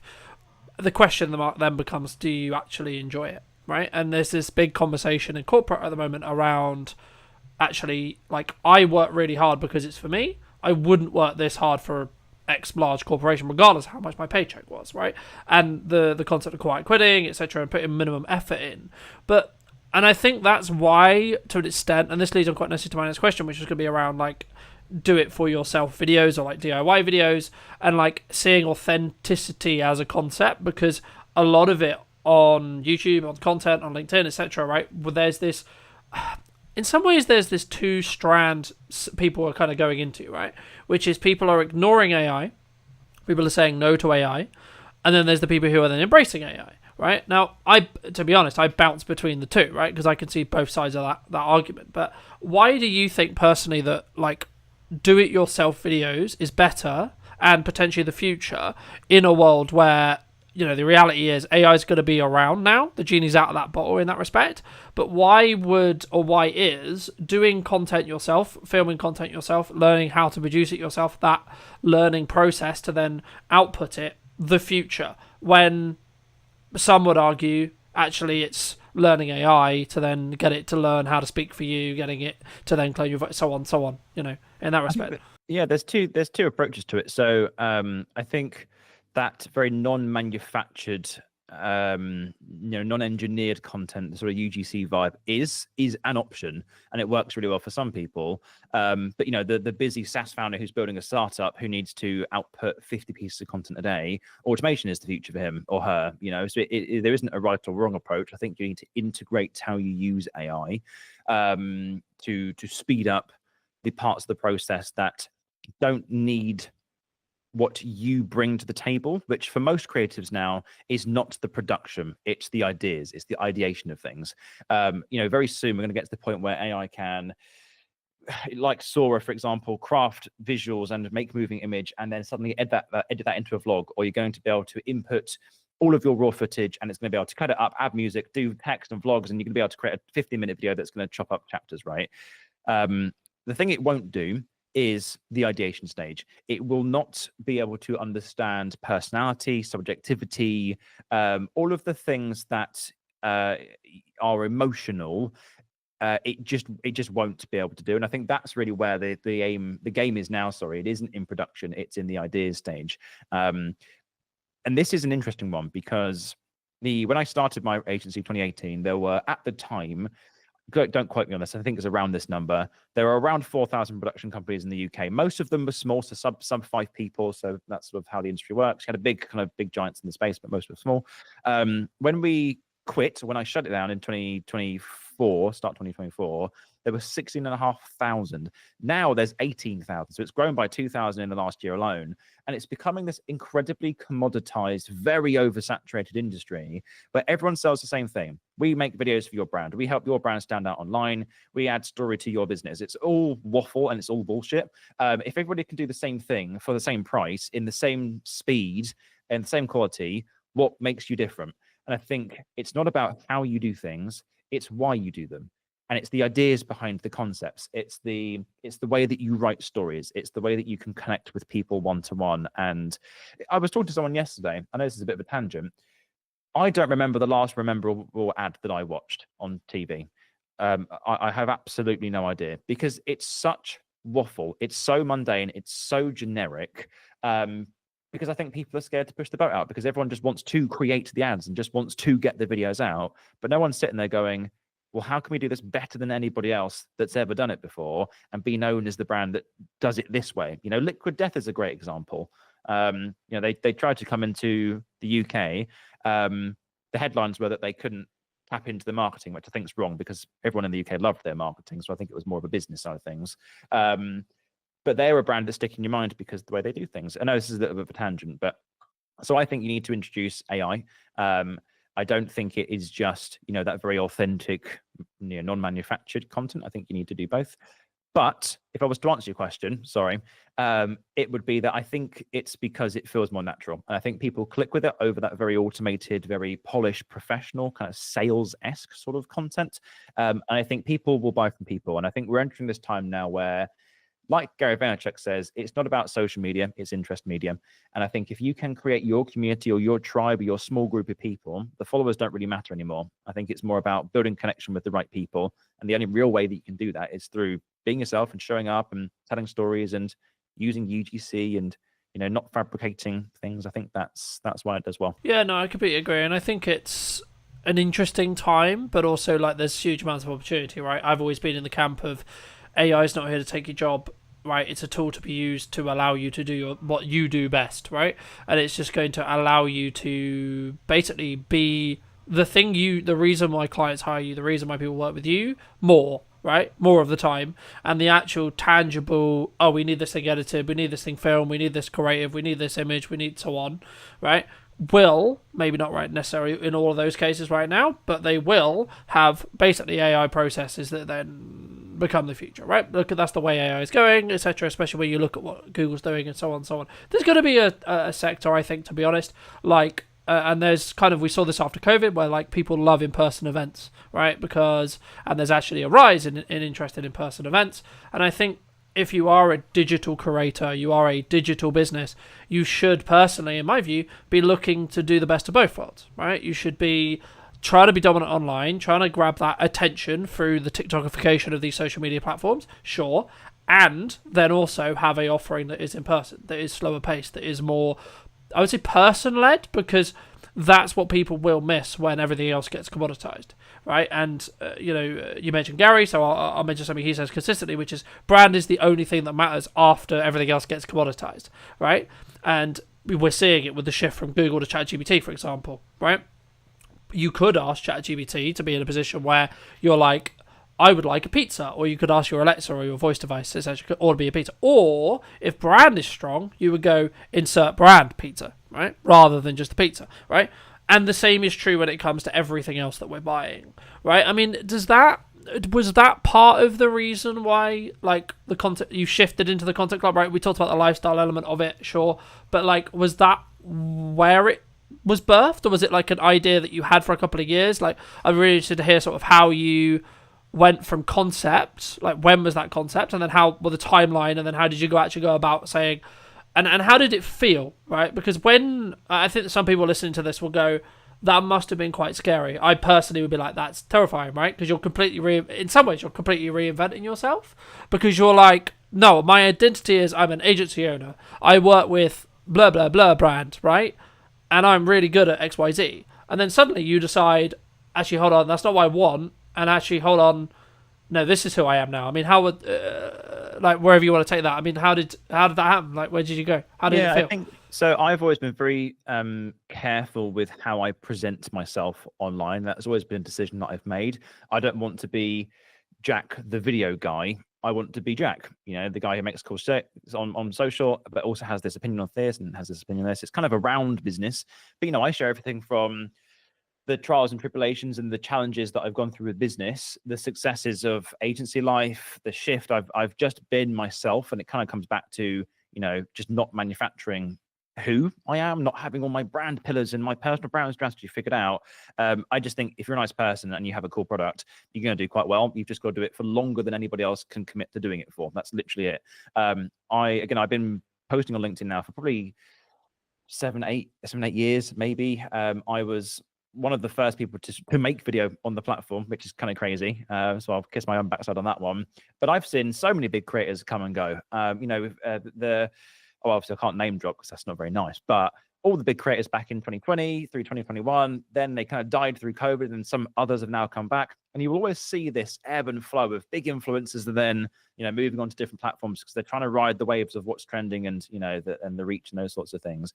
But the best ones, regardless of what happens algorithmically, will just be themselves. They're sharp breakily. They'll create good stuff to help other people, and they'll have a half decent product or service that actually does what it says on the tin.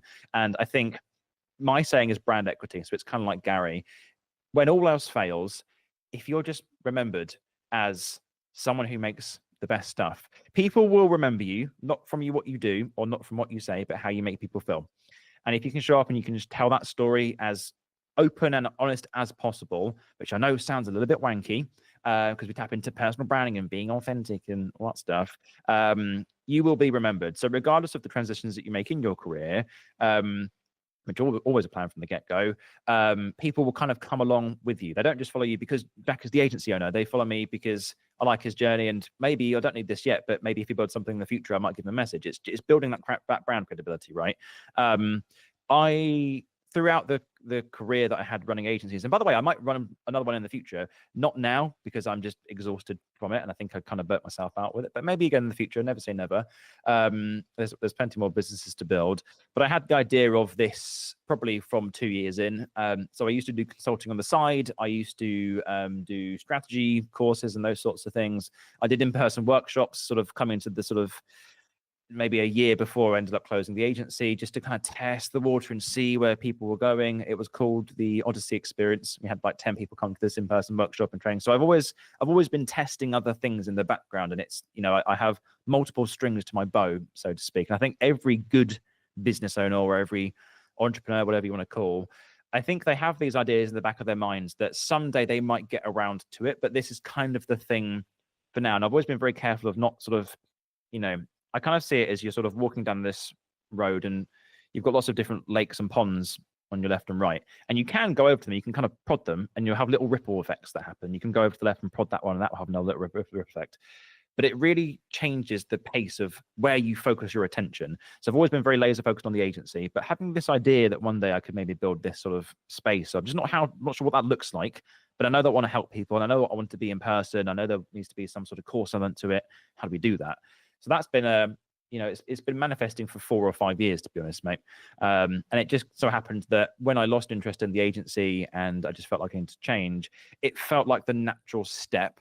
Everything was digital. There's an oversaturation of information. The industry was incredibly commoditized. Everyone's selling the same thing for the same price at the same speed. So how do you differentiate? I predicted that there would be a big need for DIY UGC just because the overly professional stuff was becoming more expensive, and it meant that the smaller businesses couldn't actually afford to do that. And that meant that the gap was widening between wanting to do it but being scared to do it because it's too expensive and not knowing where to start. So I started diving into it, and I kind of just tested this idea. I said, guys, here's a new business. I've decided to do this. I made a very sharp right angle turn, and I said, I'm shutting the agency down. That's it. Within the space of a week, all the team had been notified that they'd been let go, which was rough. But that's part of running a business. Just so I could own that story. It wasn't, Jack's on the fence, he might do this, so maybe he's thinking of this, because that confuses people. I need to not show up with a problem, I need to show up with a solution. And the solution was, hey guys, I've shut the business down, this is the new business, if you want to follow it, let me know. And that was the story for about 9 months. Built a big wait list of people, launched it, sold out first time, sold out second time, sold out third time. And I've just kind of continued it down that path, really, mate. But it's always been in the back of my mind. I think you need that. I don't think you can put all your eggs into one basket. I think you need to have, yes, plan A will always work if you make it, but I do think you need to have other options just in case things don't work out as you'd like them. Because from my experience, where you start is never where you finish. And I think it's naive to think that life is a very straight line from here to end. It's not. You go back and 180 degrees and flip around and all the rest of it. So yeah. I think it's a really... I'm really glad that we discussed that, because I think so many people may use that as permission to not see as what they're changing as an abandonment in respect to I'm abandoning the thing I grew for all right, however long it is.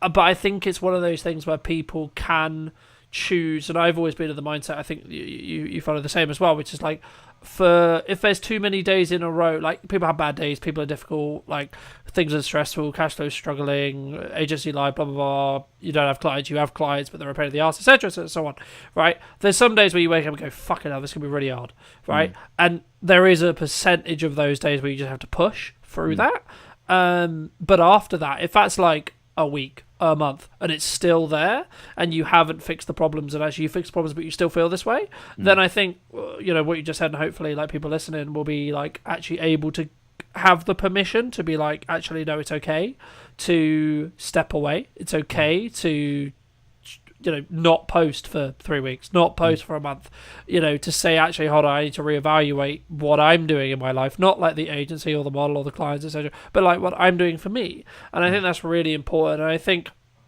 you know, one of the things I started my career on was like getting known for the video guy in your local area, right? And to an extent, I'm still leveraging that, and it's still working for me to an extent. And it does lean on to, I guess in some ways, like how you can create content. And I think we're both obviously very confident at creating content. So like I always try to create some content or elements of content that resets that expectation, because I actually the other day forgot that people actually are psychologically struggling with the idea of creating content, because we've been doing it for a million years, right? So it's just like, yeah, of course we talk to a camera, yeah, we talk to people, this is the first time we've spoken in person, etc., right? So like, is it a psychological thing that people need to work on? Like when people start creating content, especially on their own with their phones, etc., is it one of those things where it's very easy to be overwhelmed? But if so, is that just a psychological barrier? Is that like, what would you say is the 3-step, 5-step, whatever you want to call it, process of going from, okay, Jack, okay, Colton, I want to create some videos, I want to create some, you know, conversation points about pain points or whatever I do. How do I even get started? It's a great question. I'm glad you've asked that, because it's not what you think. So now that I run the community, we've almost got 100 small businesses in it now, which is crazy, in however long we've been doing it for. Categorically, it is not a technical problem. It is a mindset problem. The internet is rife and abundant with training tutorials. If I typed in now how to edit a video, 100,000 videos on YouTube will show up in all different shapes and sizes, from 4-hour masterclasses for free to some geezer on a YouTube reel showing you how to do things, right? YouTube short, YouTube reel, Christ. It's not an information problem and it's not a technical problem. It is a mindset problem. And people either are scared to give it a go. By the way, we're talking about a small portion of people here who know video is important, know they need to do it, but they just haven't figured out how. That is a very small percentage of people. Most people have heard of video, but haven't even dove into it yet. Depending on the platform you're going to, LinkedIn, for example, is about 5 years behind every other platform. So what's new on YouTube now, maybe in about 5 years' time, might come to LinkedIn, and people go, "Wow, this is really exciting." It's largely a mindset problem where a lot of people just don't know how to get started. And even before that, it's not they don't know how, it's that they are confused about how they show up. They don't want to mess up the business. They don't want to present themselves in the wrong way. They don't want to be judged online. They don't want to be criticized. They don't like the sound of their own voice, or their hair, or their smile looks too smiley, or whatever it is, right? It's all these different reasons. Then you step into a different level where you start to make content, and then you throw in the towel because after a month of posting every day, you haven't got the results. So there's a resilience and a kind of militant routine-esque mindset that you need, almost committing to it as a non-negotiable, being like, I'm going to now post a video every week for the next 10 years, which I know is going to scare a lot of people off. But if that scares you, I wouldn't do it, because what's going to happen is you're going to build yourself a really nice following of people in the first year. They're going to start to know you. And then if you start second guessing yourself and going, oh, it's not quite worked because I haven't gone viral, you've wasted an entire year of your life building something that you can't sustain. So I would really encourage people to just really consider whether they want to dive into it. It sounds scary, and I'm making it sound like that, but the world doesn't need more people giving you top 3 tips on how to build your personal brand. And it doesn't need another podcast. It doesn't need this. It needs people who are genuinely excited to show up and create the best content that they possibly can to help the people that are struggling the most at this moment in time in a totally unique way. That's what the world needs. There's too much content, there's too much information online. And I think that in and of itself is actually causing so much overwhelm and oversaturation and anxiety and borderline depression and frustration, because there's so much out there, there's so much information to consume. Topping that with all the influencers that tell you how to do this and their 10-step framework and buy this course for £3,997 to go viral in 10 seconds. You know, it's almost like a plead to not make it unless you really feel in your gut that you are the type of person that could, with a bit of practice, become a really great creator, not just to market a product, but to build real brand, build real legacy here. Because again, kind of what I said like at the start, it's not about being the best. It's just about doing it for the longest. And if you can commit to that, you will supersede and outlast all of the big influencers that you see right now who will last the next 3 years, but then move on to somewhere else or go move to Dubai or whatever they want to do or build another course. You will be known as the person who does that really well.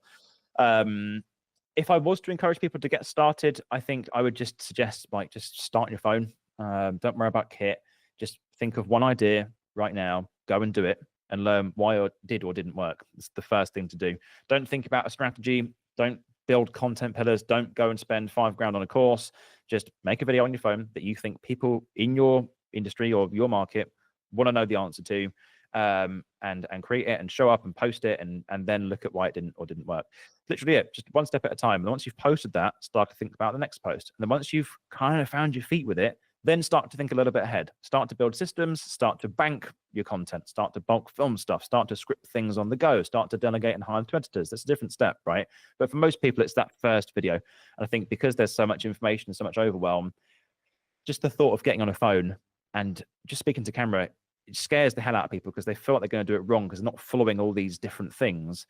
Just show up, film a nice video, be a nice person, talk about a product that you think is really good, and just stick to it. And I think, I think so many people, and it's kind of to an extent what you were talking about, but so many people overthink the idea, right, of, oh, I could do this, oh, I could do that, oh, I could do this, oh, I could do that. So then they are kind of limited to nothing, right, because they have too many ideas and they don't execute, right, like, and so many people have said it, and so many people, the quote-unquote business influencers or whatever you want to call it, so I won't bother quoting anyone, but there's so much there to, if you want to learn the inner workings of how to do it, right? But the crux is going to be, if you have an idea, execute on it to then gain data to then learn from, right? That's the analogy to go, like, whatever the objective is, that's what you can then, that's the model, that's how you do it, right? You do this when you work with a client, if you're in marketing, and you do this when you do video production, you do this when you're running your own business, etc. The same when you would do cash analysis or like profit and loss, etc. Right? You do a bunch of things, you see what happens. Did that result in more profit or less profit? Okay, cool. Right? Did that result in actually more cost that then end up leading you to lose money? Okay, cool. So maybe don't do that bit, right? Etc. But that does, I guess, in some ways bring in the question mark. And we're talking about a lot of these buzzwords, right? Like authenticity and community and these things. But the reason why they're coming up a lot is because they are important. They are unique. They are, I guess, in some ways challenging to wrap someone's head around. And I think I kind of want to talk about community and lurkers next, right? The concept of lurkers. But for me, and this kind of leans into an extent about like starting, right? And I think it's one of those things where, so what happens if I put out my first video and it gets 5 views, right? So first you need to ask yourself like the psychology question there, but also then number two, but that doesn't then that doesn't thread the needle, or that doesn't help the needle in regards to the bottom line to the business. I mean, is that what we're looking for? 'Cause so many people, when they look at content, they're looking to build community, sure, but actually what they're looking at is vanity metrics. They're saying, oh, it's got 1,000 views, it's got this, it's got that. And what they're not doing is looking in the depth point of view of how their network, how their relationships, how their community is building, because that's the invisible stuff, right? I mean, have you always had the mindset of understanding that it's more about building community and relationships and in that respect, rather than just purely looking at those metrics, likes, comments, shares, etc.? Yeah, 100%. I think people, it's really strange. It's strange. When people run a business, the ideas and the notions that they have about how people make purchasing decisions completely goes out the window. And they kind of go, oh, I'll make this video and then someone's going to buy from it. Okay, well, I'll ask you the question, Dave, of Have you ever watched someone's video from a company that you've never heard of and bought their product or service? Oh, no, I haven't. So why would it work for you? People have this really strange idea of how it works, and that suddenly, because they run a business, the whole world bends around their product or service. So I think it's just that very underlying, very candid reality of the situation that no one gives a fuck. No one cares about your product or service. No one cares about your business. No one cares about you. They care about themselves, and they want their problem and their current situation, which is causing so much horror in their life. They want that fixed as fast as fucking possible. And I think for a lot of people, they kind of go, oh yeah, I didn't think of that before. But you're not sitting there thinking about 8 p.m. when you're watching Netflix, going, oh, I hope Carlton's good and his business is going well. I'm not thinking about you. I'm thinking about me. What am I doing tomorrow? What clients? What stress have I got in my life? Right? It's not using you as the figure here. I'm just generally speaking, right? But I think it's secretly actually all my fault. Everyone is really struggling in business right now. And that's what we found from this podcast, right? It's all his fault. I think it is just the reality of the situation, and people massively underappreciate people. What's the saying? People overestimate what they can achieve in a year, but they underestimate what they can achieve in a decade. And I think so many people see the top 1% of creators on the internet who are smashing it or seemingly smashing it, but I will confidently say a lot of it is smoke and mirrors. It's a game of optics, social, right? If you look the part, you're going to be the part. That's kind of the game that we play, unfortunately. No one wants to work with a quiet business or someone who's had the worst month ever, because you go, oh, maybe it's not the best time to work with them. Then they're struggling. Then I'm going to struggle. It's like trying to find an SEO agency who isn't first page of Google. It's like, yeah, we're great. It's like, well, why aren't you first page then? Sorry, Carlton, I've completely forgotten the question. I tend to ramble. What was the question? That's okay. Don't worry. I mean, just to quickly add before we get back to the question, I think that's really important. And the same I would say if you're starting out and you're looking to build a social media agency, a video marketing agency, to join the million of us who also do it. You need to have your socials in. Like, at minimum, you need to have stuff going out on socials, right? There's a nuanced argument to say whether it's working, whether you should, etc., etc. You should be looking at that data. You should be constantly analysing it. You should be looking for those 1% wins. But at minimum, you have to post shit if you want clients to take you seriously about posting shit, right? And if you're not, then as a business, how can I sell content if I don't create content? You know what I mean? And I think in respect to the question, I mean, people want authenticity, they want community, etc. And to an extent, you answered it, and it sort of leans into the next phrase of the question, which I was going to be growth and personal without the hustle, right? Because I think we're, especially during 2020, and even now, it's really weird because it's weird. I'm still working a lot, but this is not high volume in comparison to what was 3 years ago, right? Does that make sense? And I think for me, there is this kind of shift to I can work hard, but then I can also take a week off. Does that make sense? It's not this constant, I need to keep pushing regardless. There's no end. There's no goal. I just need to keep going. I've done... And I guess the point there is about that kind of cherish act of, I did 100 hours of work this week. It's like, okay, you're just inefficient and not using AI, potentially, right? Or and there was this kind of, and I'll pose it as a question in a second, but there was this concept around work smart, not hard. And it's then the answer is well, actually, if you do a lot of hard, smart work, then you're going to outpace everyone else. But I think, again, it comes back to what we opened the podcast with, which was, what do you actually want? Are you looking to grow this agency that's going to turn over 100 billion or whatever it is? But how do we balance that? Right? Is it just simply down to what we want for our lives? Or is it actually you have ebb and flows? Some weeks you're really fired up about content, like this week, as we talked about before the podcast started. I'm launching some stuff. I'm launching a person event. I'm talking about podcasts. I'm filming all the first opening episodes of the podcast. I've got some events. I'm seeing clients. It's really, really busy. So I'm really fired up, and that's when I create my best content. But also, I go to London this weekend. Next week is a lot chiller in comparison, right? So there is balance, but I'm also setting my expectations of okay, cool. I'm going to achieve all these things this week, and then I'm going to recalibrate in the next couple of weeks to see what worked, what didn't, right? And how do people, I guess, focus on growth, focus on marketing without it always being that hustle mindset? I have no idea is the answer, because I don't know. I don't know the answer. All I know is that I've done what worked for me at the time, but what works for me probably won't work for somebody else. I built the first business at the detriment to all of my relationships, all of my family connections, my fiance and everything, right? Because I worked every fucking day and I didn't stop, which sounds awful, and it was awful, but it also wasn't, because it was building something that I wanted to live. And as soon as I got to that point, that's when I had this epiphany of going, all of that for this, what was the point? And it just made me go, I don't want to do that again, to then reach this current goal that I have, get there and go, oh, I've moved the goalpost again. So it kind of comes down to how you are as a person and what you want out of life. I've always wanted personally financial stability, flexibility, and few but meaningful relationships with the right people, right? So I have very few friends. I pretty much just spend my day with my partner and my dog, and maybe 2 or 3 of my best mates. That's kind of it. I don't see family a huge amount, just because we're all in different locations over the UK and whatnot. There's not out of choice, just because of limitations. But I mean, when I was building V21, which then turned into Odyssey, I was honestly probably doing 15, 16 hours every day and weekends. And that was probably for about 2 or 3 years straight. I didn't have a holiday for like 3 years. It was rough. But I think you're right. You know, it built a great business and we smashed it.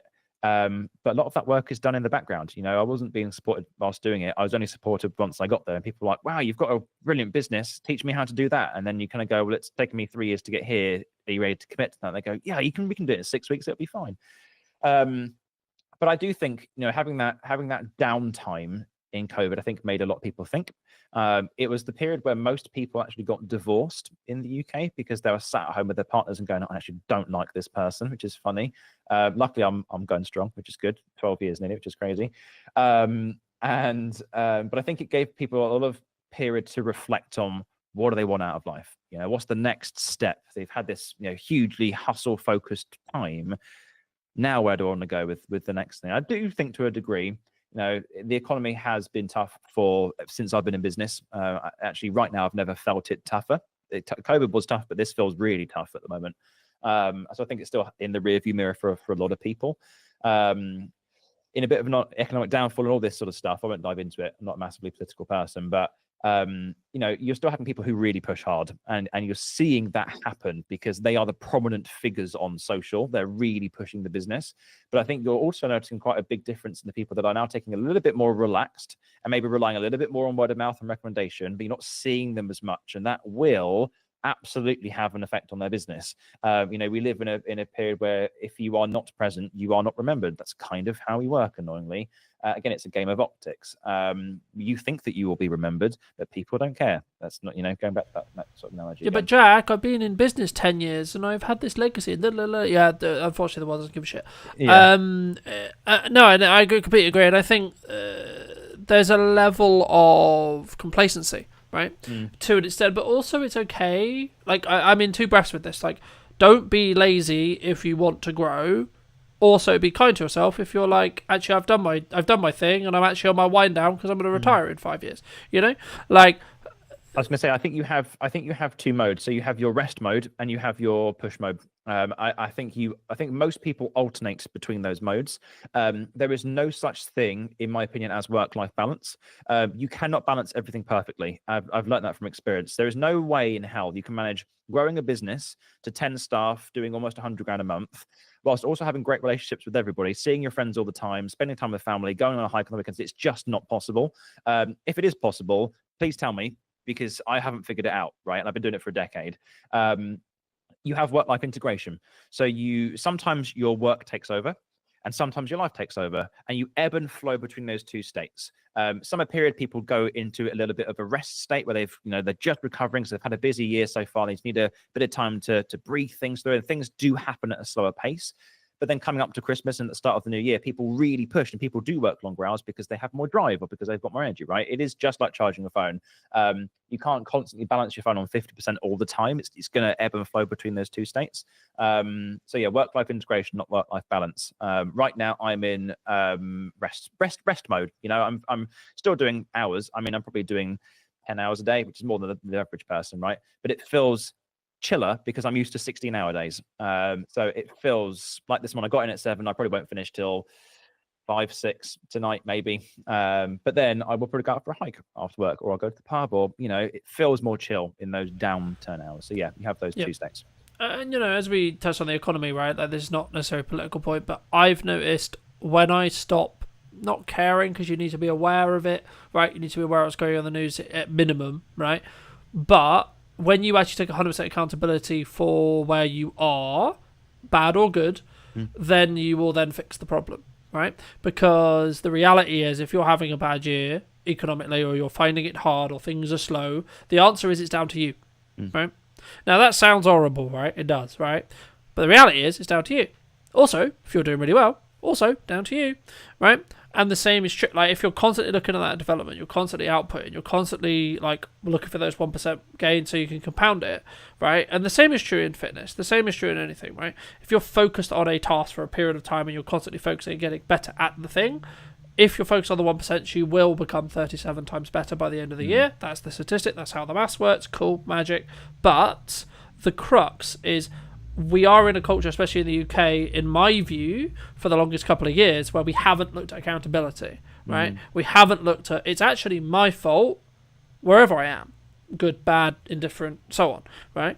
And I think that's what's going to change, right? Because I'm aware of it, right? But it feels weird to me because I'm in a good place, right? And I'm not going to be the one that's like, oh, I'm in a good place, so look at me, right? I am, but the only reason why I can see I'm in a good place when the economy is hot, there's always stuff going on, the economy's either good or bad, it's purely perspective, in my view, is because of the work I've done and the work I'm continuing to do, right? And is it then a mindset thing? Is it then an action thing? I mean, this leads into my kind of like final thought question, which is like, what's next for you, and where do you see the Content Club going in, say, 5-10 years? But is it just pure related to action and then learning? Is that the solution to someone who's maybe listening to this and seeing either a clip of this or the whole show and saying, look, I'm not in a good place? What is the actionable steps? Is it go right back to ground zero, rebuild the marketing strategy, look at what worked previously, or is it actually keep going until you are that one hit away from hitting diamond or getting through the glass? What would you say? I think so. So the last business I run, I had a pretty strict business plan with, and almost every 6 months we were changing it because I think when you're small, things change so quickly, and a lot of those things require change in moments that you have to be reactive on, not based on things that you could kind of foresee happening. COVID, or someone fell ill, or this person was off, or this person's just left, or whatever it is, right? So my goal really for this business was almost to not create a plan and kind of just go with the flow, which I can feel so many people listening to this going, oh, no, that's the awful way to run a business. It's an awful way to run a business. There is a right and a wrong, but I just think I'm kind of trying to use what I've learned here. And I'm just going with building the business based on the feedback from the community. Yes, I could have an idea of where I wanted to be in 5 years, which would be X amount of people doing this sort of revenue, having these sorts of guests on. And that still is always at the back of I call it the back shelf of my brain. It's sort of there, it's parked for the moment, and it might come to fruition, kind of like with the ideas of new business, right? It's the same sort of thing. But with this type of business, it's not something that I can say, hey guys, this is where it's going. It's very much a, hey guys, how have you found the experience so far?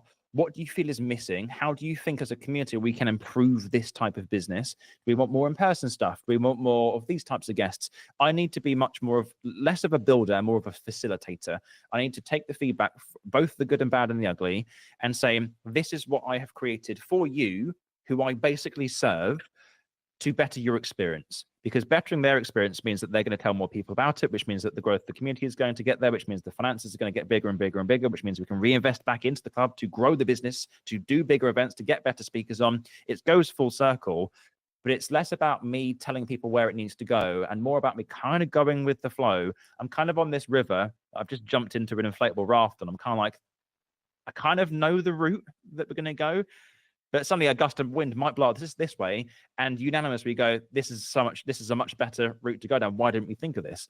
So that is totally relevant to the business that I run now. If you're building a SaaS business, you need a fucking business plan.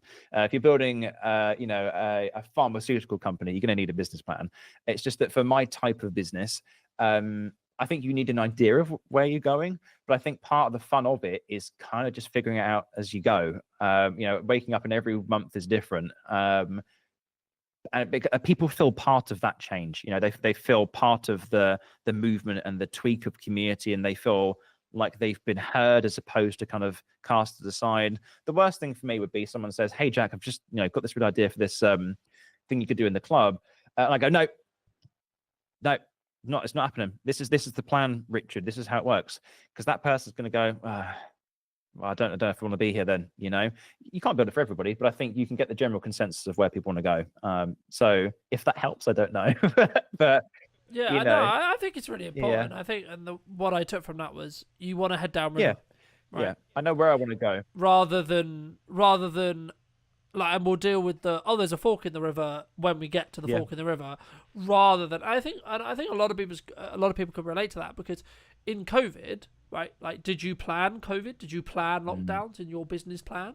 Right? And I'm very similar in that respect with you, because I'm like, the business plan can be obsoleted by like you doubling your revenue, for example. Right? Because, or you, in the opposite way, want to scale back. Okay, well, that business plan is then completely irrelevant to what you want to do. But if you have a quote-unquote North Star, a reality which is, I'm going to go downriver and I'm going to see what's down there, and as long as I continue to like what's coming downriver, then I won't try and go and land, right? I'll continue to go down. And if we could get to a point where there's like kind of a left or a right turn here, right? Then you need to make a decision, clearly, right?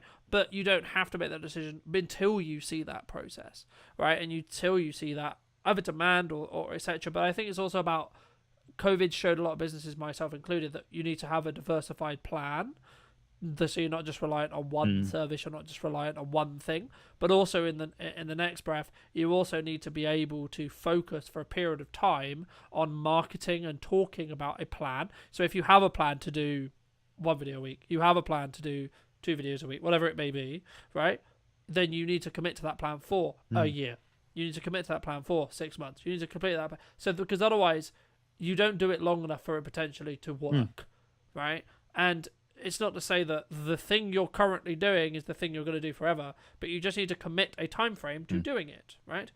I'm going to do the podcast in a hybrid way. Cool. Is that going to in turn more views, more interest, more important episodes, better guests, blah, blah, blah? Perhaps. At this stage, no idea, right? But I know I'm a good interviewer. I know I enjoy doing podcasts. And actually, I'm passionate about production. So I can see a world where it does. The actual tangible reality is going to be when I do it and then see the data. But I'm looking at it from a 6-month window or a year window rather than okay, right, so we did an episode today and it didn't do well. I agree. I think you need to give things time to breathe, especially in the content space. That is the nature of the beast. YouTube works the same. You could post a video that gets 10 views today, but could over the next 5 years get 100,000 views because it increases the search terms and blah, blah, blah, blah, blah, right? It's a search game. But no, I do agree. I think that my parting advice for it would be have a direction of where you want to go. And there's a book, I can't remember what it's called. I can't remember who it's by, sorry, but it's called Fuck Yes or No, or something like that. Fuck Yes or whatever it is. Basically, the whole point of this book is, if it is not aligned with what you want to do and it's not aligned with your mission and it's not the absolute, yes, I need to do that. If it's not that real visceral, raw emotive feeling, don't do it. If you're kind of like, yeah, I could do video, but maybe I could do this. Don't do it. Do the thing that you're most passionate about, because I think time is finite, right? You only have so much time. And I think the time that you waste half-assing things or going, yeah, I've put a bit of time into it, but I've also, my priorities are not there at the moment. Don't do it then. Do it when you can put 100% effort into it and you can give that period of time the most, just the most dedicated period of your time and energy and love and passion into making this thing great. With video, for example, commit to it for a year. Put your all into making the best content. Don't just go, oh, I've got to make a video today, I've got to do it tomorrow. Really commit to it. Set a deadline, like you said, and analyze what has and what hasn't worked. If it hasn't worked, kill it. If it has, keep doing it, or revive it somehow, or finesse it and those sorts of things. But you've got to put effort into stuff, because I think we live in a world where so much takes our attention.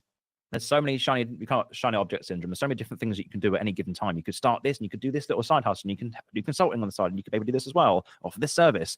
It just comes back to being a good person and doing one thing. better than everybody else for longer than anybody wants to commit to it for. It's literally what it comes down to. But most people don't want to do that, But again, I just want to say to anybody listening, I'm saying all of what I say now from the perspective of someone who has not hit 30 yet. I'm 28 years old. I've built, I guess you could technically say, 3 different businesses now that have all been very different. The way that I have done things will not work for you. You have to kind of figure that out on your own. But the raw principles are, if you're going to commit to something, commit to it and do it properly. And just stop thinking about the short term. Think about, where do you want to be in 10 years? What do you want to be? How do you want people to speak about you when they're down the pub having a pint with the mate when you're not in that room, right? That's really where legacy and brand equity comes in and reputation comes in. And I think from what I've learned in business, all of the things that have happened over the last 10 years, some of them are just starting to come to fruition now. The connections that I made in the first week of business, they're starting to join my community and they're starting to give me contacts and the right people, and that's starting to build the new business. Things do just take time to kind of flourish. So yeah, just stick with it. It's kind of what I'd say.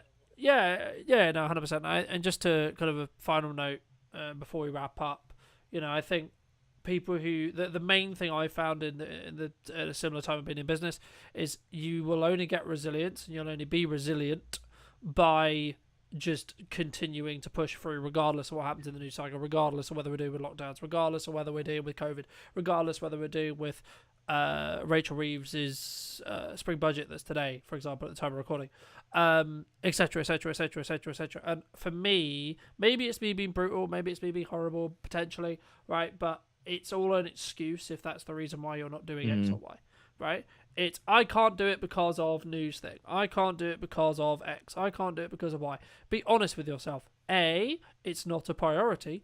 B, it is a priority. Pick one, commit. That's it. That's simple. You want to do video, do it. Right, and then commit to it. Don't do, I did it, and then it didn't. My first video got 5 views, right? Because you need to learn and how to do it. You need to have those 1% improvements to be able to actually have the fruits of the labour. Whether that's revenue for a company, whether that's going viral, whether that's developing a club, a community, whatever it is. That's the reason why it will work. But for those people who want to connect with you, for those people who want to, firstly, see your content, secondly, see what the club's about, and or potentially join, Jack, where can people connect? You can hit me up on LinkedIn. Just type in Jack Gaisford, Gaisford.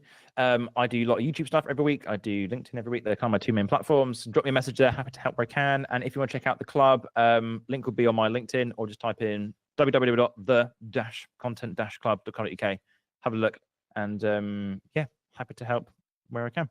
Thank you so much for watching. If you did enjoy this episode and would like to see the next episode that might be in person, might be on location, or might be remote, then make sure to be subscribed, leave a like, let me know what you think in the comment section down below, and I'll see you very, very soon. Just focusing on one platform. Is it that you can reduce overwhelm for your client? Do you think it's a level of, like, we sometimes overthink what's valuable, we overprocess, we overthink, what about this post? Maybe this isn't valuable. If you're trying to strive for the perfect post, it's then going to become a bit of a time drain, and it's become extra stress. How do you, is it just like relying on motivation? Yeah, I mean, if I don't get it done, nobody else is going to get it done. That's a pretty strong motivation. Sometimes it's not worth the headache. A lot of people are saying AI is going to take our jobs. People will still buy from people. People will still want to learn from people. I think for me, the people who are going to stand apart are the ones who are going to use it to accelerate what they're doing and not replace them. Believe in yourself more. Thank you for your time, Dan. Thank you. Hello, my friends. Welcome to a brand new episode. Today, we're going to be talking to Dan, who's a social media consultant. And so, Dan, just before we start, I mean, do you do just management? Do you help people with content? Like, let's just paint that picture for people who are maybe interested. Yeah, sure. Thanks for having me on this afternoon. Well, I am a social media trainer, and social media manager, originally from Devon, now based in Bournemouth. And I work with service-based business owners, so local business owners that need more local clients. So the service is basically helping business owners. So that's through social media training, one-to-one, or maybe in a group setting to help them do it better for themselves. More specifically, that could be help with Facebook, advertising training, the basics of Instagram, or maybe improving their LinkedIn profile as well. So there's that side of it. The other side of it is more for the established businesses that have been in business for some time, that need a presence because they just don't have, they've already got the customers, they're already really busy. And I help save them time by doing the social media management for them. So, for example, doing LinkedIn posts on a weekly basis, sort of like on a monthly retainer, coming up with different ideas for content for them through that as well, and just giving them a fresh start to social media, really.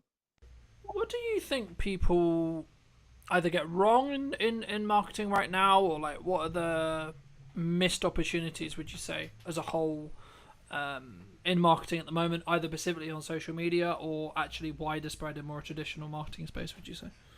Yeah, sure. I mean, my bread and butter is the social media marketing side of things. And I think the big thing for me at the moment, and this has been the case for the last sort of 9 years of doing this, is that there's so much noise out there and so much overwhelm for business owners that it can be a real struggle. And I'm not talking about the people that have got big teams or in-house marketing departments. I'm talking about the people running businesses on their own.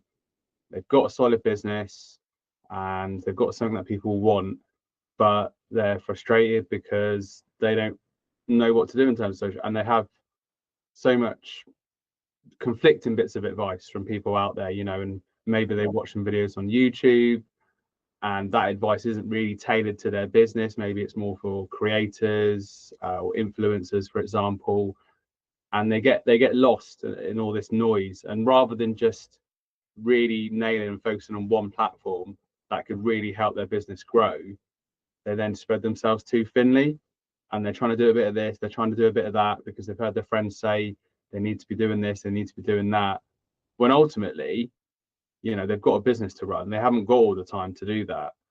So that is what a lot of the service has been over the last 9 years, is working with those people that maybe haven't grown up with social media. And that's truly my passion, to sort of empower them to use it for their businesses. And sometimes, they're a little bit nervous, they've got technophobia, and they're scared to. And I think you said about missed opportunities. I think when you take a step back and look at things, like let's rewind the clock, maybe I'm thinking about times here, 20 years ago, maybe. I think I'm looking at, maybe a little bit more, but you've got a chance to be in front of a camera and speak to your audience all across the world, or all across the country, or whatever the context may be.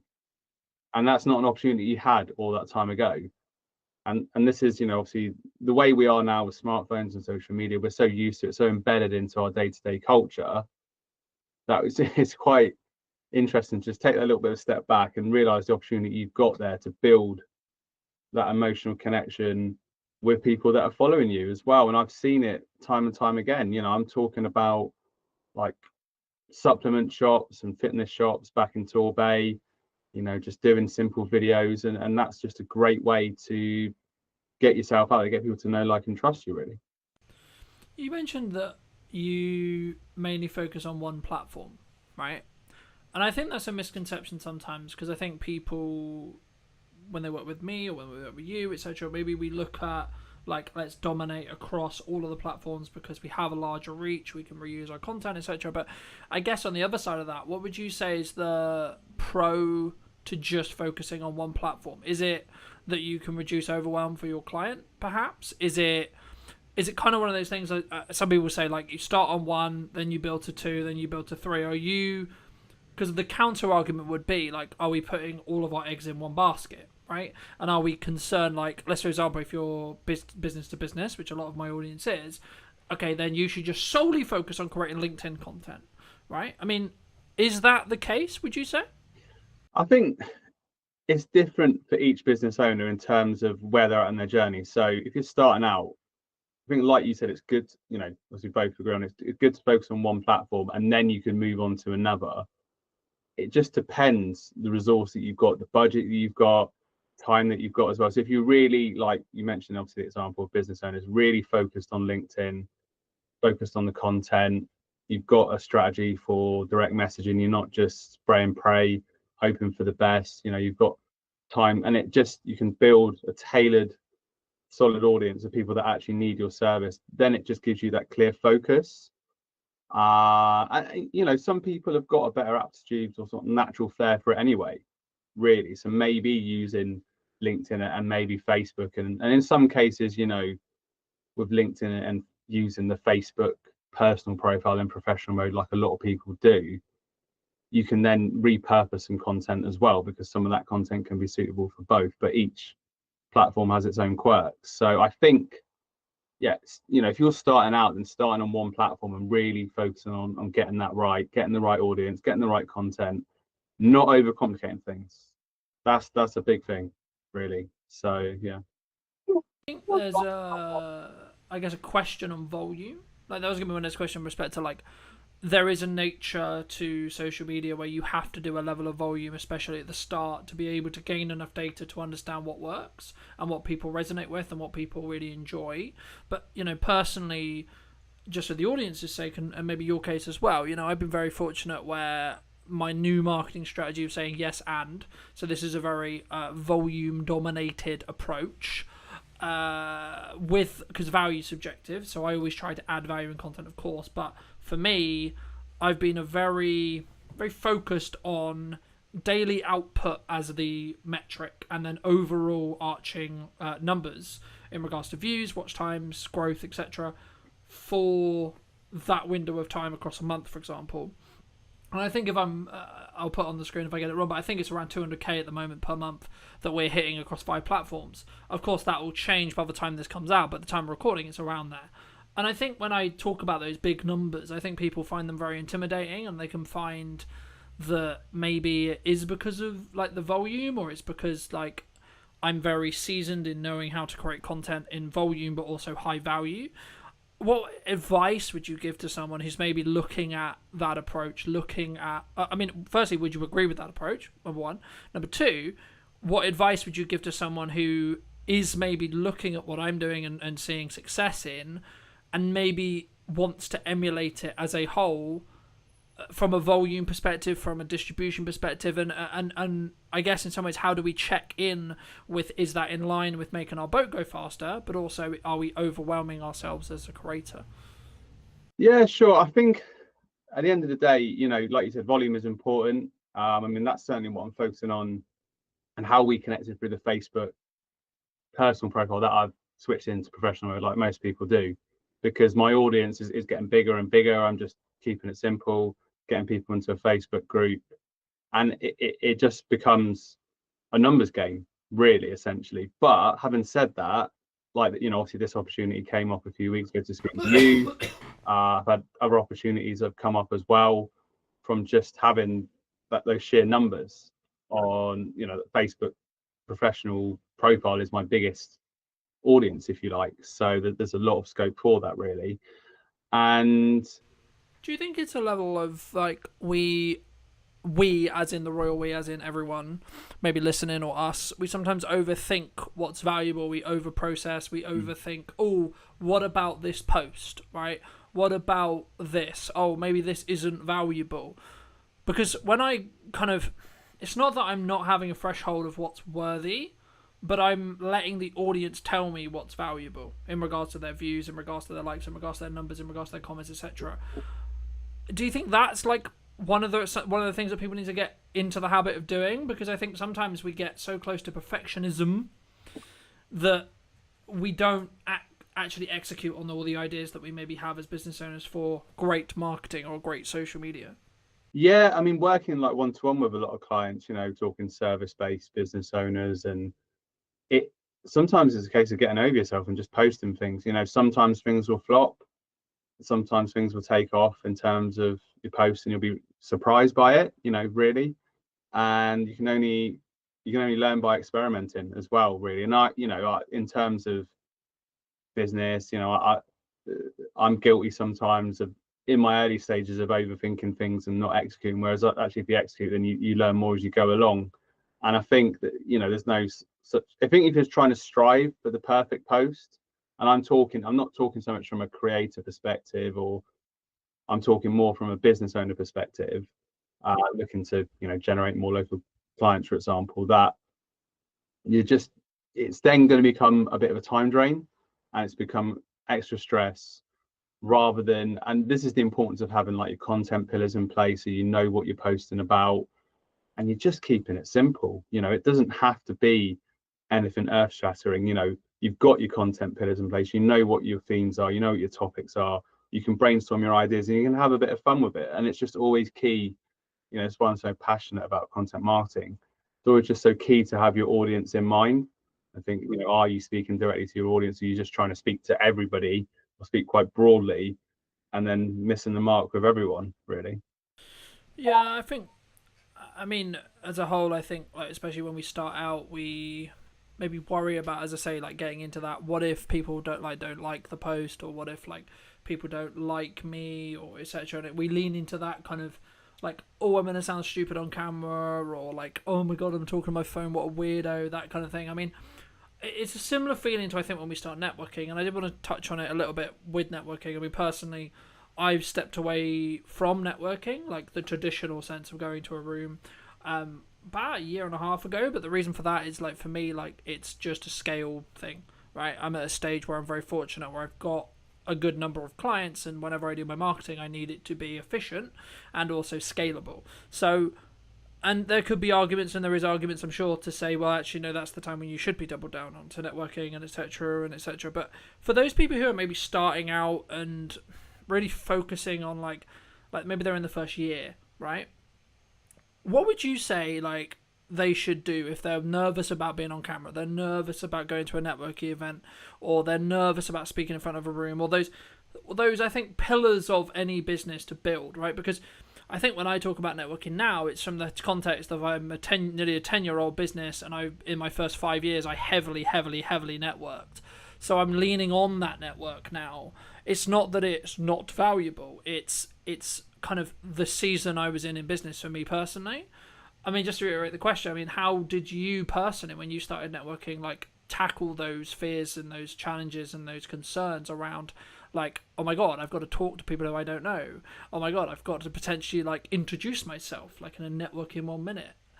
Yeah, I mean, I started doing it back in 2015, and I wasn't actually, you know, my business started in 2016, but I started writing a blog about social media, how it impacts businesses in the Torbay area. And they had Torbay hour meetings in the local area. And there was, you know, guys that were running marketing agencies that were helping people with social media. So I thought, well, that would be, you know, I just did a Google search and then found it. And I was like, oh, that sounds really cool. You know, 'cause it's quite a small town. So go along to that and see what happens. And I guess, you know, I'm quite at ease speaking to people that I don't know. I quite enjoy it, but do you sorry to cut you off, but do you think that comes from the experience you've had of nearly doing it for a decade now?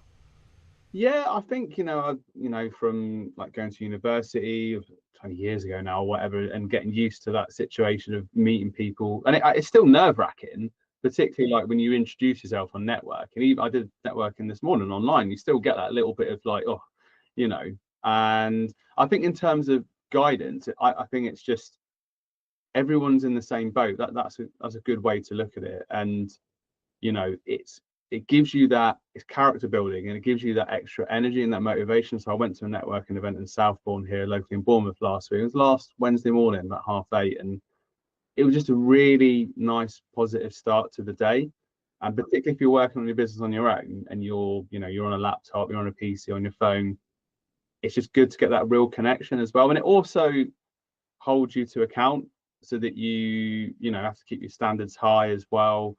And you're out there sort of like in the real world and learning from people and picking up little bits of advice, little sort of bits of information as well. So, and I get that, you know, for some people it can be really overwhelming to go to sort of physical networking. So maybe start with like a smaller group, you know, or something a bit more informal, or online networking as well, just to sort of dip your feet in the water, so to speak, and then learn as you go along.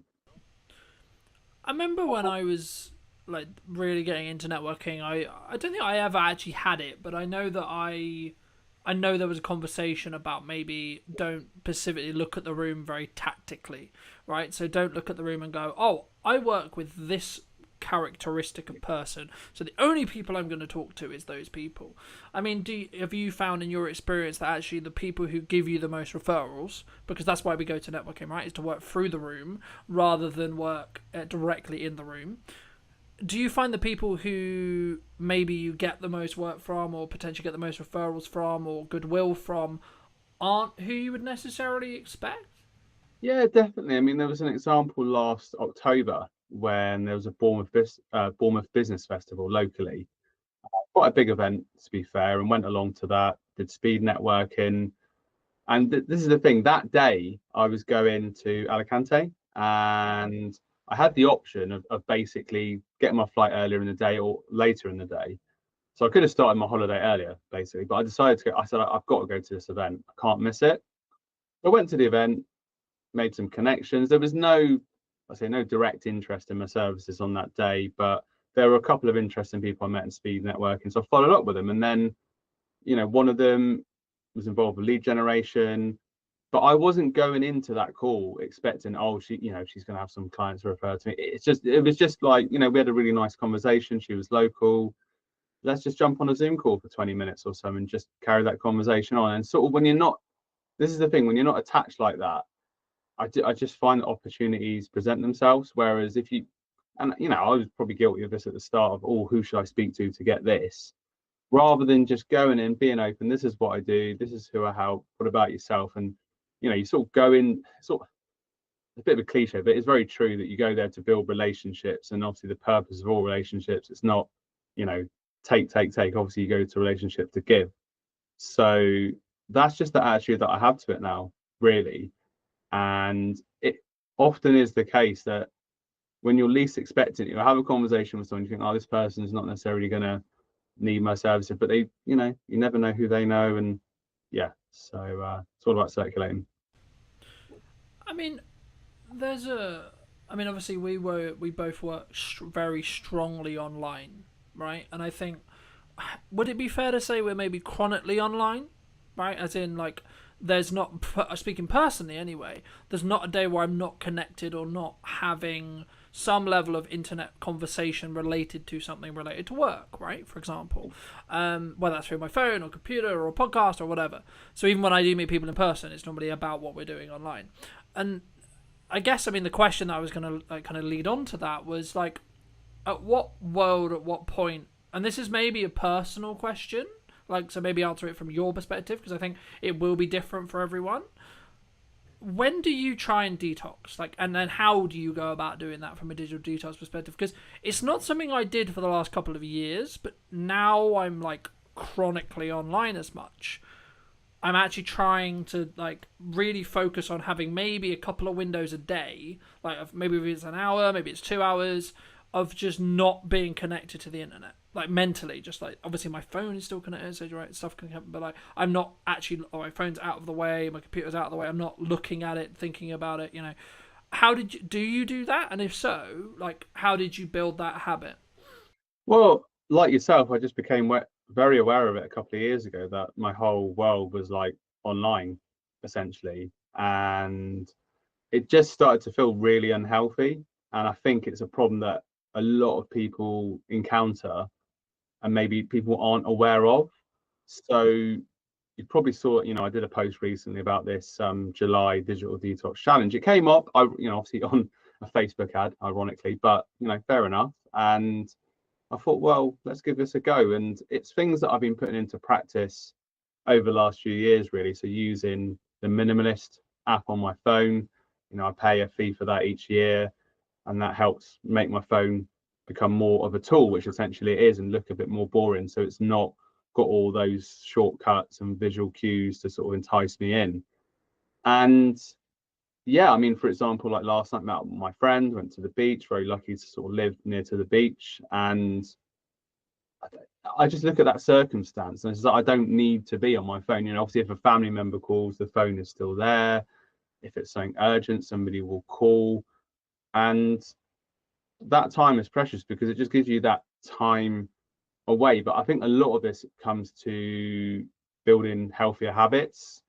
I think people just aren't aware a lot of times that they're doing it. Sort of they're doing it subconsciously, really, where, let's say two friends are at a bar watching the football, one pops off to the bar, the other one's straight on their phone. The friend's only going to be gone for a couple of minutes, but it's just an instinctive, all waiting at the bus or whatever. And I'm not saying that's the worst thing in the world, but the thing with it is, obviously we're business owners, we're busy people, we got a lot to process, and we got a lot of things we got to think about, and that creativity can come through silence. And certainly for me, like lunch times, dinner times, that's just a time where I'm not on the phone.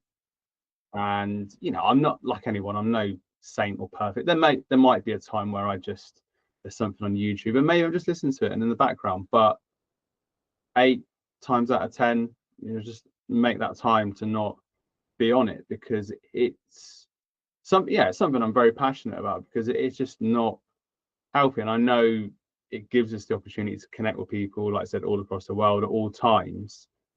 It gives us a chance and more opportunities, but at the same point, you've got to balance that out with you. Well, you need the energy for the next day. If I was on my phone a lot last night, there's no real downtime. So I would highly recommend people to look at this digital detox challenge and just take a step back, because you'll be much better for it. I think that's an important point. And I would tackle it from a perspective of like, how present are you in the moment, right? And how present are you with your parent? How present are you with your partner? How present are you with that friend? How present are you with yourself, right? And I think that's sometimes what we don't look at, right? Is sometimes actually, like, as busy people, especially as you get older, you get into a relationship, you want to continue to build your relationship, of course, with your parents, etc., and then maybe you have a friendship circle, you want to be social and so on. We spend all this time, or we spend working, or we spend doing a task or whatever, we spend all this time out, and we don't, I think, well, on average, unless you make a habit of it, to actually spend the time looking in and working on ourselves and, etc. And for me, something that I've always had is that's why I do fitness, because it forces me into this point of view where there is no other distractions. Maybe I've got music on, or maybe I'm listening to a podcast or whatever, but from the crux, sometimes I'll just like go on the run, go for the workout, I won't put headphones in, I'm just there with my thoughts, and that's deliberate, because sometimes I'll need to process things, or like I need to just check in with myself and see. But I think it does open up, like, you need to be present. I think you can actually show up better for those other people I was alluding to, if you are willing to allocate that time to have the, alone time with yourself, or etc. And sometimes for some people that can be really hard, but something that I did want to ask you about is, obviously we both work online, we both work on social media, and these platforms are designed to hook our attention in, right, and for us to consume content. And if you're doing content correctly, you'll know how this works with hooks and call to actions and value adds and, having text on screen and all these like tricks psychologically. How do you, as a social media manager or social media consultant, however you want to think about it, like, go on social media to do a task, whether that's posting or whether that's like market research or equivalent, when you're like consuming that, not be drawn into that content, especially on TikTok, for example? Yeah, it's super hard. I mean, particularly with Instagram as well, and how the algorithms work. Like, it's difficult because you can get sucked into a vortex. But Facebook personal profile, professional mode that I mentioned before, it's hard, and sometimes it's literally just like you just have to snap out of it. And also from a digital wellness point of view as well, looking at my feed and once again seeing, is this actually helping my state of mind? I use, like, for clients, I use Buffer, for example, so that's like a nice clean environment. So I'm there for the purpose of, I've got Canva open, scheduling posts, and there's no distractions, and that's great. And obviously Meta Business Suite as well for other clients, that's useful, so that I'm just in that content management mode rather than that. But like you said about market research or whatever it may be, I might have had a conversation with someone on LinkedIn, think, I need to follow up with them, and then posts come along, and LinkedIn's got you now. Yeah, it's got me. So you just get sucked. So it is hard, because as much as you can have all these tools, we're only human, and obviously we both know how it works. So it's just a case of being aware. I know I haven't really got like a more refined answer than that, but it's just a case of putting yourself back into the room, as they say. I think to an extent how I look at it anyway is I could potentially see it as a reward engine. Like, I don't actually, to be honest, I don't really consume on TikTok or socials anymore. Not really. Like, I'm a big YouTube watcher, sure, but that's when I'm trying to actually do research or trying to learn or equivalent, right? But like outside of that, I don't really consume content, and that's just because I've trained my mind not to go down that rabbit hole. But when I did, I would always do it in a respect of like, if you do X task, then you can spend 20 minutes on TikTok. Like completely cool, completely fair, scroll for your heart's content, you know?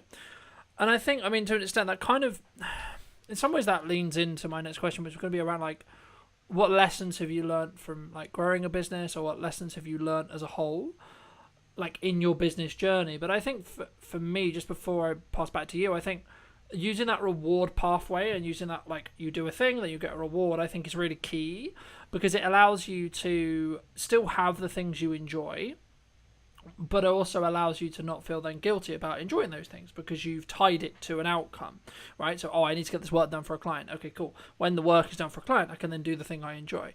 But just to reiterate, what lessons specifically have you learned? What specific lessons have you kind of taken from it? So maybe like the last 5 years, perhaps, or maybe the last year.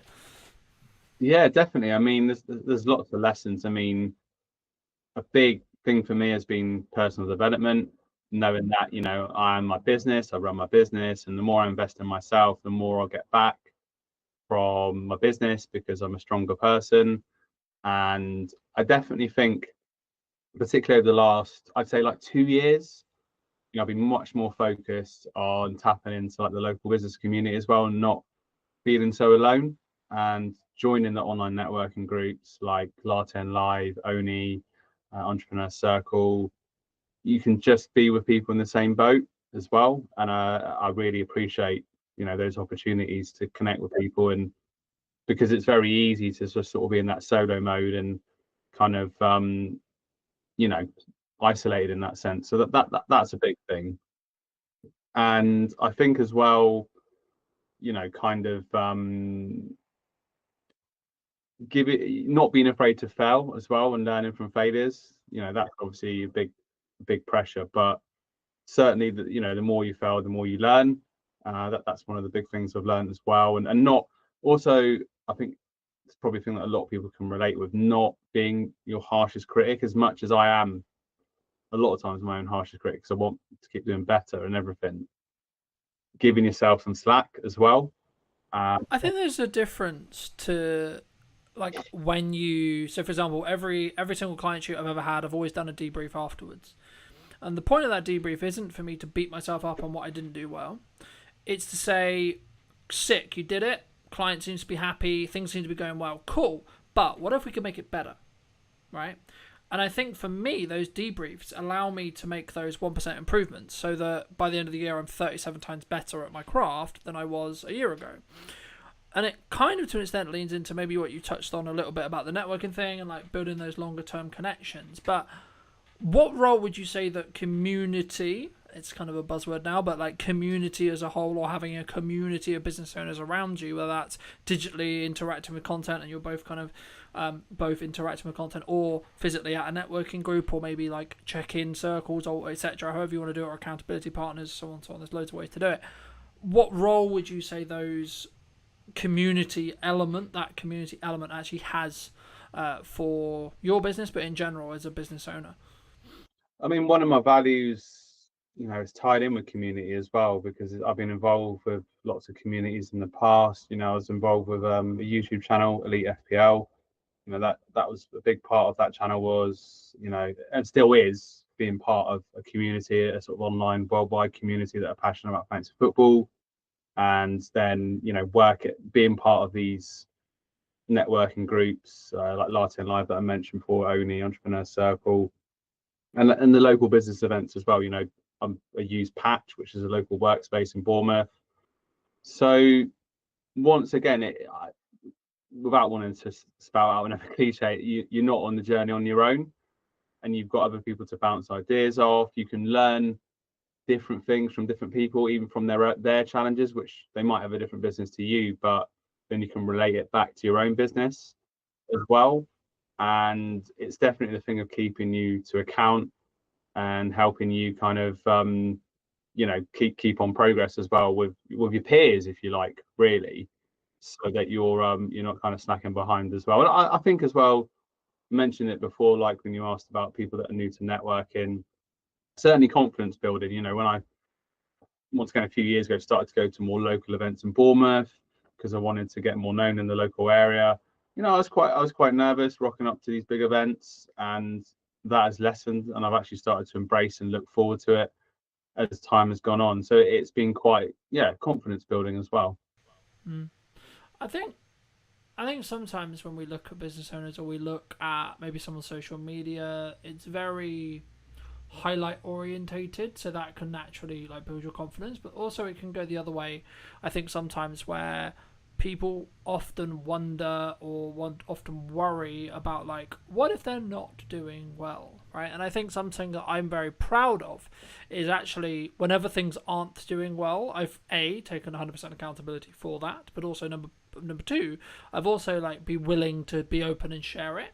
And I think that's one of the reasons why I'm potentially, from people who watch my content consistently, they tell me, like, you're a human, right? So, like, it's not like this, like, oh, things are going super well, and etc. And I hope it makes me perceived, or makes me believe, that I'm more humble than maybe others. But it kind of does link into my next question, which was going to be around, obviously, business doesn't always go well for whatever reason. I mean, do you have a specific either set of challenges or like a larger set of challenges that you're willing to share, that also like how you then overcame those challenges, more importantly? Because I think sometimes it's important for us to share a level of vulnerability there, but also share to the point where, like, actually it can be a tool to show, like, no, don't go down there because there's a bear there, for example, right? I mean, have you had any challenges like that you're willing to share, and how you then fix them? Yeah, massively. I mean, it's constantly every day's a school day, as they say, and you're constantly learning. So, I mean, there've been challenges before where I've started out just working with solopreneurs, working just with a couple of businesses, and then end up working with lots of businesses all at once, and having to put all the sort of foundations in place to do that, and not always getting it right, and making things that I regret, things that I wish I'd done differently. But making that transition hasn't always been easy. I'm talking about sort of organization and things like that, and running things smoothly, and you don't know what you know till you know it, as they say. So once you go from, I had a period where I was just, running a few social media accounts, doing some training here and there, to then running social media training for big groups, 20, 30 people every day, and just feeling overwhelmed at the time, really. And because I didn't have the infrastructure in place in terms of like the admin, all the tech side, really.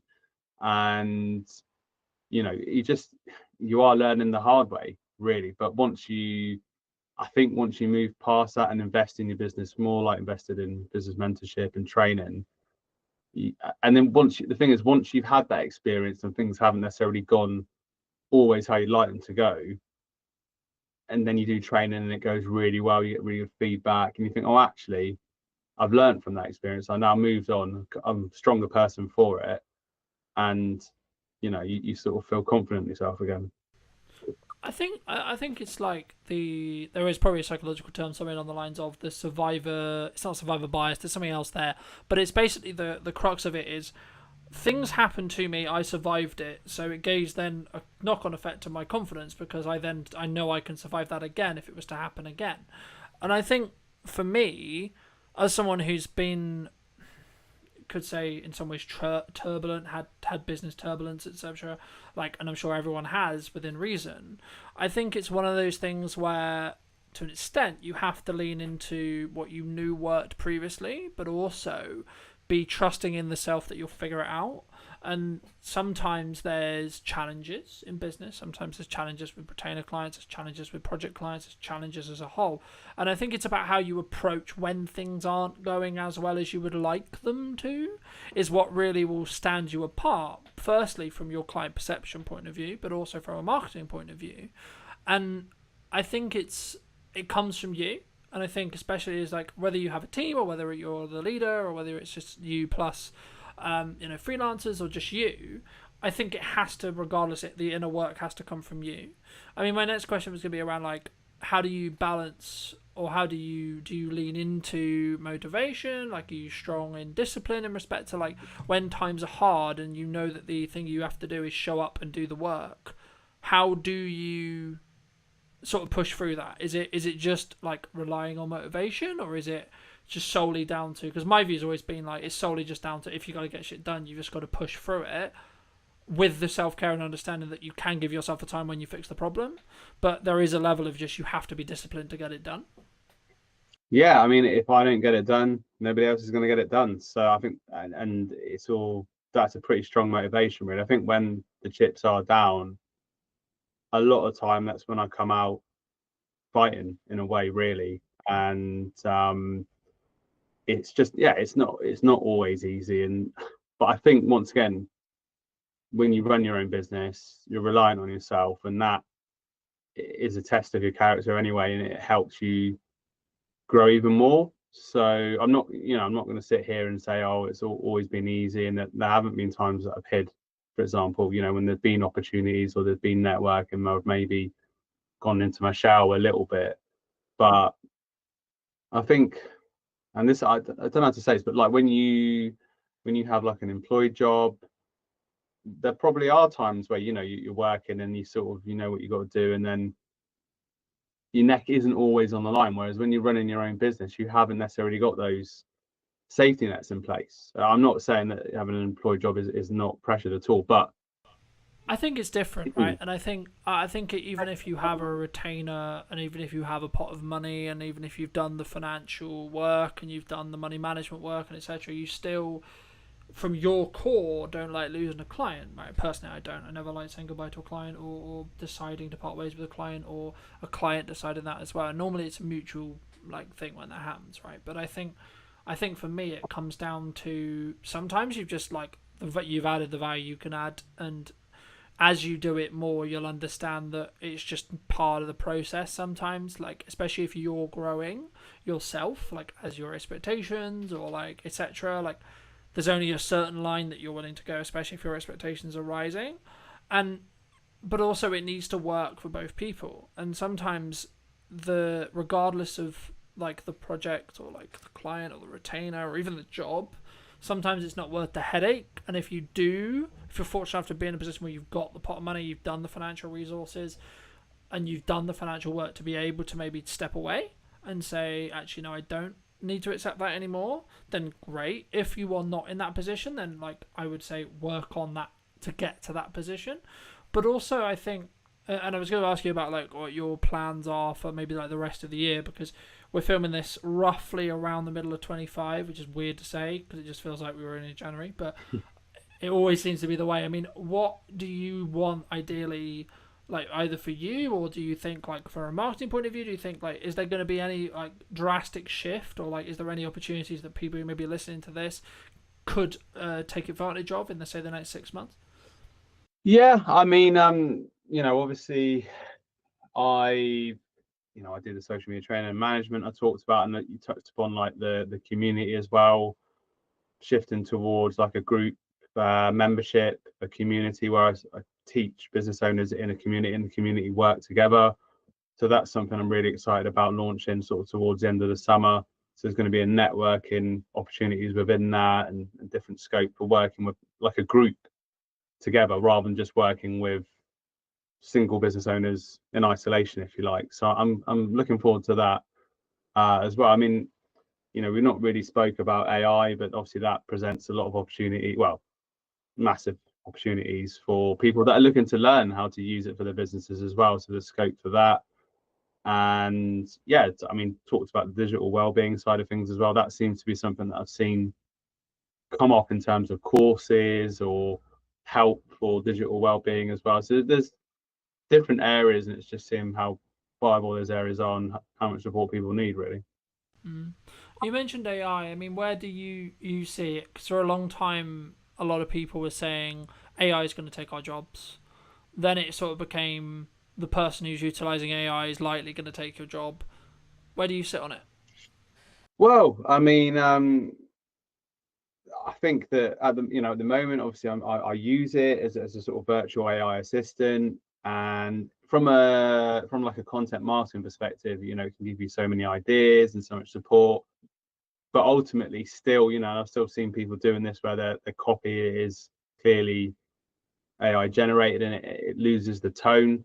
So I think in terms of like from our perspective, people will still need us to help maybe teach them how to use it, and also use it as prompts, use the machine's prompts as well to get content and do it for them. So it's still an amazing tool, really.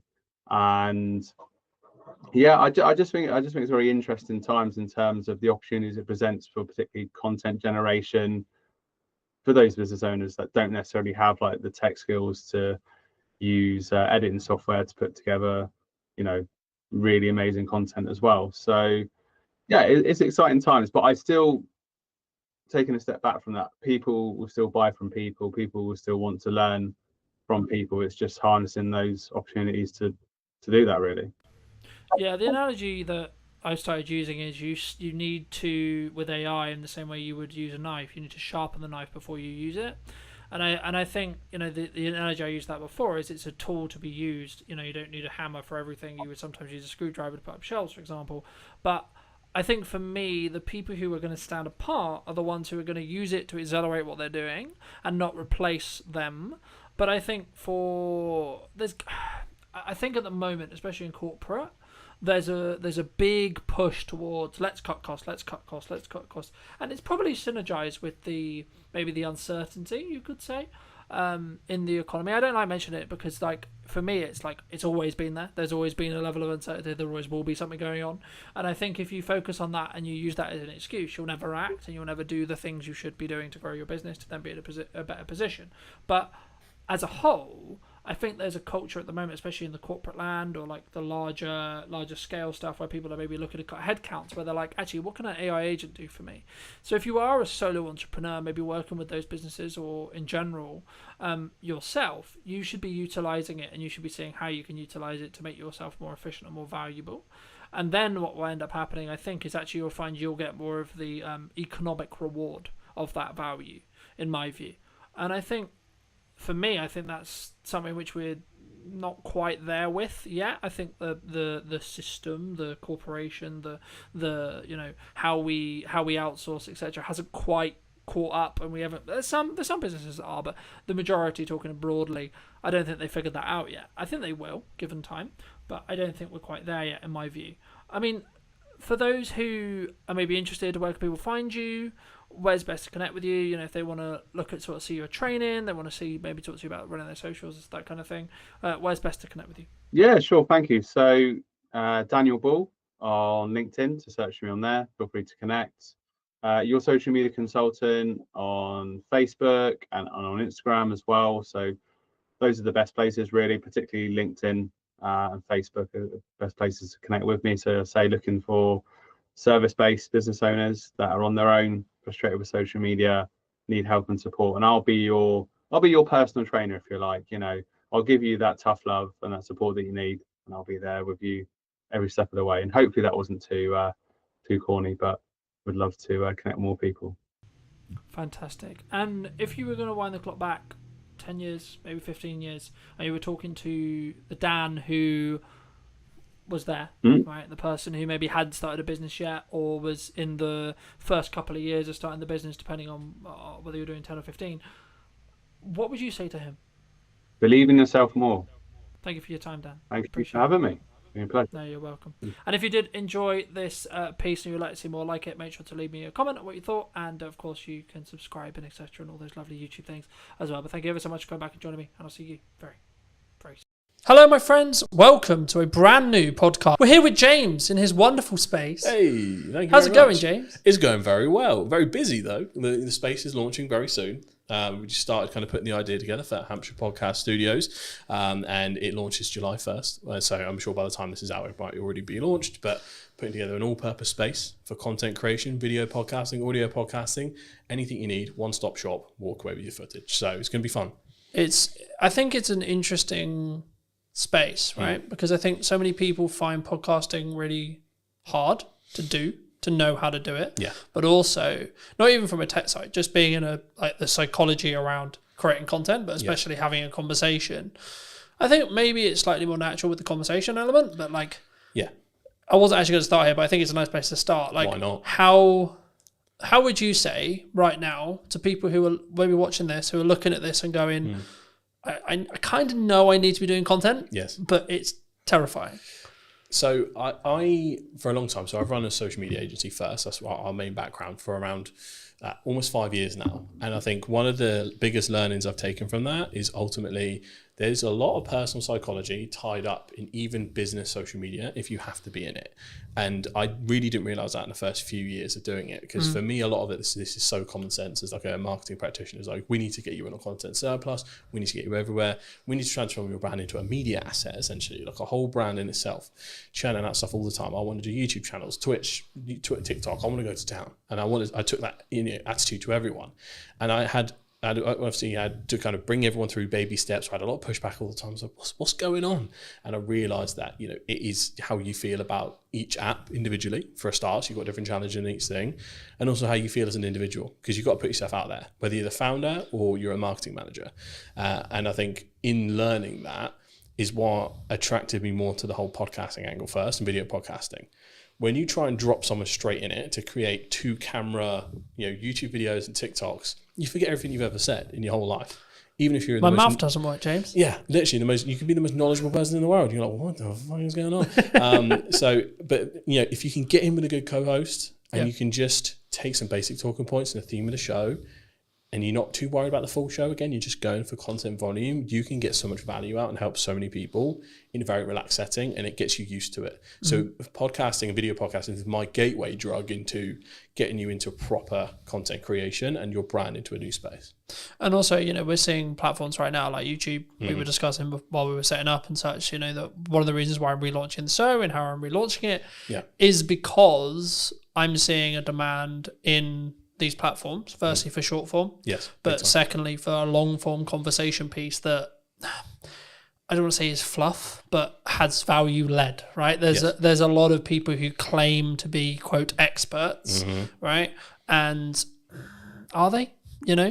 Hard to prove these days. It's to an extent, I think it can be subjective, of course, right? Yeah, and how much expertise is actually valued. It actually does depend on the market a little bit, but from the amount of misinformation we see online, I think it's more about the trust and the brand of the individual as opposed to their knowledge base sometimes, which has its good and bad points. I mean, we're both in, unfortunately, potentially soon, a commoditized market due to AI, right? And I think having a podcast, having a conversation, having brand, having personal brand, buzzword, authenticity, buzzword, community, buzzword, right? Yeah. Is the reason why you'll be in business in 20 years. Yeah. Right? I mean, where do you see AI? Its point right now, because one of the USPs of Hampshire Podcast Studios is human-led AI enabled, right? We've kind of created a unique workflow where using 3 or 4 different softwares, we can kick out a really good service much more quickly than it was ever possible before, depending on how fussy you are with shooting settings and all that kind of stuff. So it's right now, it's beautiful for grunt work. It's beautiful for getting out of the way some of the things that were actually quite tedious. When it gets to the point where it can do the advanced stuff, then we're in a different space. So right now I'm not too afraid of AI, but also one of the reasons I wanted to start the studio itself is so we have, we kind of own the means of production a little bit. Yeah. I think it's going to take quite a while for people shooting it in person in totality to be replaced. And I think it will go in phases. So it'll be short form, easy or creative content. I mean, we're seeing a lot of incredible stuff at the moment. That will be the first to go. Then the more in details, maybe YouTube video, talking heads when you're more static, I think that might also go, and then eventually it'll be pretty much everything, but we have no idea how long that might take. It could be one of those moves way more quickly than we think in a 3 to 5 year span, or it could be 10 to 20, not quite sure. It is interesting, right? Because we're also in a world where AI influencers are a thing now. They will continue to be a thing, right? And I think the commoditization, the commoditization of attention, the gathering of attention is what marketers want, right? Yes. What we're talking about when we go into detail and we add value is the tactics and the nuance that comes with, like when we first met, we were talking about TikTok as an idea, right? Now, fast forward, 3-4 years? Yeah, you'd be surprised how many people still haven't picked up on that one. Yeah. But again, it's... I mean, just for those who don't know who may be listening, right? Like, can you explain what you explained then, in layman's terms, the difference between a social graph and an information-based graph, or something which is more TikTokified in that respect? In terms of how the algorithm works? Yeah, the physical algorithm, how it works, and then how it also could have a knock-on effect to now what we're seeing in every single platform because of especially meta-based platforms right now. LinkedIn will do it. It hasn't still social-based really, but give it another 2 years, I expect it will go interest-based. YouTube Shorts is interest-based. TikTok is obviously, of course, interest-based, etc. What does that mean? So the layman, the easiest way to describe it is the TikTokification of the internet. So that's the starting point. TikTok came along. Let's say pandemic is where it really kicked off. We're all at home. This new app pops up. Oh, let's check it out. A lot of people didn't jump on it at first. That was very kind of still early, at least from a UK market point of view, very early on. At some point, everyone clocked onto the fact that TikTok pretty much has the best algorithm going for interest-based suggestions. I'd say even more better than YouTube in terms of how that works. So it then became extremely addictive. Every other platform caught on to that, realized we're going to get left behind in the interest-based economy. We have to get on that. So now every single platform has an interest-based video feed, and now pretty much main feed, especially the Meta suite, that's gone full interest-based. I think X/Twitter, that has gone interest-based. Blue Sky has remained solid in the fact that they, for following, I think that's part of their USP. Even LinkedIn now is going interest-based feed for, they're testing it a little bit on the main feed, but mostly on that kind of scrolling video. So it is unavoidable. And that has essentially created a very interesting thing where it's the social part has been removed from social media. It's gone. It is just media. And if your brand or personal brand or as a freelancer, you're not part of that interest-based economy where you're churning out stuff that will eventually get to the right person, you will be left behind a little bit in that. Overthinking quality, overthinking substance sometimes can hinder your attempts and testing to get to where you need to be. I'm always a proponent of scale, test fast. Even if you need to post quite a lot, figure out what works, where are your golden veins that you need to mine, and then start improving little by little the same way a creator would. That's all I'm always looking at. I think it's interesting, right? Because when we first got here, we were talking about the difference in scale versus perceived quality or quality, right? And I think that so many people worry about what is the judgment of X partner, friends, colleagues, so on, dog is equivalent, right? What are the, I'm going to spam them, right? What I'm going to post too much is part of knowing what works. Volume, would you say? Yeah, well, you need a certain amount of volume to test, and at what point does it become spammy? This will differ per platform, and some platforms is pretty much impossible to spam. So you got to think about user behavior. So if we take TikTok, 70% of content, I think still, or probably more now, is digested on the For You page instead of the following. So people have to make an intentional step to head over to get everything in the chronological order of the people that they follow. That is where maybe all of your videos appear quite a lot. And you're like, okay, weird. But if not, it's just going out into the ocean. I see every kind of short form video you post is pretty much just taking a bucket of water and pouring it into the ocean at this point. Like there is very little risk of it being seen a bajillion times. But that's when you get to a TikTok, Meta, Facebook point of view. If you're looking at something like LinkedIn, the algorithm is still early and it's still developing. So a lot of people might see the same thing. You'll notice on your LinkedIn that you'll still have the regulars engage first and often see it. They might get notifications if you engage with them regularly. And from that point, other people might see it based on if someone likes, comments, shares, because LinkedIn is quite good in the fact that someone comments, that might as well be a share. That's quite handy in terms of how that works. So per platform, it does change slightly. However, even someone with an extremely engaged following like me and you, we could probably post 3 videos a day and it won't bother anyone, or they might see one, they might see none, but they might see all 3 on Tuesday next week. You can't quite tell where that is at. So I'm of the opinion that you're never going to lose out by posting more often. What most likely is going to happen is someone's going to go, bloody hell, you're everywhere, mate. That's the place I want to be. I'd rather be top of mind and someone be slightly miffed. I'd rather take that risk. I was going to say, because that's the main trap for me. Like, you're probably the sixth person I've met this week in person. Yep. And every single one of them's first reaction when they first meet me is, "You're fucking everywhere." That's the way. Right? Yeah. And for me, I'm like, that means I'm doing something right. Yeah, what an because incredible it advantage. means you're seeing me. Mm. Now, it might not mean necessarily you're consuming 100% of that video, that one video. Yeah. But then my heart isn't, oh my God, James didn't watch my whole video. Yeah. Because ultimately, if you start knowing that, and especially that there is a massive silent lurkers user behavior on LinkedIn, I think goes underestimated. There is a large percentage, and I'm not sure the specific number, of people that watch video without sound that just kind of watch it without checking in. Yep. Now, if you don't click that video, I don't think it actually classes as an official like engagement. I think after a certain point in watch time, without kind of clicking the unmute button, that will then class as a view. But you'll have a lot of lurkers, which means your actual statistics won't show the true success of what you're doing. So this is where like you get into the debate between reach and impression numbers and which one you should really focus on.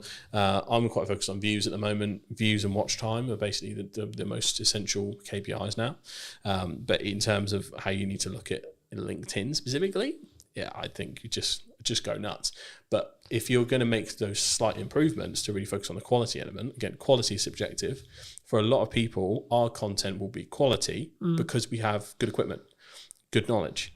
And a lot of people within our industry will look at quality as how good's the edit. What are the things that grab back attention? So there are nuances to the game, and it does depend on your audience. So I often just optimize for the silent watcher. Title that lingers for like the first 5 to 10 seconds, put the best bit at the front, and then let the rest of the story play out. Because you still got to manage your own resource. Even if you have a team behind you, they've still got to manage their resource. You can't do a full Diary of a CEO trailer for everything. And often, if you're not already quite big or have a large following, we have catching up to do compared to others. So different spaces for different places. I think, again, and it's one of those things where I think this should be a yes and, not a yes or. Right? So for me, I'm like, that's a good idea. Let's do that. And a podcast, and short form, and talks, and in-person events, best, right? and this, and that, and that. Because I don't then worry or care about this specific video has got X amount of views. I have absolutely no interest, to be honest, in what that standalone video does. What my views are as a whole across Meta, across Instagram, across LinkedIn, across... So, yes. Yeah. Okay. As a whole. Yep. Specific video, don't care. Yeah. Because I don't know what's going to go well or hit. The only way you can do that is test it, right? Yeah. Test and it something and look at which the spikes on your graph. Yeah, and something when you're specifically creating content around a targeted event like an in-person event or a service you're trying to sell, etc. Yep. A strategy that's worked for me in the past and will work now is put out a load of short form stuff, see what happens, see what works, and then media buy, ad, Meta, placement, etc. against the stuff you already know works because you've already got the viewership, you've already got the metrics, and that way you're not then potentially wasting pounds or dollars figuring out going, is this good? Now, this is one of those things where you might want to tweak the copy slightly because it's an ad and not a post, etc. Things like that. But overall, it's going to work because you already know the creative's good. You know? Absolutely. And the thing is, for me, I think people, they use the I'm trying to create one polished video on LinkedIn as an excuse not to be working. Yeah, because a lot of people will take that out. Again, this is where we come back to the personal psychology point. We know we're supposed to go to the gym.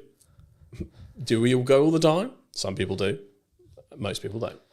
That's just the reality of it. It's Gary Vee that made the point originally. You know, social media is like going to the gym and eating healthily.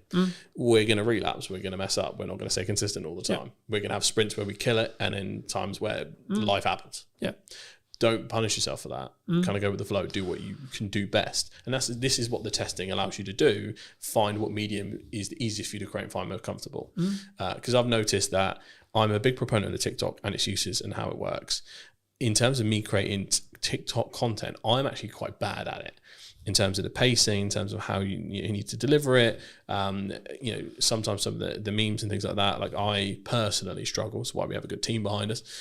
Whereas in a YouTube or podcast setting, I thrive, and I think that is sometimes a matter of age. Sometimes I'm 28, so I'm either the oldest Gen Z or the youngest millennial. So I'm right in that center point, depending on what blog you read. So, but I grew up with YouTubers. So that is how I often visualize and say my thoughts and verbalize them. And some people will talk as TikTok because, for example, if you got your phone out, the viral hook is as you're putting the phone down. Guys, the other day I did this, right? And they'll prop their phone up. Yeah. That is the telling the story or popping the phone down in the car or talking in the car or the quick flip up. This is stuff that is derived from TikTok and is done really well. And it's something you can learn, but it's not something that will come natural to you if it wasn't your first port of call almost. So you do have to adapt to where you're at. Once you test, once you get used to it, because you've got the barriers of editing, you'll hear yourself, you'll see yourself.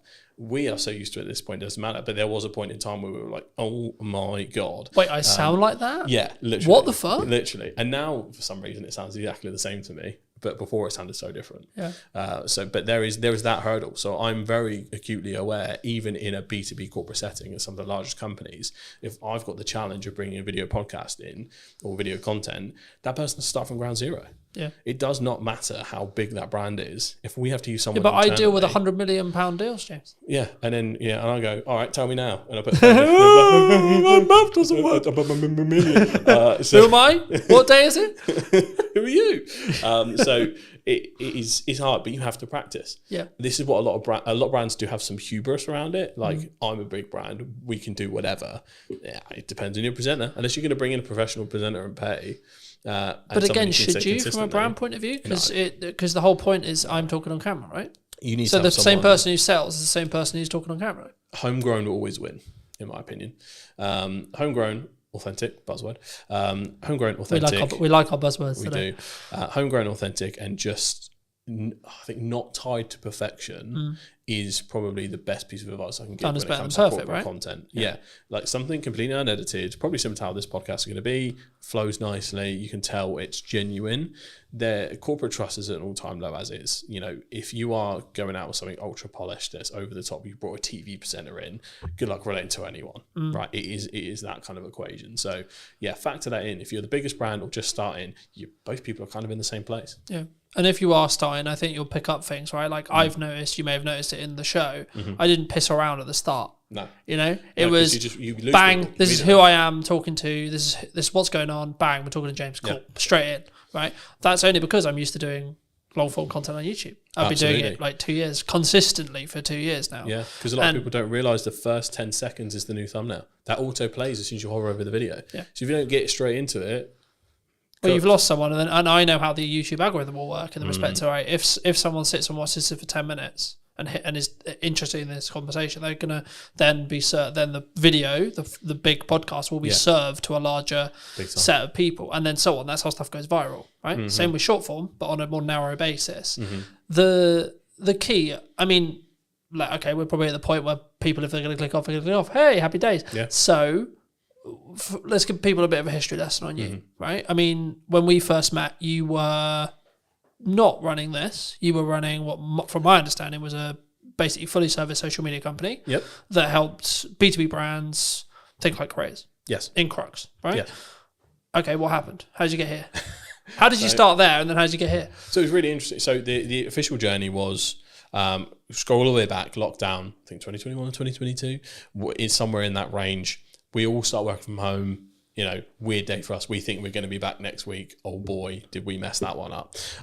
So we were there, and I realised that, I felt like I was outgrowing the place I was at, to put it that way. And I was like, I could probably do this. So got an ad up on Fiverr, and for a month it kind of did nothing. Had no idea what I was doing. I came from an advertising marketing background, 4+ years in that, working in-house and agency side, so I had all of the knowledge to bring. It was just a case of how do I business.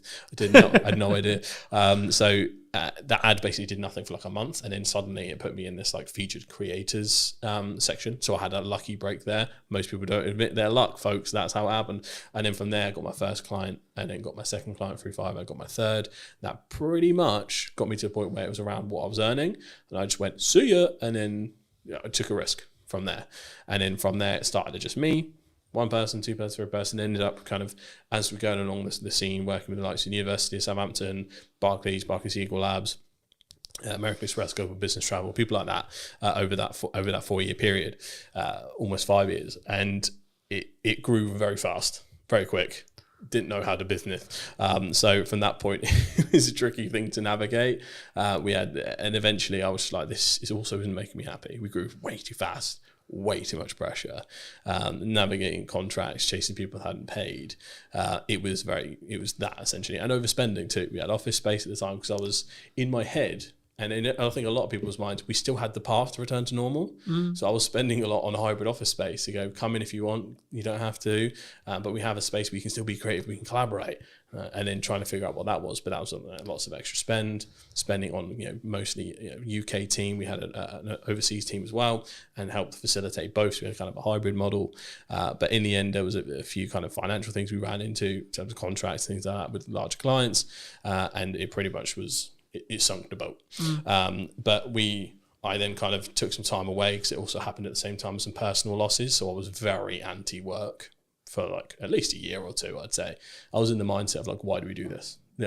Reading Buddhist scripture, how it gets. I'm going to go mountain, man. Yeah, literally. I was just like, bro, I should be I'm going to vibe out. Yeah, it's all good. Out in the field. I was, when you get into watching like Outdoor Boys on YouTube and you're just like, oh. Show me the jungle, man. Show me the jungle. Yeah, I was just like, dump me somewhere in the middle of nowhere. I know how to survive now. I watch your YouTube video. I can make fire because I watched it on YouTube. Man, make fire. So I was in that zone for ages. But then, I rebranded, created a new agency with a different spin on it called Straw Hat Social. And you need a straw hat, by the way. Yeah, absolutely. It's inspired by one of my favorite shows, One Piece. I absolutely love it. I kind of made Shogun up on the spot many years ago, so it didn't really have much personal meaning to me. But Straw Hat does. It's basically a show about pirates, and the kid who wants to be the king of the pirates. And it sounds simple, but it's one of the most complex and deeply layered shows in history. 7th best-selling piece of media ever in the entire world. So check out One Piece. So from there, it's a very different angle in terms of how I approach it. It's a bit more of an in-house agency model in terms of I do spend time at clients' offices at times. It's very involved in terms of more of a consultancy angle, because what I learned a lot of the time is most of the time there's other work to be done in the rest of the marketing cycle compared to when it was just social. So that is what Straw Hat's a little bit more. I'm still working on, I need to create a website still, all the taglines, all the rest of it. But then the next part of that was the podcast studio. And that has now been born from that journey of going. Often a lot of clients had financial troubles, especially some of the smaller ones. A lot of them needed content, but for us to produce it and for me to have a retainer good enough to support my team ended up being too chunky. And I was like, we just need a place where someone can come in, grab their stuff and go, but still have a good experience and get what they need. And it's guided by social first expertise. And that's how this was born. So that's the journey through and through. It's been really interesting. And it's a really interesting space. And I'm kind of curious where it's going to be in a year to two, right? Me too. From what we've discussed. But I think that leads on quite nicely to what is the missed opportunities right now in marketing? Because we're talking about like short form is good, but it's kind of 3 years old now. The idea of it is 3 years old. Yeah, it's fairly commonplace at this point. I think a lot of brands know even AI, using AI is kind of like 2-3 years, right? Yeah, and I think a lot of people are so aware of it. I think there's multiple layers, so people are often overwhelmed by the amount of choices now. Even myself, I'm probably sat on, without no matter of a lie, about 150 clips odd that I have trouble distributing because of the time, alongside trying to do your regular duties and biz dev and all that kind of stuff. So sometimes you can hit a content surplus problem. So that's one, overwhelm. But there's also, I think things are undervalued. I don't think there's a silver bullet where like this is super underestimated. But I think because of the rise of TikTok and AI, I think YouTube is a seriously underrated platform. Because for brands especially, like my dream for Hampshire Podcast Studios is for it to be a full-blown vlog channel, podcast channel. I want it to feel like a living, breathing entity. And this is where the brand part comes in. Eventually, I want someone following me around, the team around as it grows, and just helping people out as much as humanly possible in the most authentic, easy way possible, by also doing what I do on a daily basis. I think that has a really nice ring to it. We love following bloggers. I think I'm lucky enough to, a lot of people do follow for my personality at times, and I can channel that big energy. So it's one of my unfair advantages. And again, a lot of people do have to tap into their unfair advantages, figure out what sticks, what works for them. But yeah, I think YouTube is just seriously underrated. I still think good usage of TikTok from a B2B channel point of view, underrated.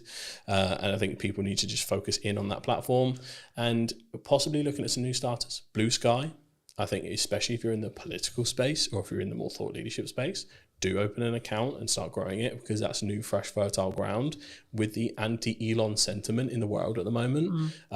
X kind of is very much transformed, as a lot of people know. So if you want a kind of non-toxic space, Blue Sky is where you need to be. I mean, Threads is Threads. For me, it's a bit of a non-starter. Most people just dual post across both from Instagram to Threads. So yeah, I think having some kind of home base and making it feel living and breathing is where I want to be at, because that's the part that you couldn't replicate that. I mean, you'd have to go through years and years of stuff and spend lots of time dedicating to prompt engineering to really get almost a sitcom.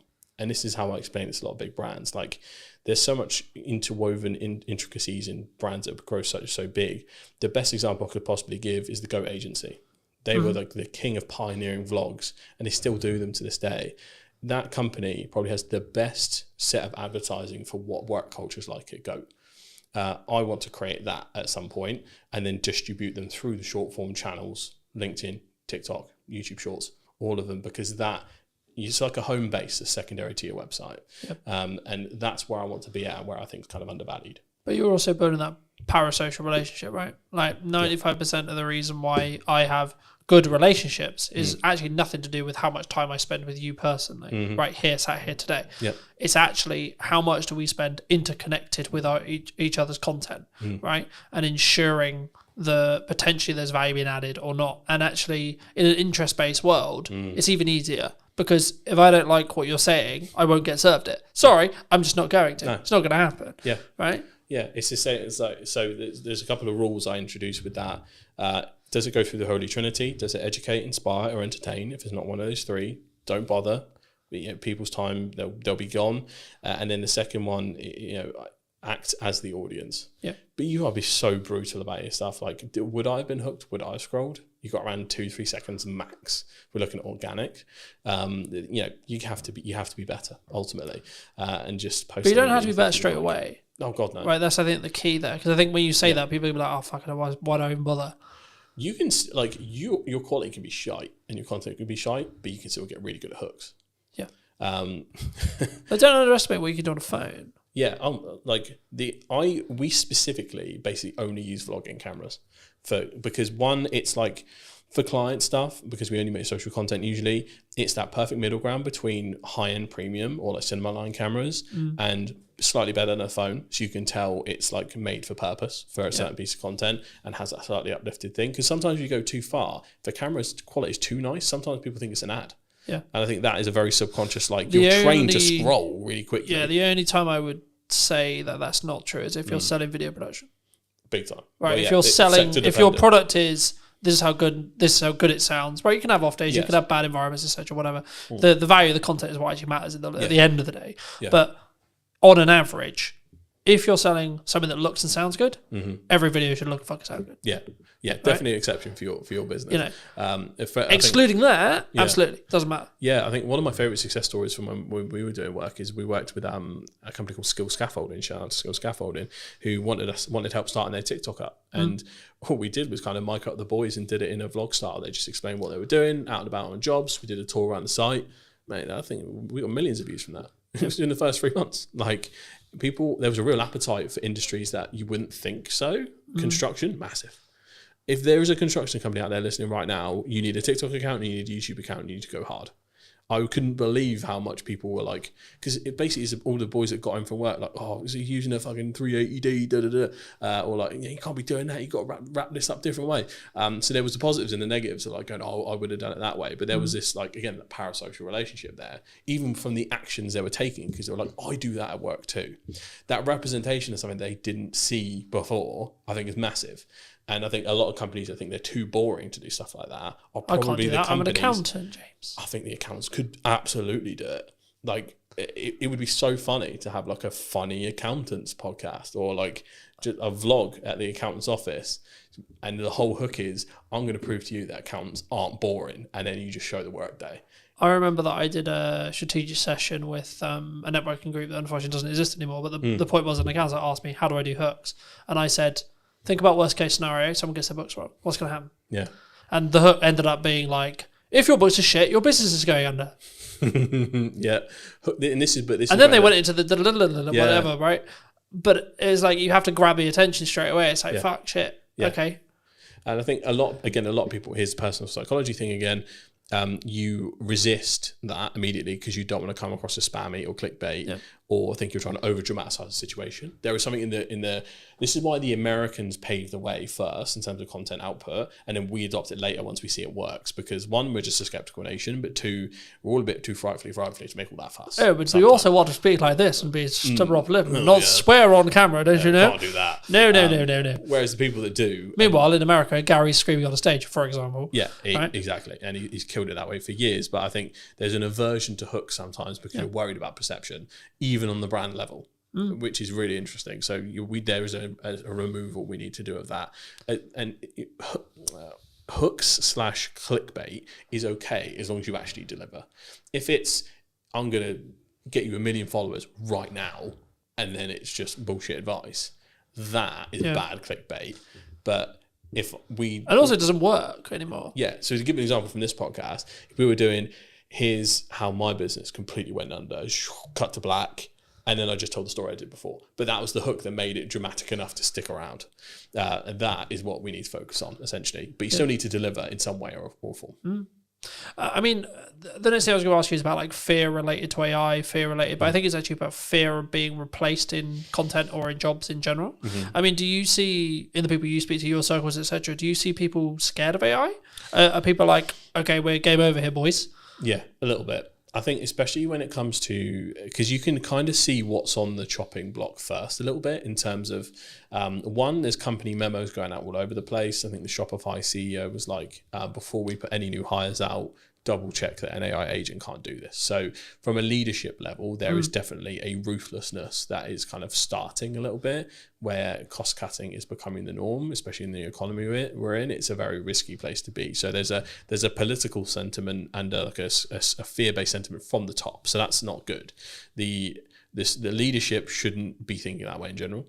It should be to enhance every employee, not to replace employee or new hires. So that's a start from large companies that contribute. The second point is looking at, you can tell some areas are getting good fast. For instance, creating fantasy content from scratch with video.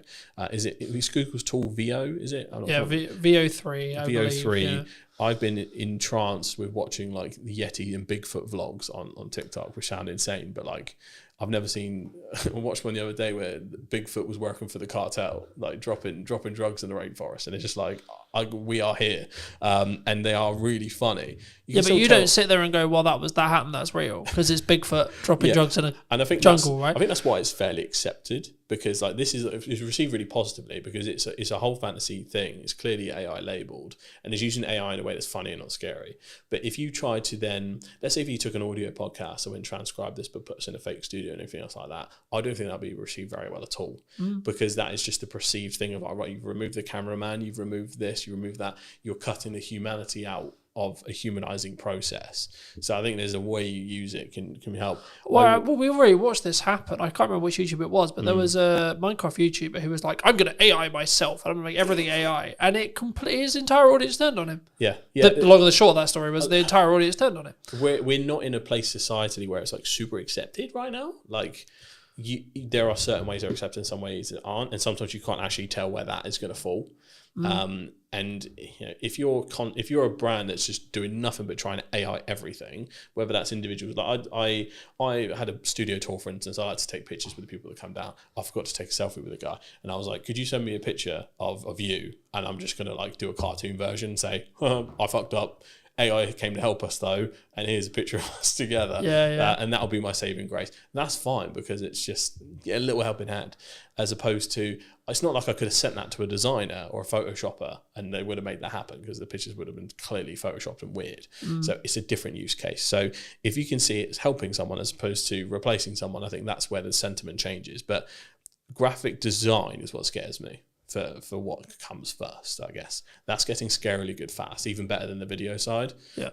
In terms of prompt engineering, if you can get that right, it's like, ooh, that's a bit mad. But I mainly worry for entry level positions, because a lot of the things you have to learn, a lot of the grunt work you do would be the base level edits, will be your standard graphics. It'll be like, that's where you learn your trade.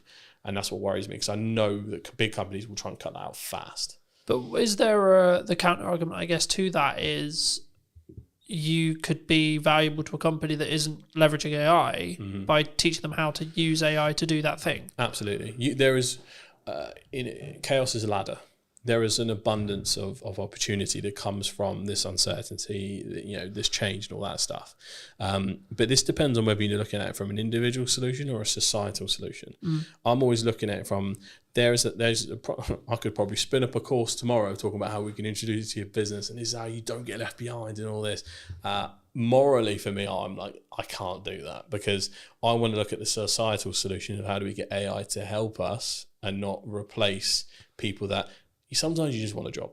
Like, I don't want to have to live in a world where we all have to be bombastic entrepreneurs and hustlers, because it is not feasible to live in a society where everyone does that. No. There was a fascinating podcast, Diary of a CEO, the debate between a guy called Gary Stevenson and Daniel Priestley. I respect both equally, but you could tell they were talking past each other.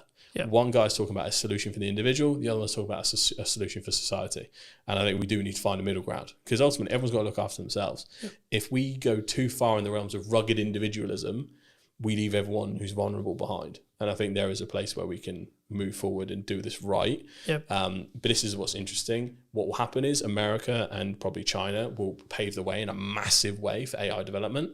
And typically what's happened so far, the EU in general will then regulate the advancements that come from those two areas. That's typically its role. It's not really a powerhouse in terms of AI and technology, but what it does, it knows how to make rules right, GDPR, other stuff like that, and it kind of reins in rampant innovation, because otherwise people get left behind. Yeah, and I think there's so much you could go into on that, but I think the main thing is like self accountability related to your own actions, right? Like, it's interesting because obviously when I've been starting the podcast and do the research on the show, what I want to do with it, etc. But like, even in the podcast I filmed this morning with Jack, we were talking about the fact that the economy is in a bad place, which is really weird for me to hear, to be honest. And this is going to sound really horrible, because I'm doing better than ever in respect to like commercial work. But is that because I'm self-action and I took an audit of what I was doing last year when things were harder?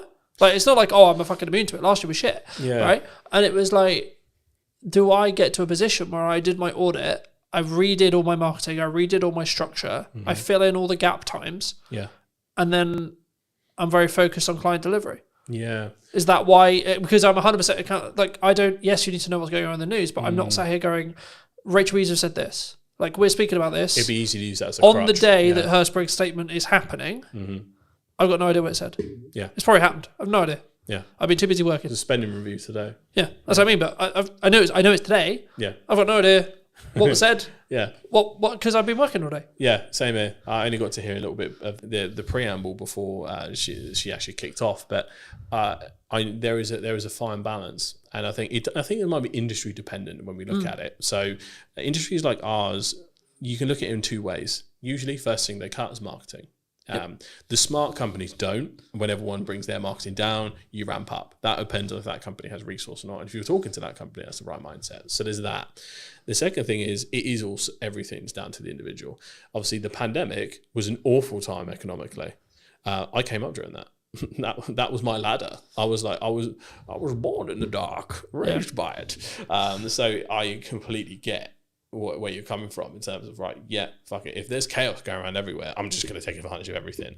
But I think you just need to focus. I don't think it's just as simple for as business owners, like you just need to focus on what the fuck has worked and what the fuck you think is going to work, and then just get your head down, right? Stop getting heady or whatever you want to call it. Yeah. In XYZ person said this, or Donald's done this, or the PM's done this, or the news cycle is so draining at this point.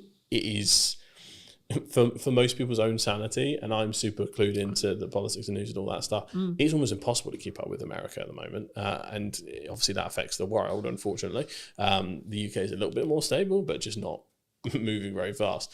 So, but I think the easiest way to describe it is like, I think that motorcyclists have a term for it when they get focused on the big truck that's next to them. If they stare at the truck, they will subconsciously get closer and turn into it. They're like, no, even though they could just like not go that way. Yeah. But like it's like their hands make it. It's like when you're supposed to look where you're throwing the ball and things like that. So for business owners, freelancers, everyone that has like the agency over what they can do, I think that they need to focus and really kind of hone in and, like you say, just like blinders on. I don't care what's happening. The work is falling down around me. I'm going to make this money. That's the opportunity we have. But then the socialist in me kicks in, where I just want the people that just want a job to be able to have a job, be stable, be happy, without having to be like, mega AI improvements, I'm going to upload your business. Because some people, we need the world to go around with people that just do jobs. Yeah, but you can call it like the people who, you know, clean the cars or clean the office or clean the shop or whatever, you know, there needs to be those people. Yeah. But I think people who are willing to be that extra level, right, they should, right? And I think it's important if you can right now, if you're in a functional position where you can push forward, you can. Financially, you can. Energy, you can. Fires me up, right? Something I've noticed as I've started doing podcasts and other things is I'm less focused on where the business is. Now you'd be like, but that doesn't make it like that, so on. But with financial planning, I know that I'm fine regardless. Yeah. And actually, I'm like, okay, cool. But actually, I'm then winning more work because of that. Yeah. Which is a really weird Tell you what, concept, you know? It's very similar. The biggest learning I had from when the business started to go down on my side was my lead tab almost entirely turned off when I stopped focusing on social. Social was my main pipeline. Inbound was our main pipeline. It's not like we had like mega, you know, website inquiries or anything like that. That was my lifeblood. But what happened was subconsciously, I was like, we've grown to a point now. Bigger companies don't bother with all this social media. Like, maybe I can just calm down a little bit. Ironic enough, considering what I did. But I was like, I almost sat in this complacency of they'll come to us now. I don't have to try as hard. Would it be fair to say your ego got in the way? A little bit, yeah, I think so. But also there was We're big enough now. Look at us. Yeah, it was also a point where I think there was not safety in numbers thing, but we had like a fairly good sized team that I was like, we are one of those stable, proper companies now. Like, it felt like we had like a, you know, when you feel like an institution can't go down or anything like that. So there was a little bit of that, but also because of all the growth and growing pains, there was so many fires to put out individually. Yeah. It just took my eye off the ball. It also drained a lot of my energy. So I couldn't really refocus back on. I couldn't bring that same enthusiasm. The ideas used to come to my head. That was almost taken from me by the stress of a growing organization. Yeah. And I think, again, it's probably another problem that people might be facing that isn't talked about enough. But ultimately, like, all of that combined, it made me deprioritize social. And that was essentially the start of the death of 1,000 cuts. So, yeah, social is important, folks. Don't be like me. But we're okay now. It's good. It's, I think in that respect, and I think to an extent, it's also about understanding where you are, right? If you don't want to grow and you're happy where you are, then yes, you should still do social. But it should be less of a priority if you're trying to scale. If you don't want to grow, you should focus on social even more, because you just that pipeline. You want it stuck there for whenever you need something. Just pluck something out of it, like a box of toys. And also, you don't know what projects are going to come from those connections, from those ideas, from those things. Nearly everything that I do now has come from a pipe idea that has happened while I'm asleep, while I'm there. The concept of the new format of the show, it will sometimes be remote, sometimes hybrid, sometimes on location, etc. That came from downtime. That came from me thinking, right, okay, I'm doing this on social, I'm good with this, but what about this? The same with the AI workshop. And the content creation workshop I'm working on at the moment, right? Same thing. It's like, okay, cool, that makes sense. There's demand for that potentially, right? Needs marketing, cool, fab, cool. And the same thing, you know. And I know you want to talk a little bit about live streaming. Where's live streaming fit into this? Dan? Live streaming is really interesting. So when I'm always a proponent of looking at creator economies. So creator economy in general is essentially, where are all the platforms right now where people are making a living from? Where's a lot of the content coming from? Where's a lot of the trends starting? All that stuff. So it's so important to find what's happening right now. YouTube and TikTok essentially had dominated for a long time. Twitch has basically come out of nowhere, and a lot of people do stream on different platforms, but Twitch is the most important one. Live streamers, I think in general, have replaced YouTubers as the main go-tos, because what's happening is, well, in Gen Z circles anyway, what's happened is You've got Kaizenat, iShowSpeed, Drewski, all these people that are like more often creating content via live stream. They have so much more content they're able to distribute. They started dominating the airwaves, very similar to how podcasters dominate the airwaves via clip distribution. They started winning the war of attribution in regards to kind of just like getting clips out there here and there, and in interest-based content. So, but they have that huge file of long form to be able to then... these people stream 8 hours a day. That's what I mean. Like, if you look at political streamers like Hassan Piker, he literally streams 8 hours a day, Monday to Saturday. Like, it's an insane amount of content. He's giving takes constantly. Every piece of news that happens live, he's staring at the computer, essentially waiting for the next headline to come through so he can give a take. He has full thing. So, but then his editing team, which is important to mention, will then have that clip on YouTube within like 2 hours, whilst he's still streaming. Within a couple of, so he's really unique in the fact that obviously he's a left wing, almost socialist creator. He opens the door, so he has no copyright on his content. So he allows other people to use his content and monetize their YouTube channels without striking them. So he has a content economy where everyone makes stuff for him. Yeah. He has his own channel where he monetizes and things like that, but his channel is often 1 or 2 days late. There are a multitude of clip channels that get stuff in while he's still live. It'll come out within the hour, and it will just take that 10-minute segment or that 40-minute segment. It's incredible the speed in which those people work, because they make a living off of Hassan making a living. Yeah. So it was fascinating to see how this happened. But Twitch streamers have become like the front end of like the social cultural zeitgeist, to use a weird term. So ultimately, follow what they're doing. And I think the first few brands that get serious about live streaming, and I think brands like, we've seen Foot Asylum, for instance, lead the way in terms of YouTube channels. If they can find a way to do Twitch, if, even B2B brands, like, my dream would be to like live stream entire studio days, to be able to stream other people's podcasts if they were comfortable with it, to show what they could do through my channels, to kind of always be sharing the love in that sense. You would be able to see such an awesome mix of different things. Each industry, some industries won't be able to do it, some can, but I think if they're the first to market, there is a rare opportunity there to be taken seriously in that space, because Twitch has only been for like gaming for a while. Let's Chat style stuff has become more and more popular. That is now the most popular thing. It's less gaming and more essentially completely universal. Do you think that the TikTok live shopping experience is also going to be a game changer in the next 10 years? They are going hard on that. I keep getting ads for webinars to become like kind of a TikTok live agency, because they're trying to bring other people into the fold. It's really interesting. It's something we're considering for the studio, to have almost a live shopping zone, or to figure out how to kind of do that properly. We have sets for it, but there's a certain kind of aesthetic and way to do it. Live shopping is becoming crazy. TikTok shop, it sells insane amounts, without considering potential bans. At least in the UK, that's nowhere near anything. In the States, I don't think they'll ever ban it, because Trump gets too many headlines from TikTok and too many views. So I think he'll leave it the way it is. So I think, again, it's a serious for e-com brands, serious business. Even just lives in general, even if you're not selling, TikTok lives and lives in general is so important. Like, there's people that, again, make a living off TikTok live just by, like, we've all seen have you seen the TikTok NPCs? Yeah, so people pretended to be different characters, or every time someone sends them a little emoji, they go, wow, emoji, thank you. And they act like robots for hours and hours, but they make ungodly amounts of money from it. But surely linking back to AI, that will be commoditized by AI. Possibly. Or is it because it's an actual person being aware? Is that the commoditized point? At least for the NPC non-playable characters. For the non-playable character streamers, the whole point of it is the novelty of you're making a human being dance like a monkey. Right. Okay. Essentially, because you make here have a peanut. Here have a peanut. Okay. Yeah. People are sat there donating £1, £2, £3, £4, £5, £10 just to make them do stupid shit. Yeah. Which is a very dystopian place to be, but like that is. It reminds me of a Black Mirror event somewhere. There's got to be an episode like that somewhere. But yeah, no, absolutely. It will happen, because currently there are certain creators who are pretending to be robot AIs.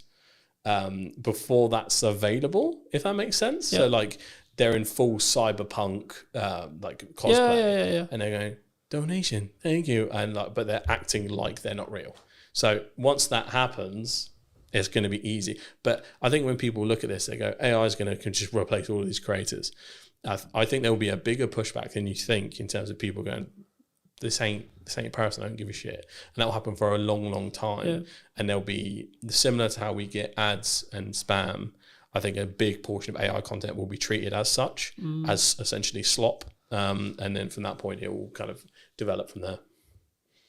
Yeah, I think there's a really important point. I mean, obviously we don't know, right? Like AI is changing every day, All you can do etc. is guess. Right? Like we'll see what the market chooses, because that's who will ultimately choose, will be the market, right? Yes. But as a final point to potentially wrap up on, if you could talk to yourself 10 years ago, right? So you're 18, roughly, like 17, 18. Yeah. What advice would you give? Oh, that's a very interesting one. Is it With what you know now? Am I back in that time? So apart from telling myself lottery numbers and what to invest in, is it more, or am I like, if I'm 18 today? Today, sure, why not? Okay, because that changes the advice. I think.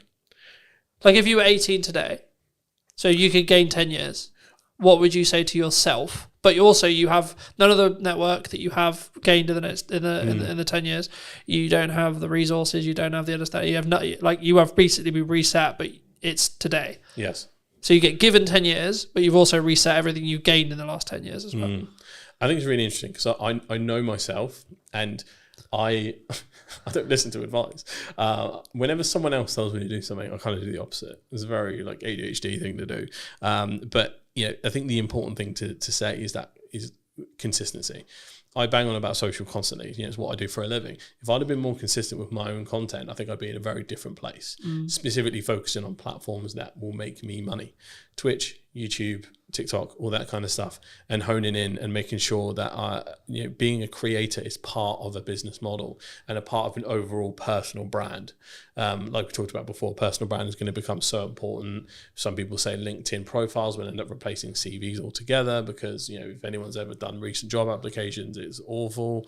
It's very much how you get around it and get knowledgeable and let the people know who you are. It's all going to be knowing who you are. So the game of contacts and Black Book has evolved to online. So if you're starting with no contacts today, it's probably the best point in time you could ever start for that kind of thing. But you have to have a clear strategy and try and conquer the fear of feeling like you don't know enough straight away. You can learn so much from the resources we have available on YouTube and things like that.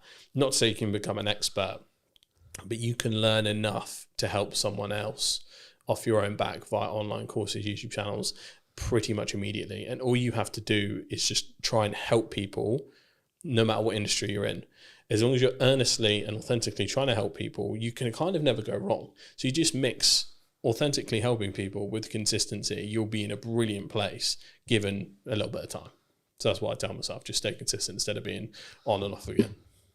Thank you for the time, James. No worries. Thank you for having me, mate. Appreciate it. Do you want to shout anything out before we go?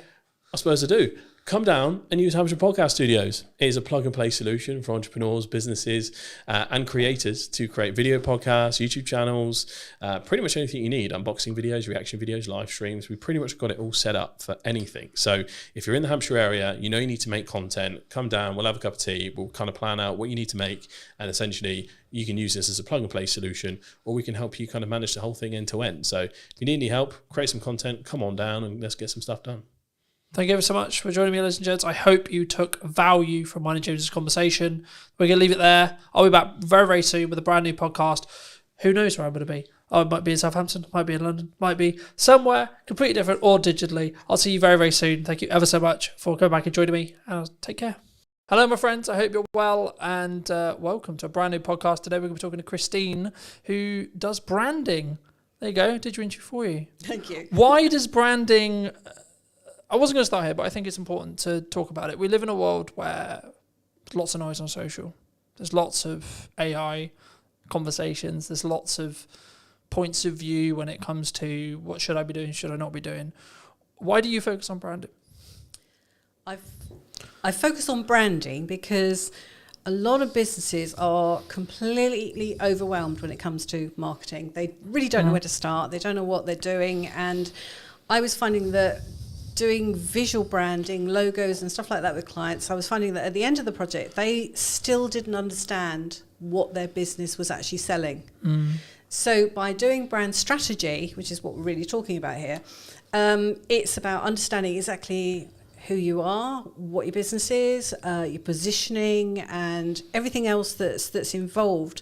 And then that gives you a core to work from when it comes to marketing. So it sets your tone of voice and all the rest of it, and then you can take it from there.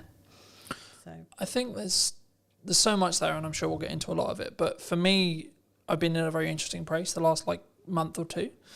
I've been very focused on growth. I've been very focused on client delivery. I've been in a very grateful place because of the amount of work I've got going on. And as I was setting up, we were sort of talking a little bit about kind of all the plates I'm currently spinning, and some of the concerns that maybe come with that when you see someone like me doing that. And I think it's a very action-led thing, but I'm not focused on the outcome. I'm not focused on the result. Yeah, of course I want it to happen, and I would like it to happen, but I'm purely just focused on the journey of getting there and saying, right, I've got to do this, this, and this, and my action will compound across time to then mean that I've got the successful podcast, I've got the successful business, I've got the successful marketing. To phrase it in a question, when you look at someone's branding, maybe you're helping them with branding, they're looking at rebranding, etc. I mean, is it to an extent a level of just they need to execute on the brand that works, or is there glaring issues that someone could have with their brand that would then trigger you to say, actually, you should be looking at a rebrand? Do you think? I think a lot of the time businesses evolve, and so they try different things, and they don't know necessarily where their ideal clients are. They don't know the type of work that's the sweet spot or anything like that. So it's very tempting to kind of take everything that kind of comes in, and then you end up juggling plates.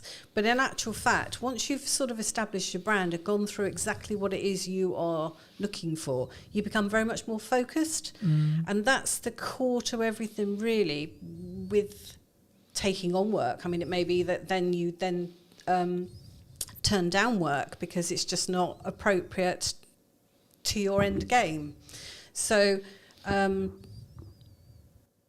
yes, I think. Do you think clients struggle with saying no sometimes? Oh yeah.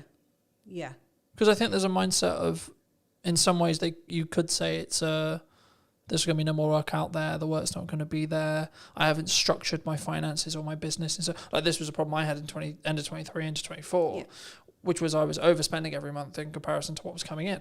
Right? Yeah. And I wasn't doing the financial work to build a foundation to allow me to be able to have the freedom to be lean enough from a cash flow point of view to do the other growth things that I needed to do to continue to then grow. But I was coming from a place of, I need this to make me money today.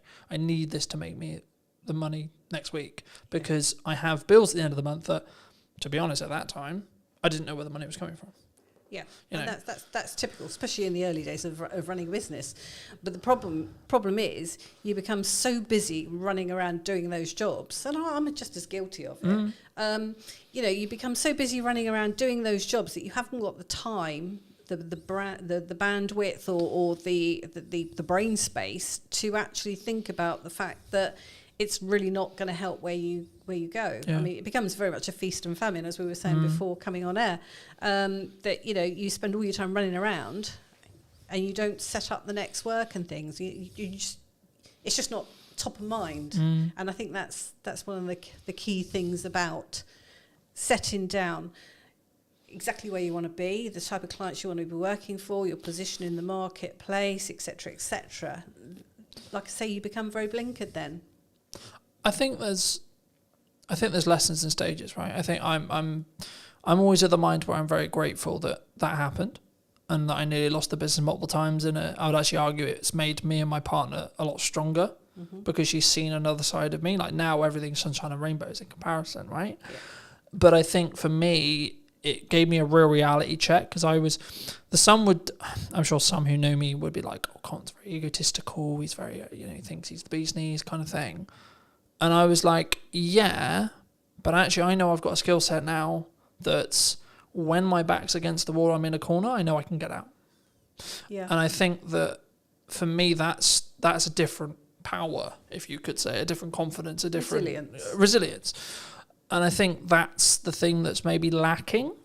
When we first spoke, we talked a lot about AI, and I'm sure we'll get into AI, but for me, I'm seeing kind of people who are lacking resilience in the respect to how the turbulent market, like you can look at geopolitics, you can look at like general politics, you can look at what are Labour about to do with like changes to corporation tax and etc. etc.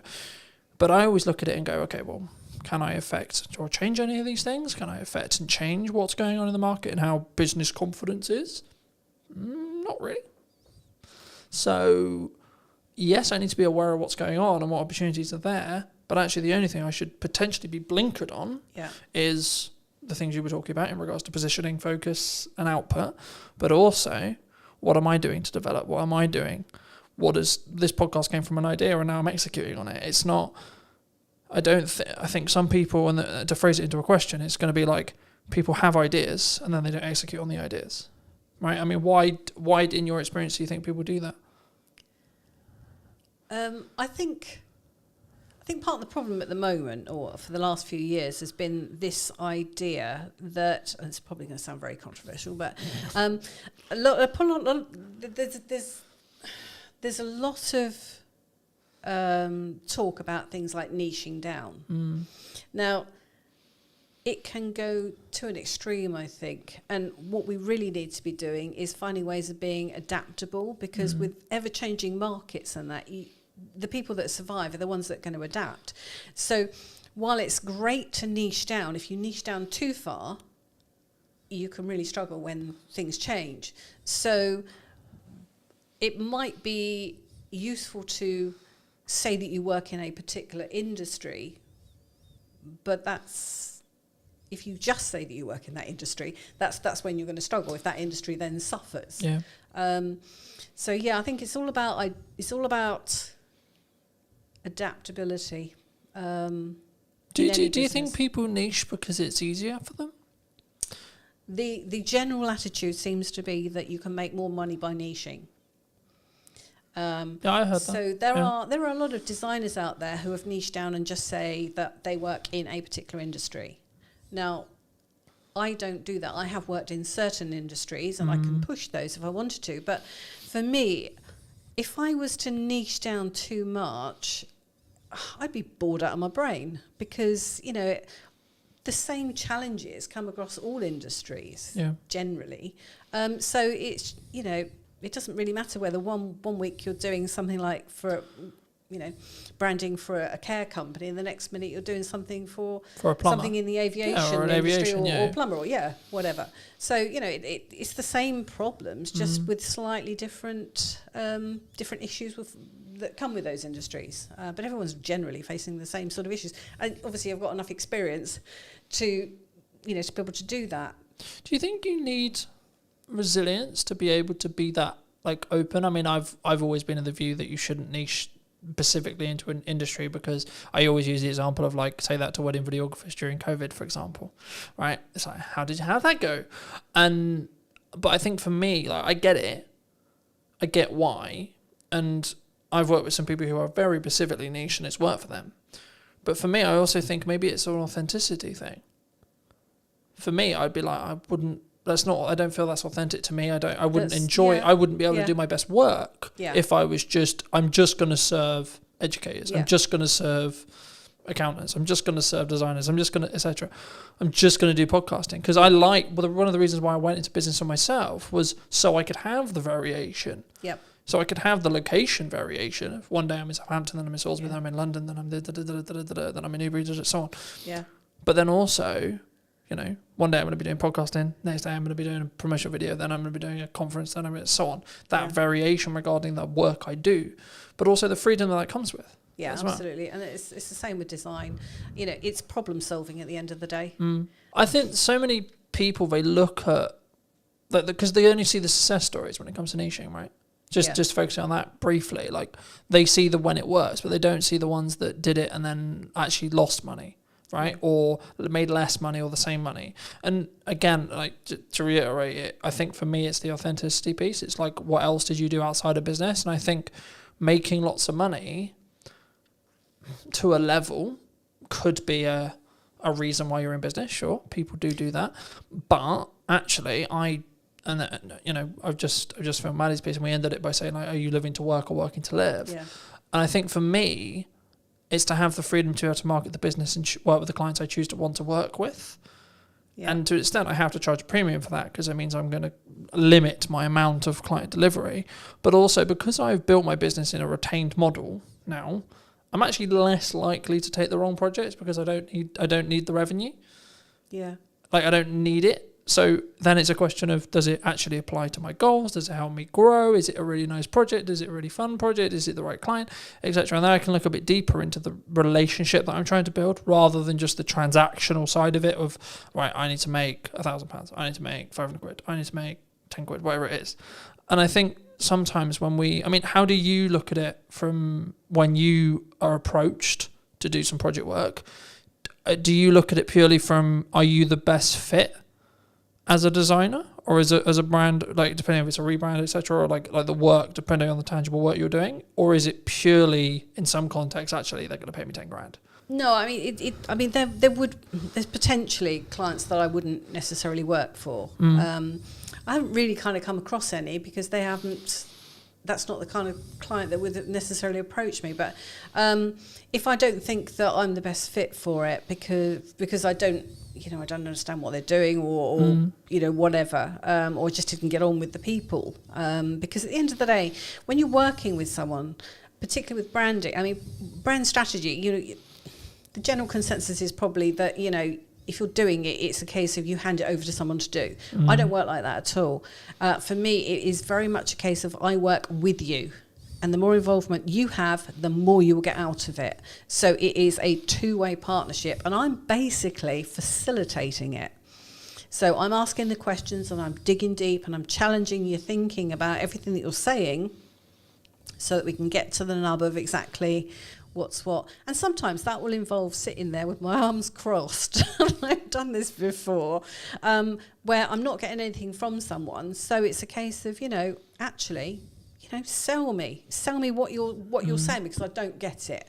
And almost being slightly aggressive, defensive sort of thing. But it's a way of kind of getting them on the back foot to then get into the nuggets of what's what. Now that's a just one-off example, but that's not normal. But I'd like to come back to what you were saying about the type of work that you were doing, because to a certain degree that's niching in a way, in that you're choosing your market sector. So some people would say that that's niching, but it's really just deciding what your position is in the marketplace and who it is you want to work for. I think it's about, like, there's a lot of conversation at the moment about, especially from like Alex Hormozi and others like that, talking about the model of your business, right? Yeah. And I think for me, one of the things I may have got wrong in my early career was not understanding a sustainable model, right? As a career, I think maybe even a niche is now becoming a buzzword, right? And I think for me, it's more about being authentic, and that's why I lean into authenticity more,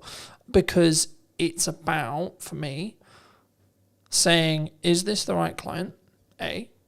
Right? I can personally work with them, like tangibly, can I talk to them if things go wrong? Are we going to be able to work through those? And then B, more importantly, can I actually add value to that client? Right? Can I be the provider to fix their problems? Because in 95% of cases, we're paid in relationship to the size of the problem that we fix. Yeah. Right? And to be honest, the client doesn't actually necessarily care about the nuts and bolts of how you fix it. In 95% of cases I've found, they don't. They're not interested in what camera am I going to use, what lens am I going to use, what tripod are we going to use, what microphone are we talking into, etc. They just want to know, I've got this thing, I've got this problem, I've got this objective. Can you help me get closer to that? Or can you help me get to it? Yeah. I mean, going back to basics then, with branding, how do you build a brand? Does it have to be around you?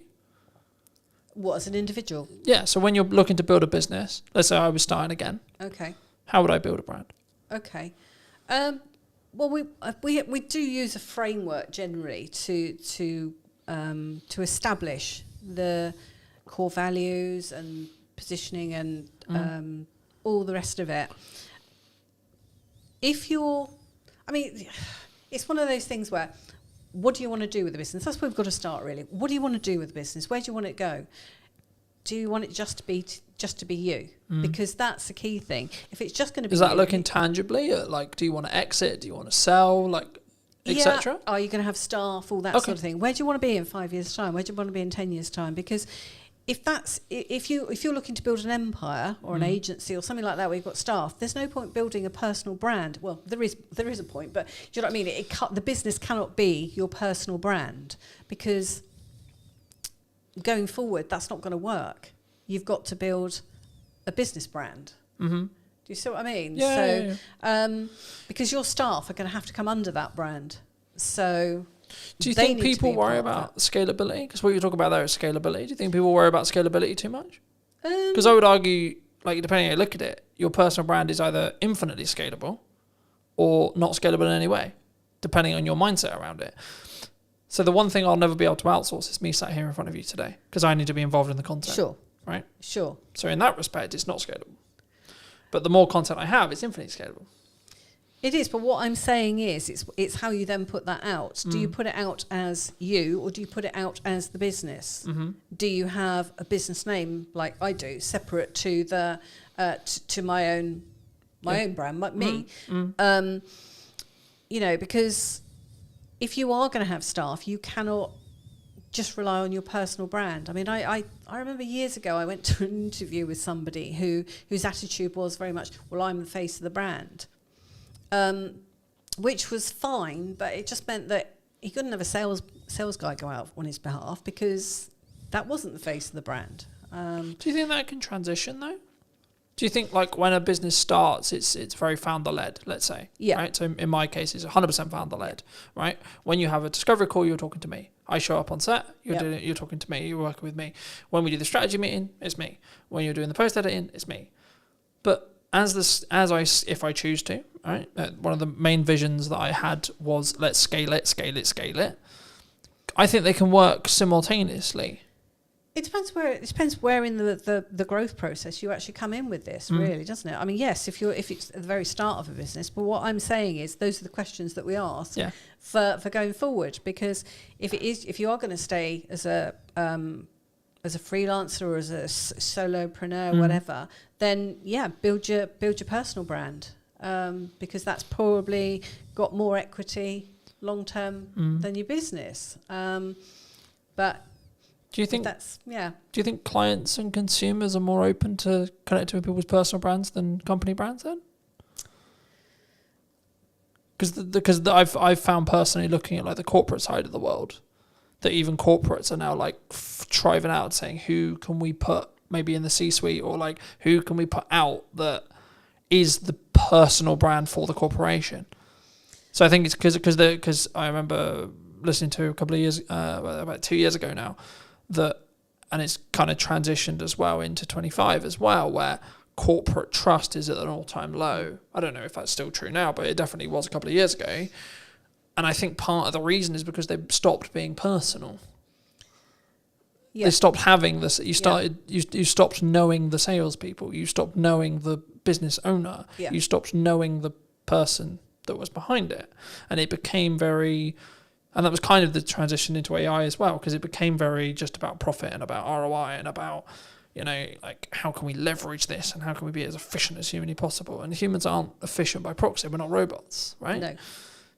But I guess to phrase it into a question, I mean, do you think that looking at the larger scale, or maybe the corporate world, because like our unique selling proposition to smaller business owners is we can be personal, we can be me, right? Because that's what we sell. That's we're not scalable by proxy, by deliberate.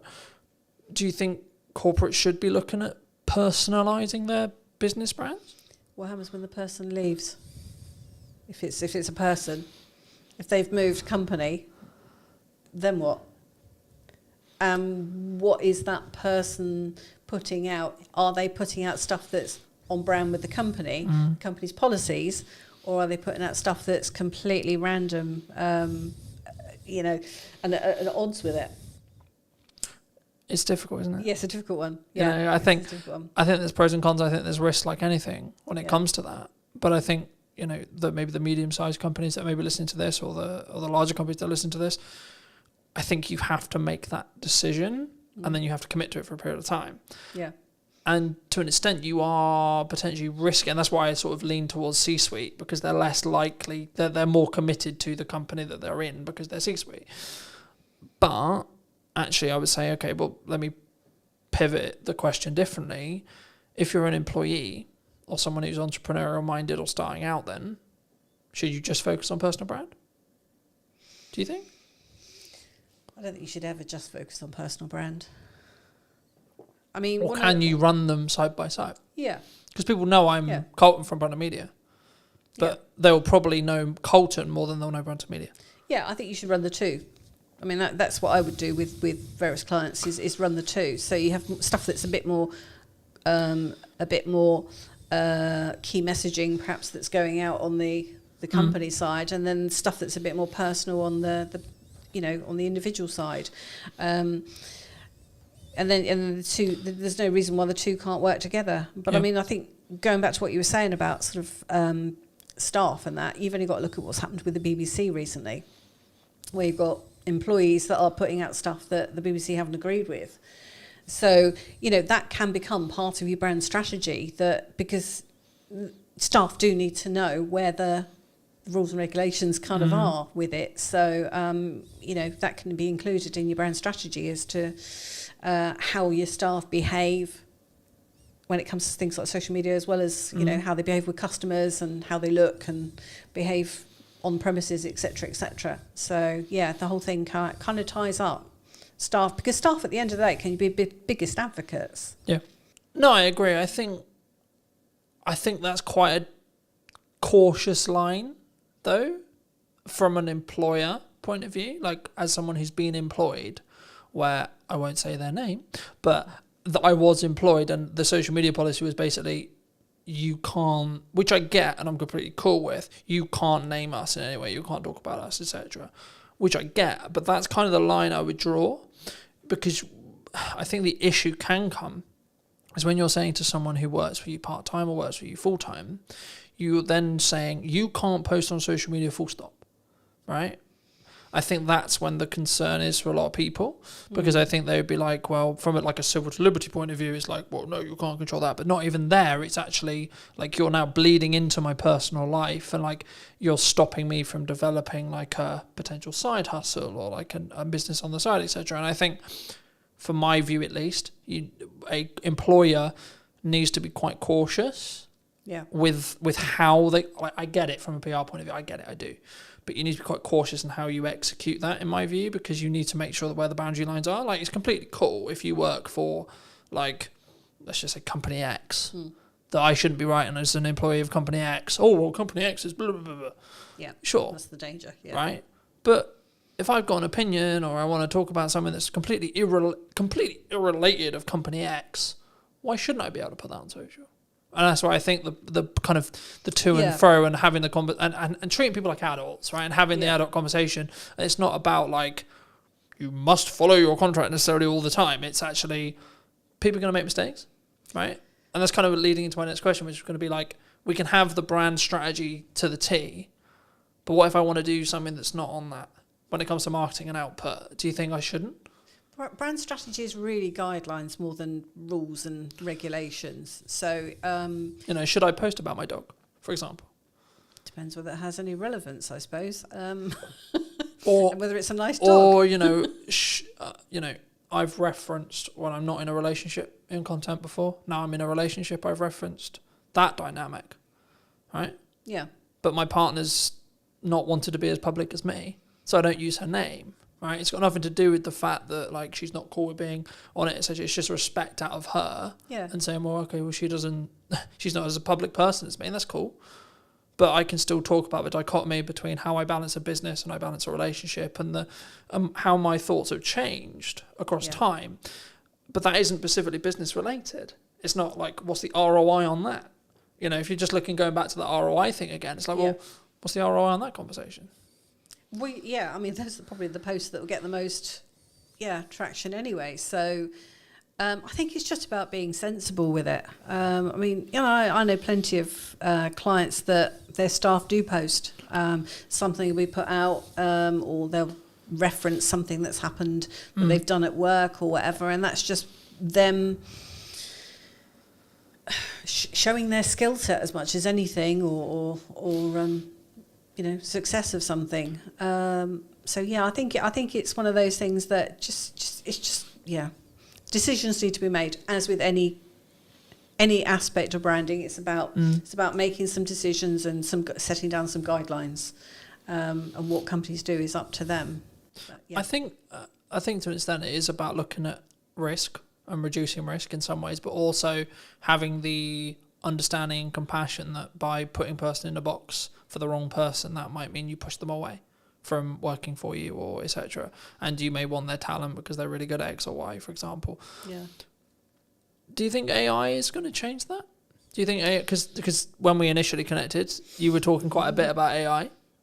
I think possibly wrongly in my thought process, but I think we're on similar sides in some respects, but also in different sides in other respects. So I'm curious a bit where this bit of the conversation is going to go. But do you because the trend was AI is going to take our job. The trend has now sort of evolved into someone who utilizes AI is going to take my job. What do you think?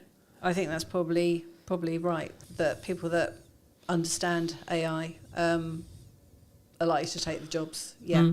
I think going forward it's going to be more difficult for the people coming into the marketplace if they haven't,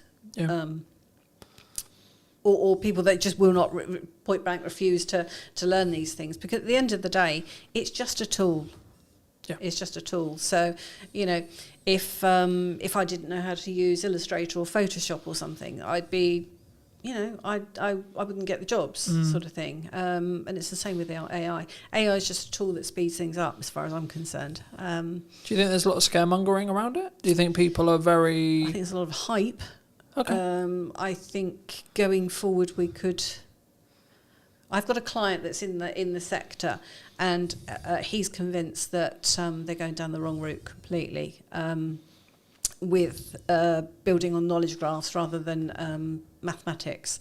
And so it will be interesting to see over the next few years just exactly where it does go. Because if it's learning from itself and it's making mistakes along the way... Well, that compounds on mistakes, yeah. And the worry is if that then gets used for things like medicine and stuff, where's that going to end up? So yes, it's an interesting one, and I've embraced it because for me it's like having an intern that I can just get to do a lot of grunt work and then go through and check everything, and it's been an extra pair of hands. So we've discussed at length how I utilize it, how I'm utilizing it, and etc. But I do feel concerned for 16, 17, 18, 20 who are wanting to skill up. Yeah. Because the entry-level jobs will be done by a robot, whether that's AI, whether that's a physical robot that's being run by an AI, or whether that's a self-service checkout that has AI features built into it, etc. Like we can machine learn it. All these they're kind of buzzwordy. They're actually ways of describing the inside tech. Yeah. In reality, it's technology taking and making stuff more efficient. That's actually what we're talking about.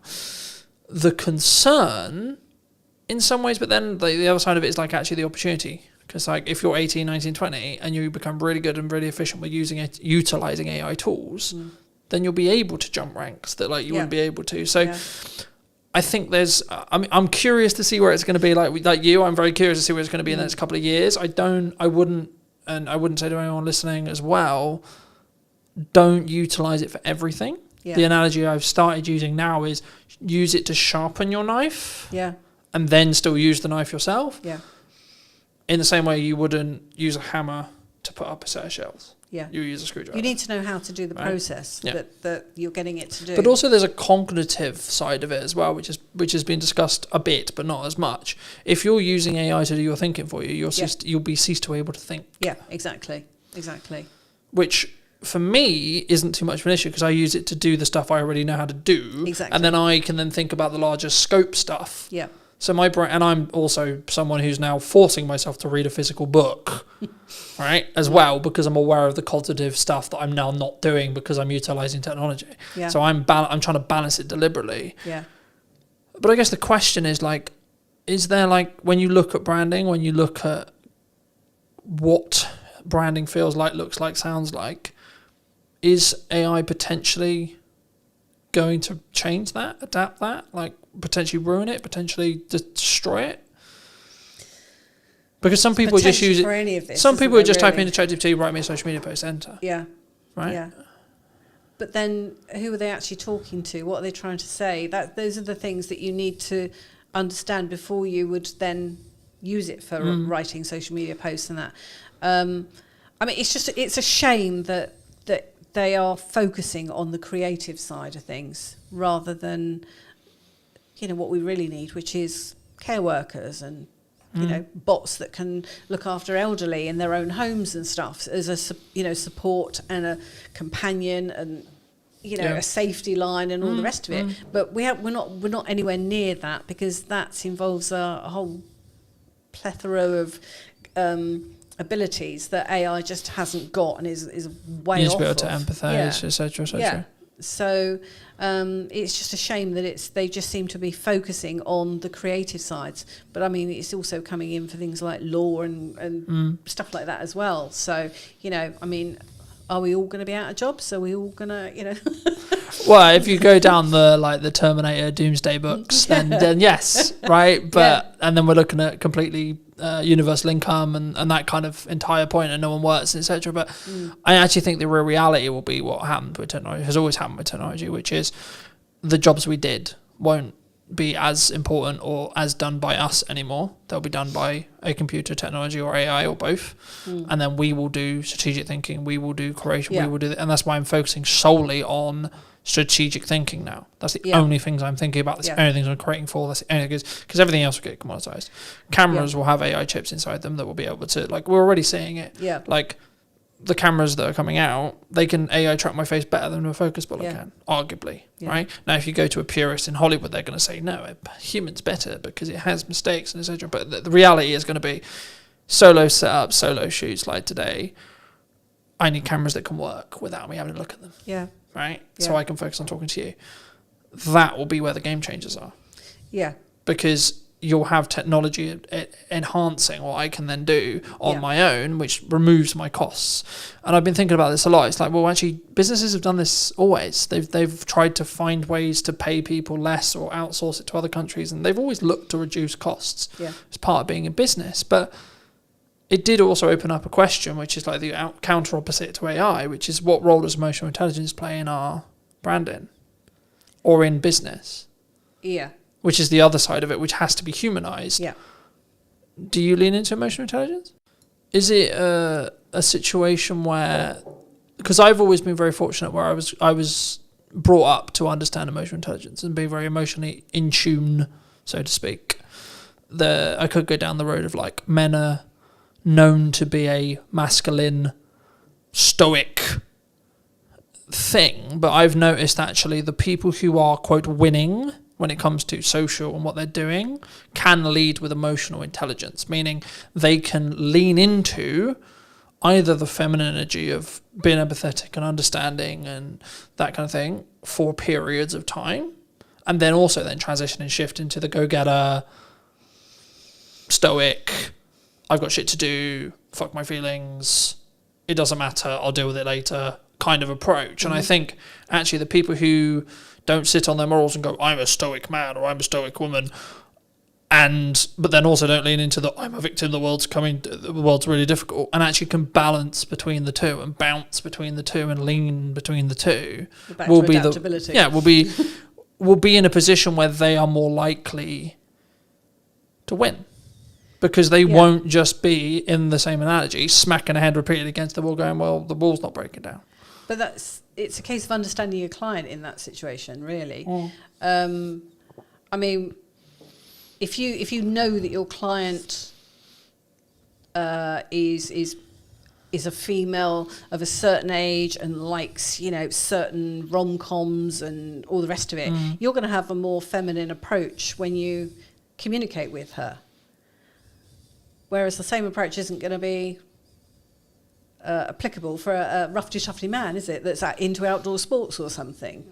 You've got to address it in the language that you use, the imagery that you use, and it may not be for a whole company. It may just be for a particular set of products or something for that company that you lean into those things. But then you would have an overall brand for the organisation as well. which is, I don't know, we produce the strongest, longest, whatever toilet paper or whatever, whatever the item is, So yeah, I think. But looking into personal branding, is it actually about just being in tune to what you're feeling at the time and or what's authentic? I hate using the word authentic all the time, but authentic to you. Yeah, I think you've got to be authentic to you. Because there's times when I'm really busy and I'm really like, where I've got a lot of shit to do, and I would be perceived as someone who's quite stoic in that respect. Yeah. And it's not that I'm not in tune with my emotions. It's that I know to get the X amount of things done that I need to get done, I need to utilize stoicism. But everything you would be putting out at that time would still have your tone of voice and everything, even though it might be a little bit sharpened to normal.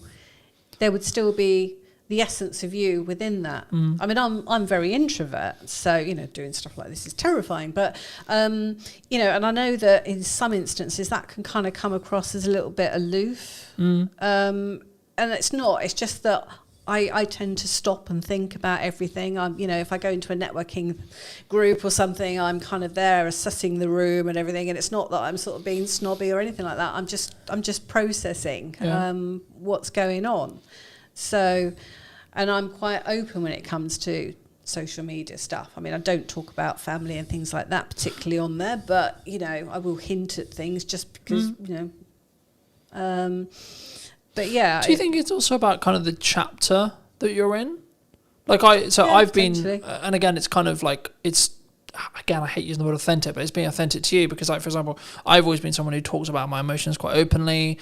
I've been very, like, heart on my sleeve kind of thing. Like, when I'm going through shit, I'll be very open about going through shit. When things are going really well, I'll be talking about it really well, right? Like, when I'm really excited, I'm very animated and etc. But, like, I also don't overthink it. Right, I think so many people, they sit there and go, I shouldn't write that post because it would be perceived this way by a person I don't like. Or what if XYZ person sees it and then they think about things? Or what if they choose not to work with me because they see something? And I think actually, in the nicest way possible, in the grand scheme of things, it doesn't actually matter that much. The lifespan of social media posts are very small. So it doesn't really matter that much. But if you set yourself boundaries in the first place... Yeah. We do all have boundaries. I mean, I don't like having my face on social media. I've never been particularly photogenic, unlike my sister. But it's just one of those things that I don't tend to do. I've always been behind the camera in front of it. Is that an approach thing, or is that if you're happy to share a self-love, self-esteem thing? Do you think? It's just me hiding, I think. But it's like what I mean by that is like, because I coach people on this all the time. Is that a confidence thing? As in, you haven't done enough reps in front of the camera to be confident on camera. Quite possibly, but I mean, yeah. If so, more props to you to doing the show, because that shows that you're pushing yourself outside your comfort zone, which not a lot of people would choose to do. Which is what I am doing this year. Yeah, I'm forcing myself to be more visible this year as a person. Because I see that there are other designers out there that haven't got my capabilities and that. And that's not me being arrogant. That's just me being sort of, open and honest. That there are, I know that I'm good at what I do. Yeah. So I have got to push myself out there because I can help more people if I do. But it's also, you're kind of leading with your best foot forward and you're helping your client more so, if that makes sense. Because... actually, by you putting yourself out there more, you're the best solution for them. And by you doing that more, you're doing them a favour by ensuring that they can see you. Yeah. And not being, quote unquote, it's not to diss anyone else. It's just, we might synergise better. Yeah. Right? It's not like tangibly you're better. Because this is the thing that people don't understand about value. I think this misconception sometimes. It's like, Colton, you post 14 times a day. I'm like, okay, don't watch it if you don't want to. Yeah, I'm putting out stuff that will be perceived valuable by a certain set of people. Yeah. Happy days. Yeah. If you don't think it's valuable, there's plenty of other content you can watch that has nothing to do with me. Yeah. Right, and that's why, especially in an interest-based graph rather than a social-based graph, to go a bit technical, that's why just posting for the sake of posting, not just for the sake of posting, but like get out of your own head and just do it, will always win for you, because your output will then be your input in 3 months. Yeah. 6 months, 12 months, Yeah. depending on what you're, as long as you lead with value. Yeah. It's not about me going, I sell video. No, it's, this is what I found works. Yeah. Try it. Let me know. What do you think works? What do you not think works? And I think sometimes we get so hemmed up in, what, I'm going to put a post out, and what is it going to be perceived by? By my friends, by my family, by my sister, by my brother, by the person I went to school with, by my old crush, so on. And that stops us in our tracks. You had rebranded, you have rebranded semi-recently? Yes. I changed the company name this year. Why was that? Because I did a rebrand of the brand strategy last year. So I put myself through my own process. So I knew what the brand strategy was, and the final piece really was the actual name, because these are all pieces that come together to form a brand. So what I realized was that although having done a lot of SEO stuff on the website and things like that, it still wasn't making a lot of difference as far as visibility was concerned. And the reason for that was because the name, which was The Art of Communication, which I've had since 2008 and was great in 2008, has become a phrase that's been used by so many people that you just can't get any traction. So I had been thinking about it for about 2-3 years, but hadn't really settled on anything that I felt was quite right. And in the end, I just thought, I've got to do something, and it makes sense just to change it to Art of Comms Creative, because same URL, same emails, all the rest of it. It's just a step forward. So and everything else about the brand was already in place.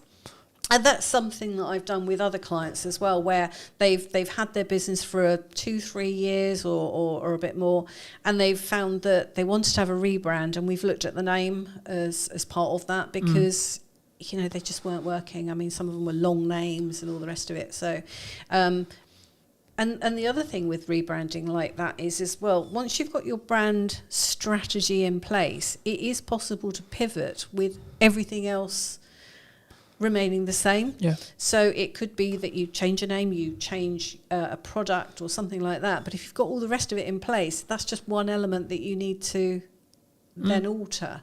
And I've had that with clients before, where I've had clients that I worked with before COVID that have had to make significant changes since. But because the strategy and everything was already in place, it just meant making some small changes, and the rest of it stayed the same. So it's not wasted ever.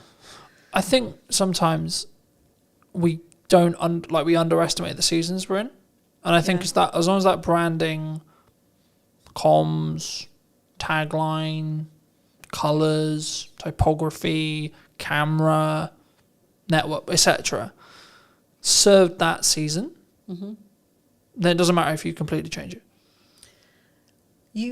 As long as it's then in line with what you then want to do. And the keys and the reason why I didn't mention the values there is because the values are the bit that need to stay the same, in my view. I think it can be very difficult if you do change drastically. I mean, we've only got to look at a certain car advert that changed recently and bombed.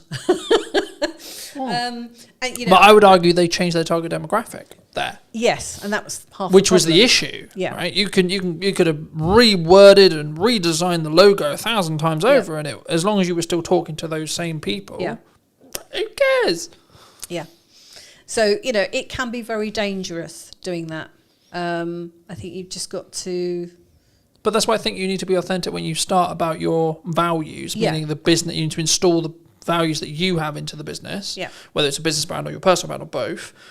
And then you need to be very clear on your target demographic. They can slightly tweak and change in respect to like the ideology and like the age and so on, and like maybe the income level, because especially as you scale and you're looking to make more money, the target that you had when you were looking for really small micro businesses won't be the same as when you're looking to work with medium to large, right? Yeah. Just in income. Yeah. But the problem that Jaguar had was they went, we have a certain set of people who we've talked to for 50, 60, 70, nearly 100 years. Yeah.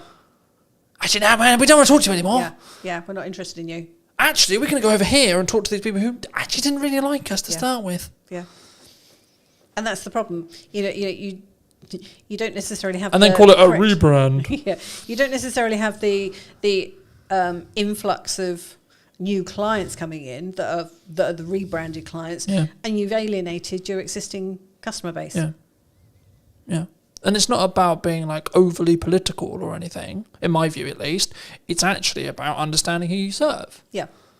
And actually saying if you're going to make a transition, a pivot, whatever you want to call it, are you slightly pivoting or are you drastically pivoting? And if you are drastically pivoting, have you thought about the downside and have you prepared financially to make sure the company can run for 2 years while you build the momentum on the other side? There's nothing wrong with that. You might have gone, actually, I don't align with that anymore.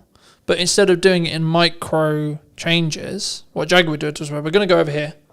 No, actually, no, we're going to go over here. Yep. So funny enough, it didn't work. Yeah. And it was then became a laughing stock on the internet, which I found quite interesting. It was very interesting to watch. Yeah, very interesting. And I was like, which comms manager just got fired? Right? Because you know a comms manager got fired somewhere. They did. Right? And the agency got fired. And it's like, whoever came up with that idea is like, you could have done that in 2 pivots, not 1. But you don't know what Jaguar was saying to them.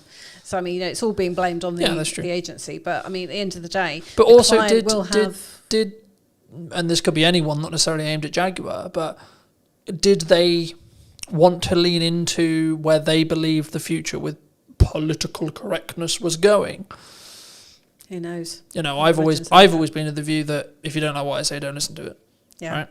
So maybe I'm anti-political correctness. But that's what branding is about, though. It is about not just attracting people, but also putting some people off. Yeah. And I think for me, I've always been I have a 100% honesty policy that sometimes gets me in big trouble. All right, but sometimes with clients as well. But I think that's being more authentic to me, and I think that's actually really important because, like, if I make a mistake, I'll put my hands up and go, I'll make a mistake. Yeah. But also, if I think that the client's comms or the client's communication before the project was the problem, I'll say that this wasn't on the list. Yeah. I had it the other day. It's like, I did, but that wasn't on the deliverable list. So, funnily enough, it's not a deliverable. It's not to deliverable quality. Yeah. There's footage that exists of it, yes. But it's not to deliverable quality because we didn't agree that that was a deliverable before the project. And then I purely just focus on how can we do it better next time. I don't dwell on it. I just go, well, okay, there was a miscommunication. I don't even point the finger. I just say, well, there was clearly miscommunication there. But I think that's natural in business. And sometimes that might mean we don't work together. Okay, fine. That also might mean, actually, I think that strengthens your relationship with the client sometimes. It can go either way.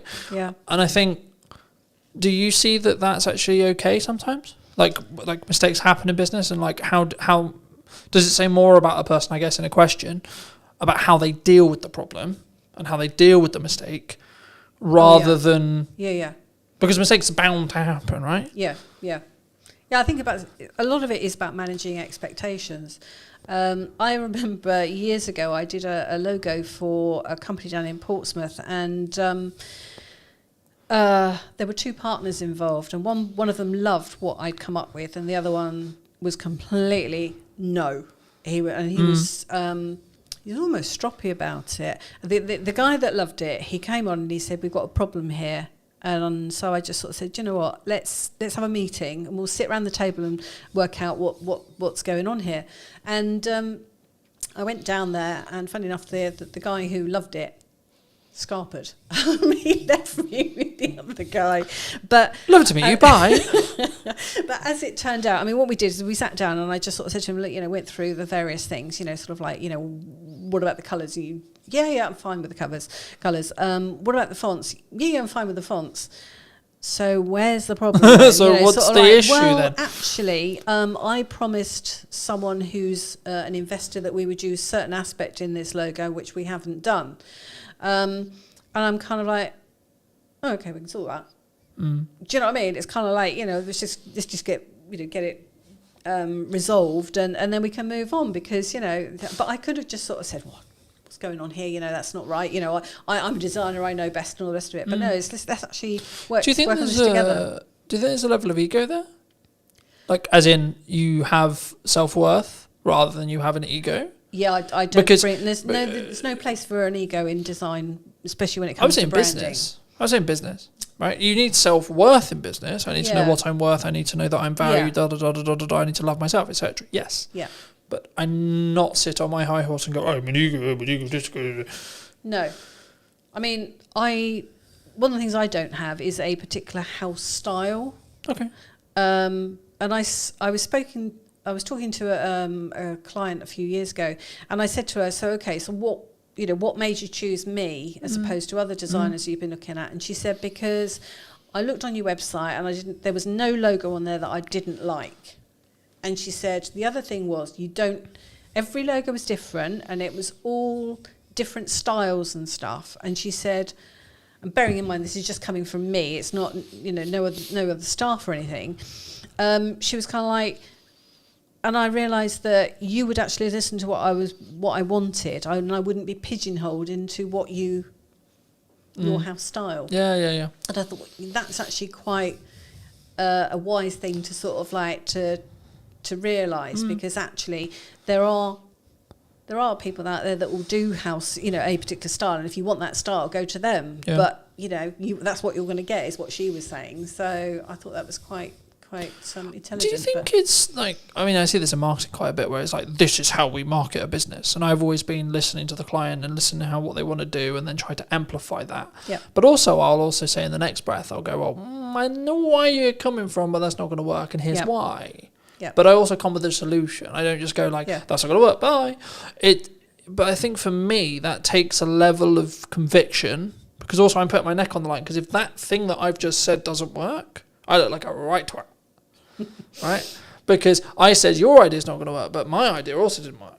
So do you think it takes a level? I mean, I guess to phrase it into a question, like, A, is conviction important? B, do you think having that level of conviction comes with experience and time, and then developing those instinctual, like, Yeah. what Yeah, I works and looking at maybe market reaction and maybe it's specifically in branding, it's like, why should we use a color here, and using color psychology, etc. Those things that maybe a client wouldn't think about. Yeah.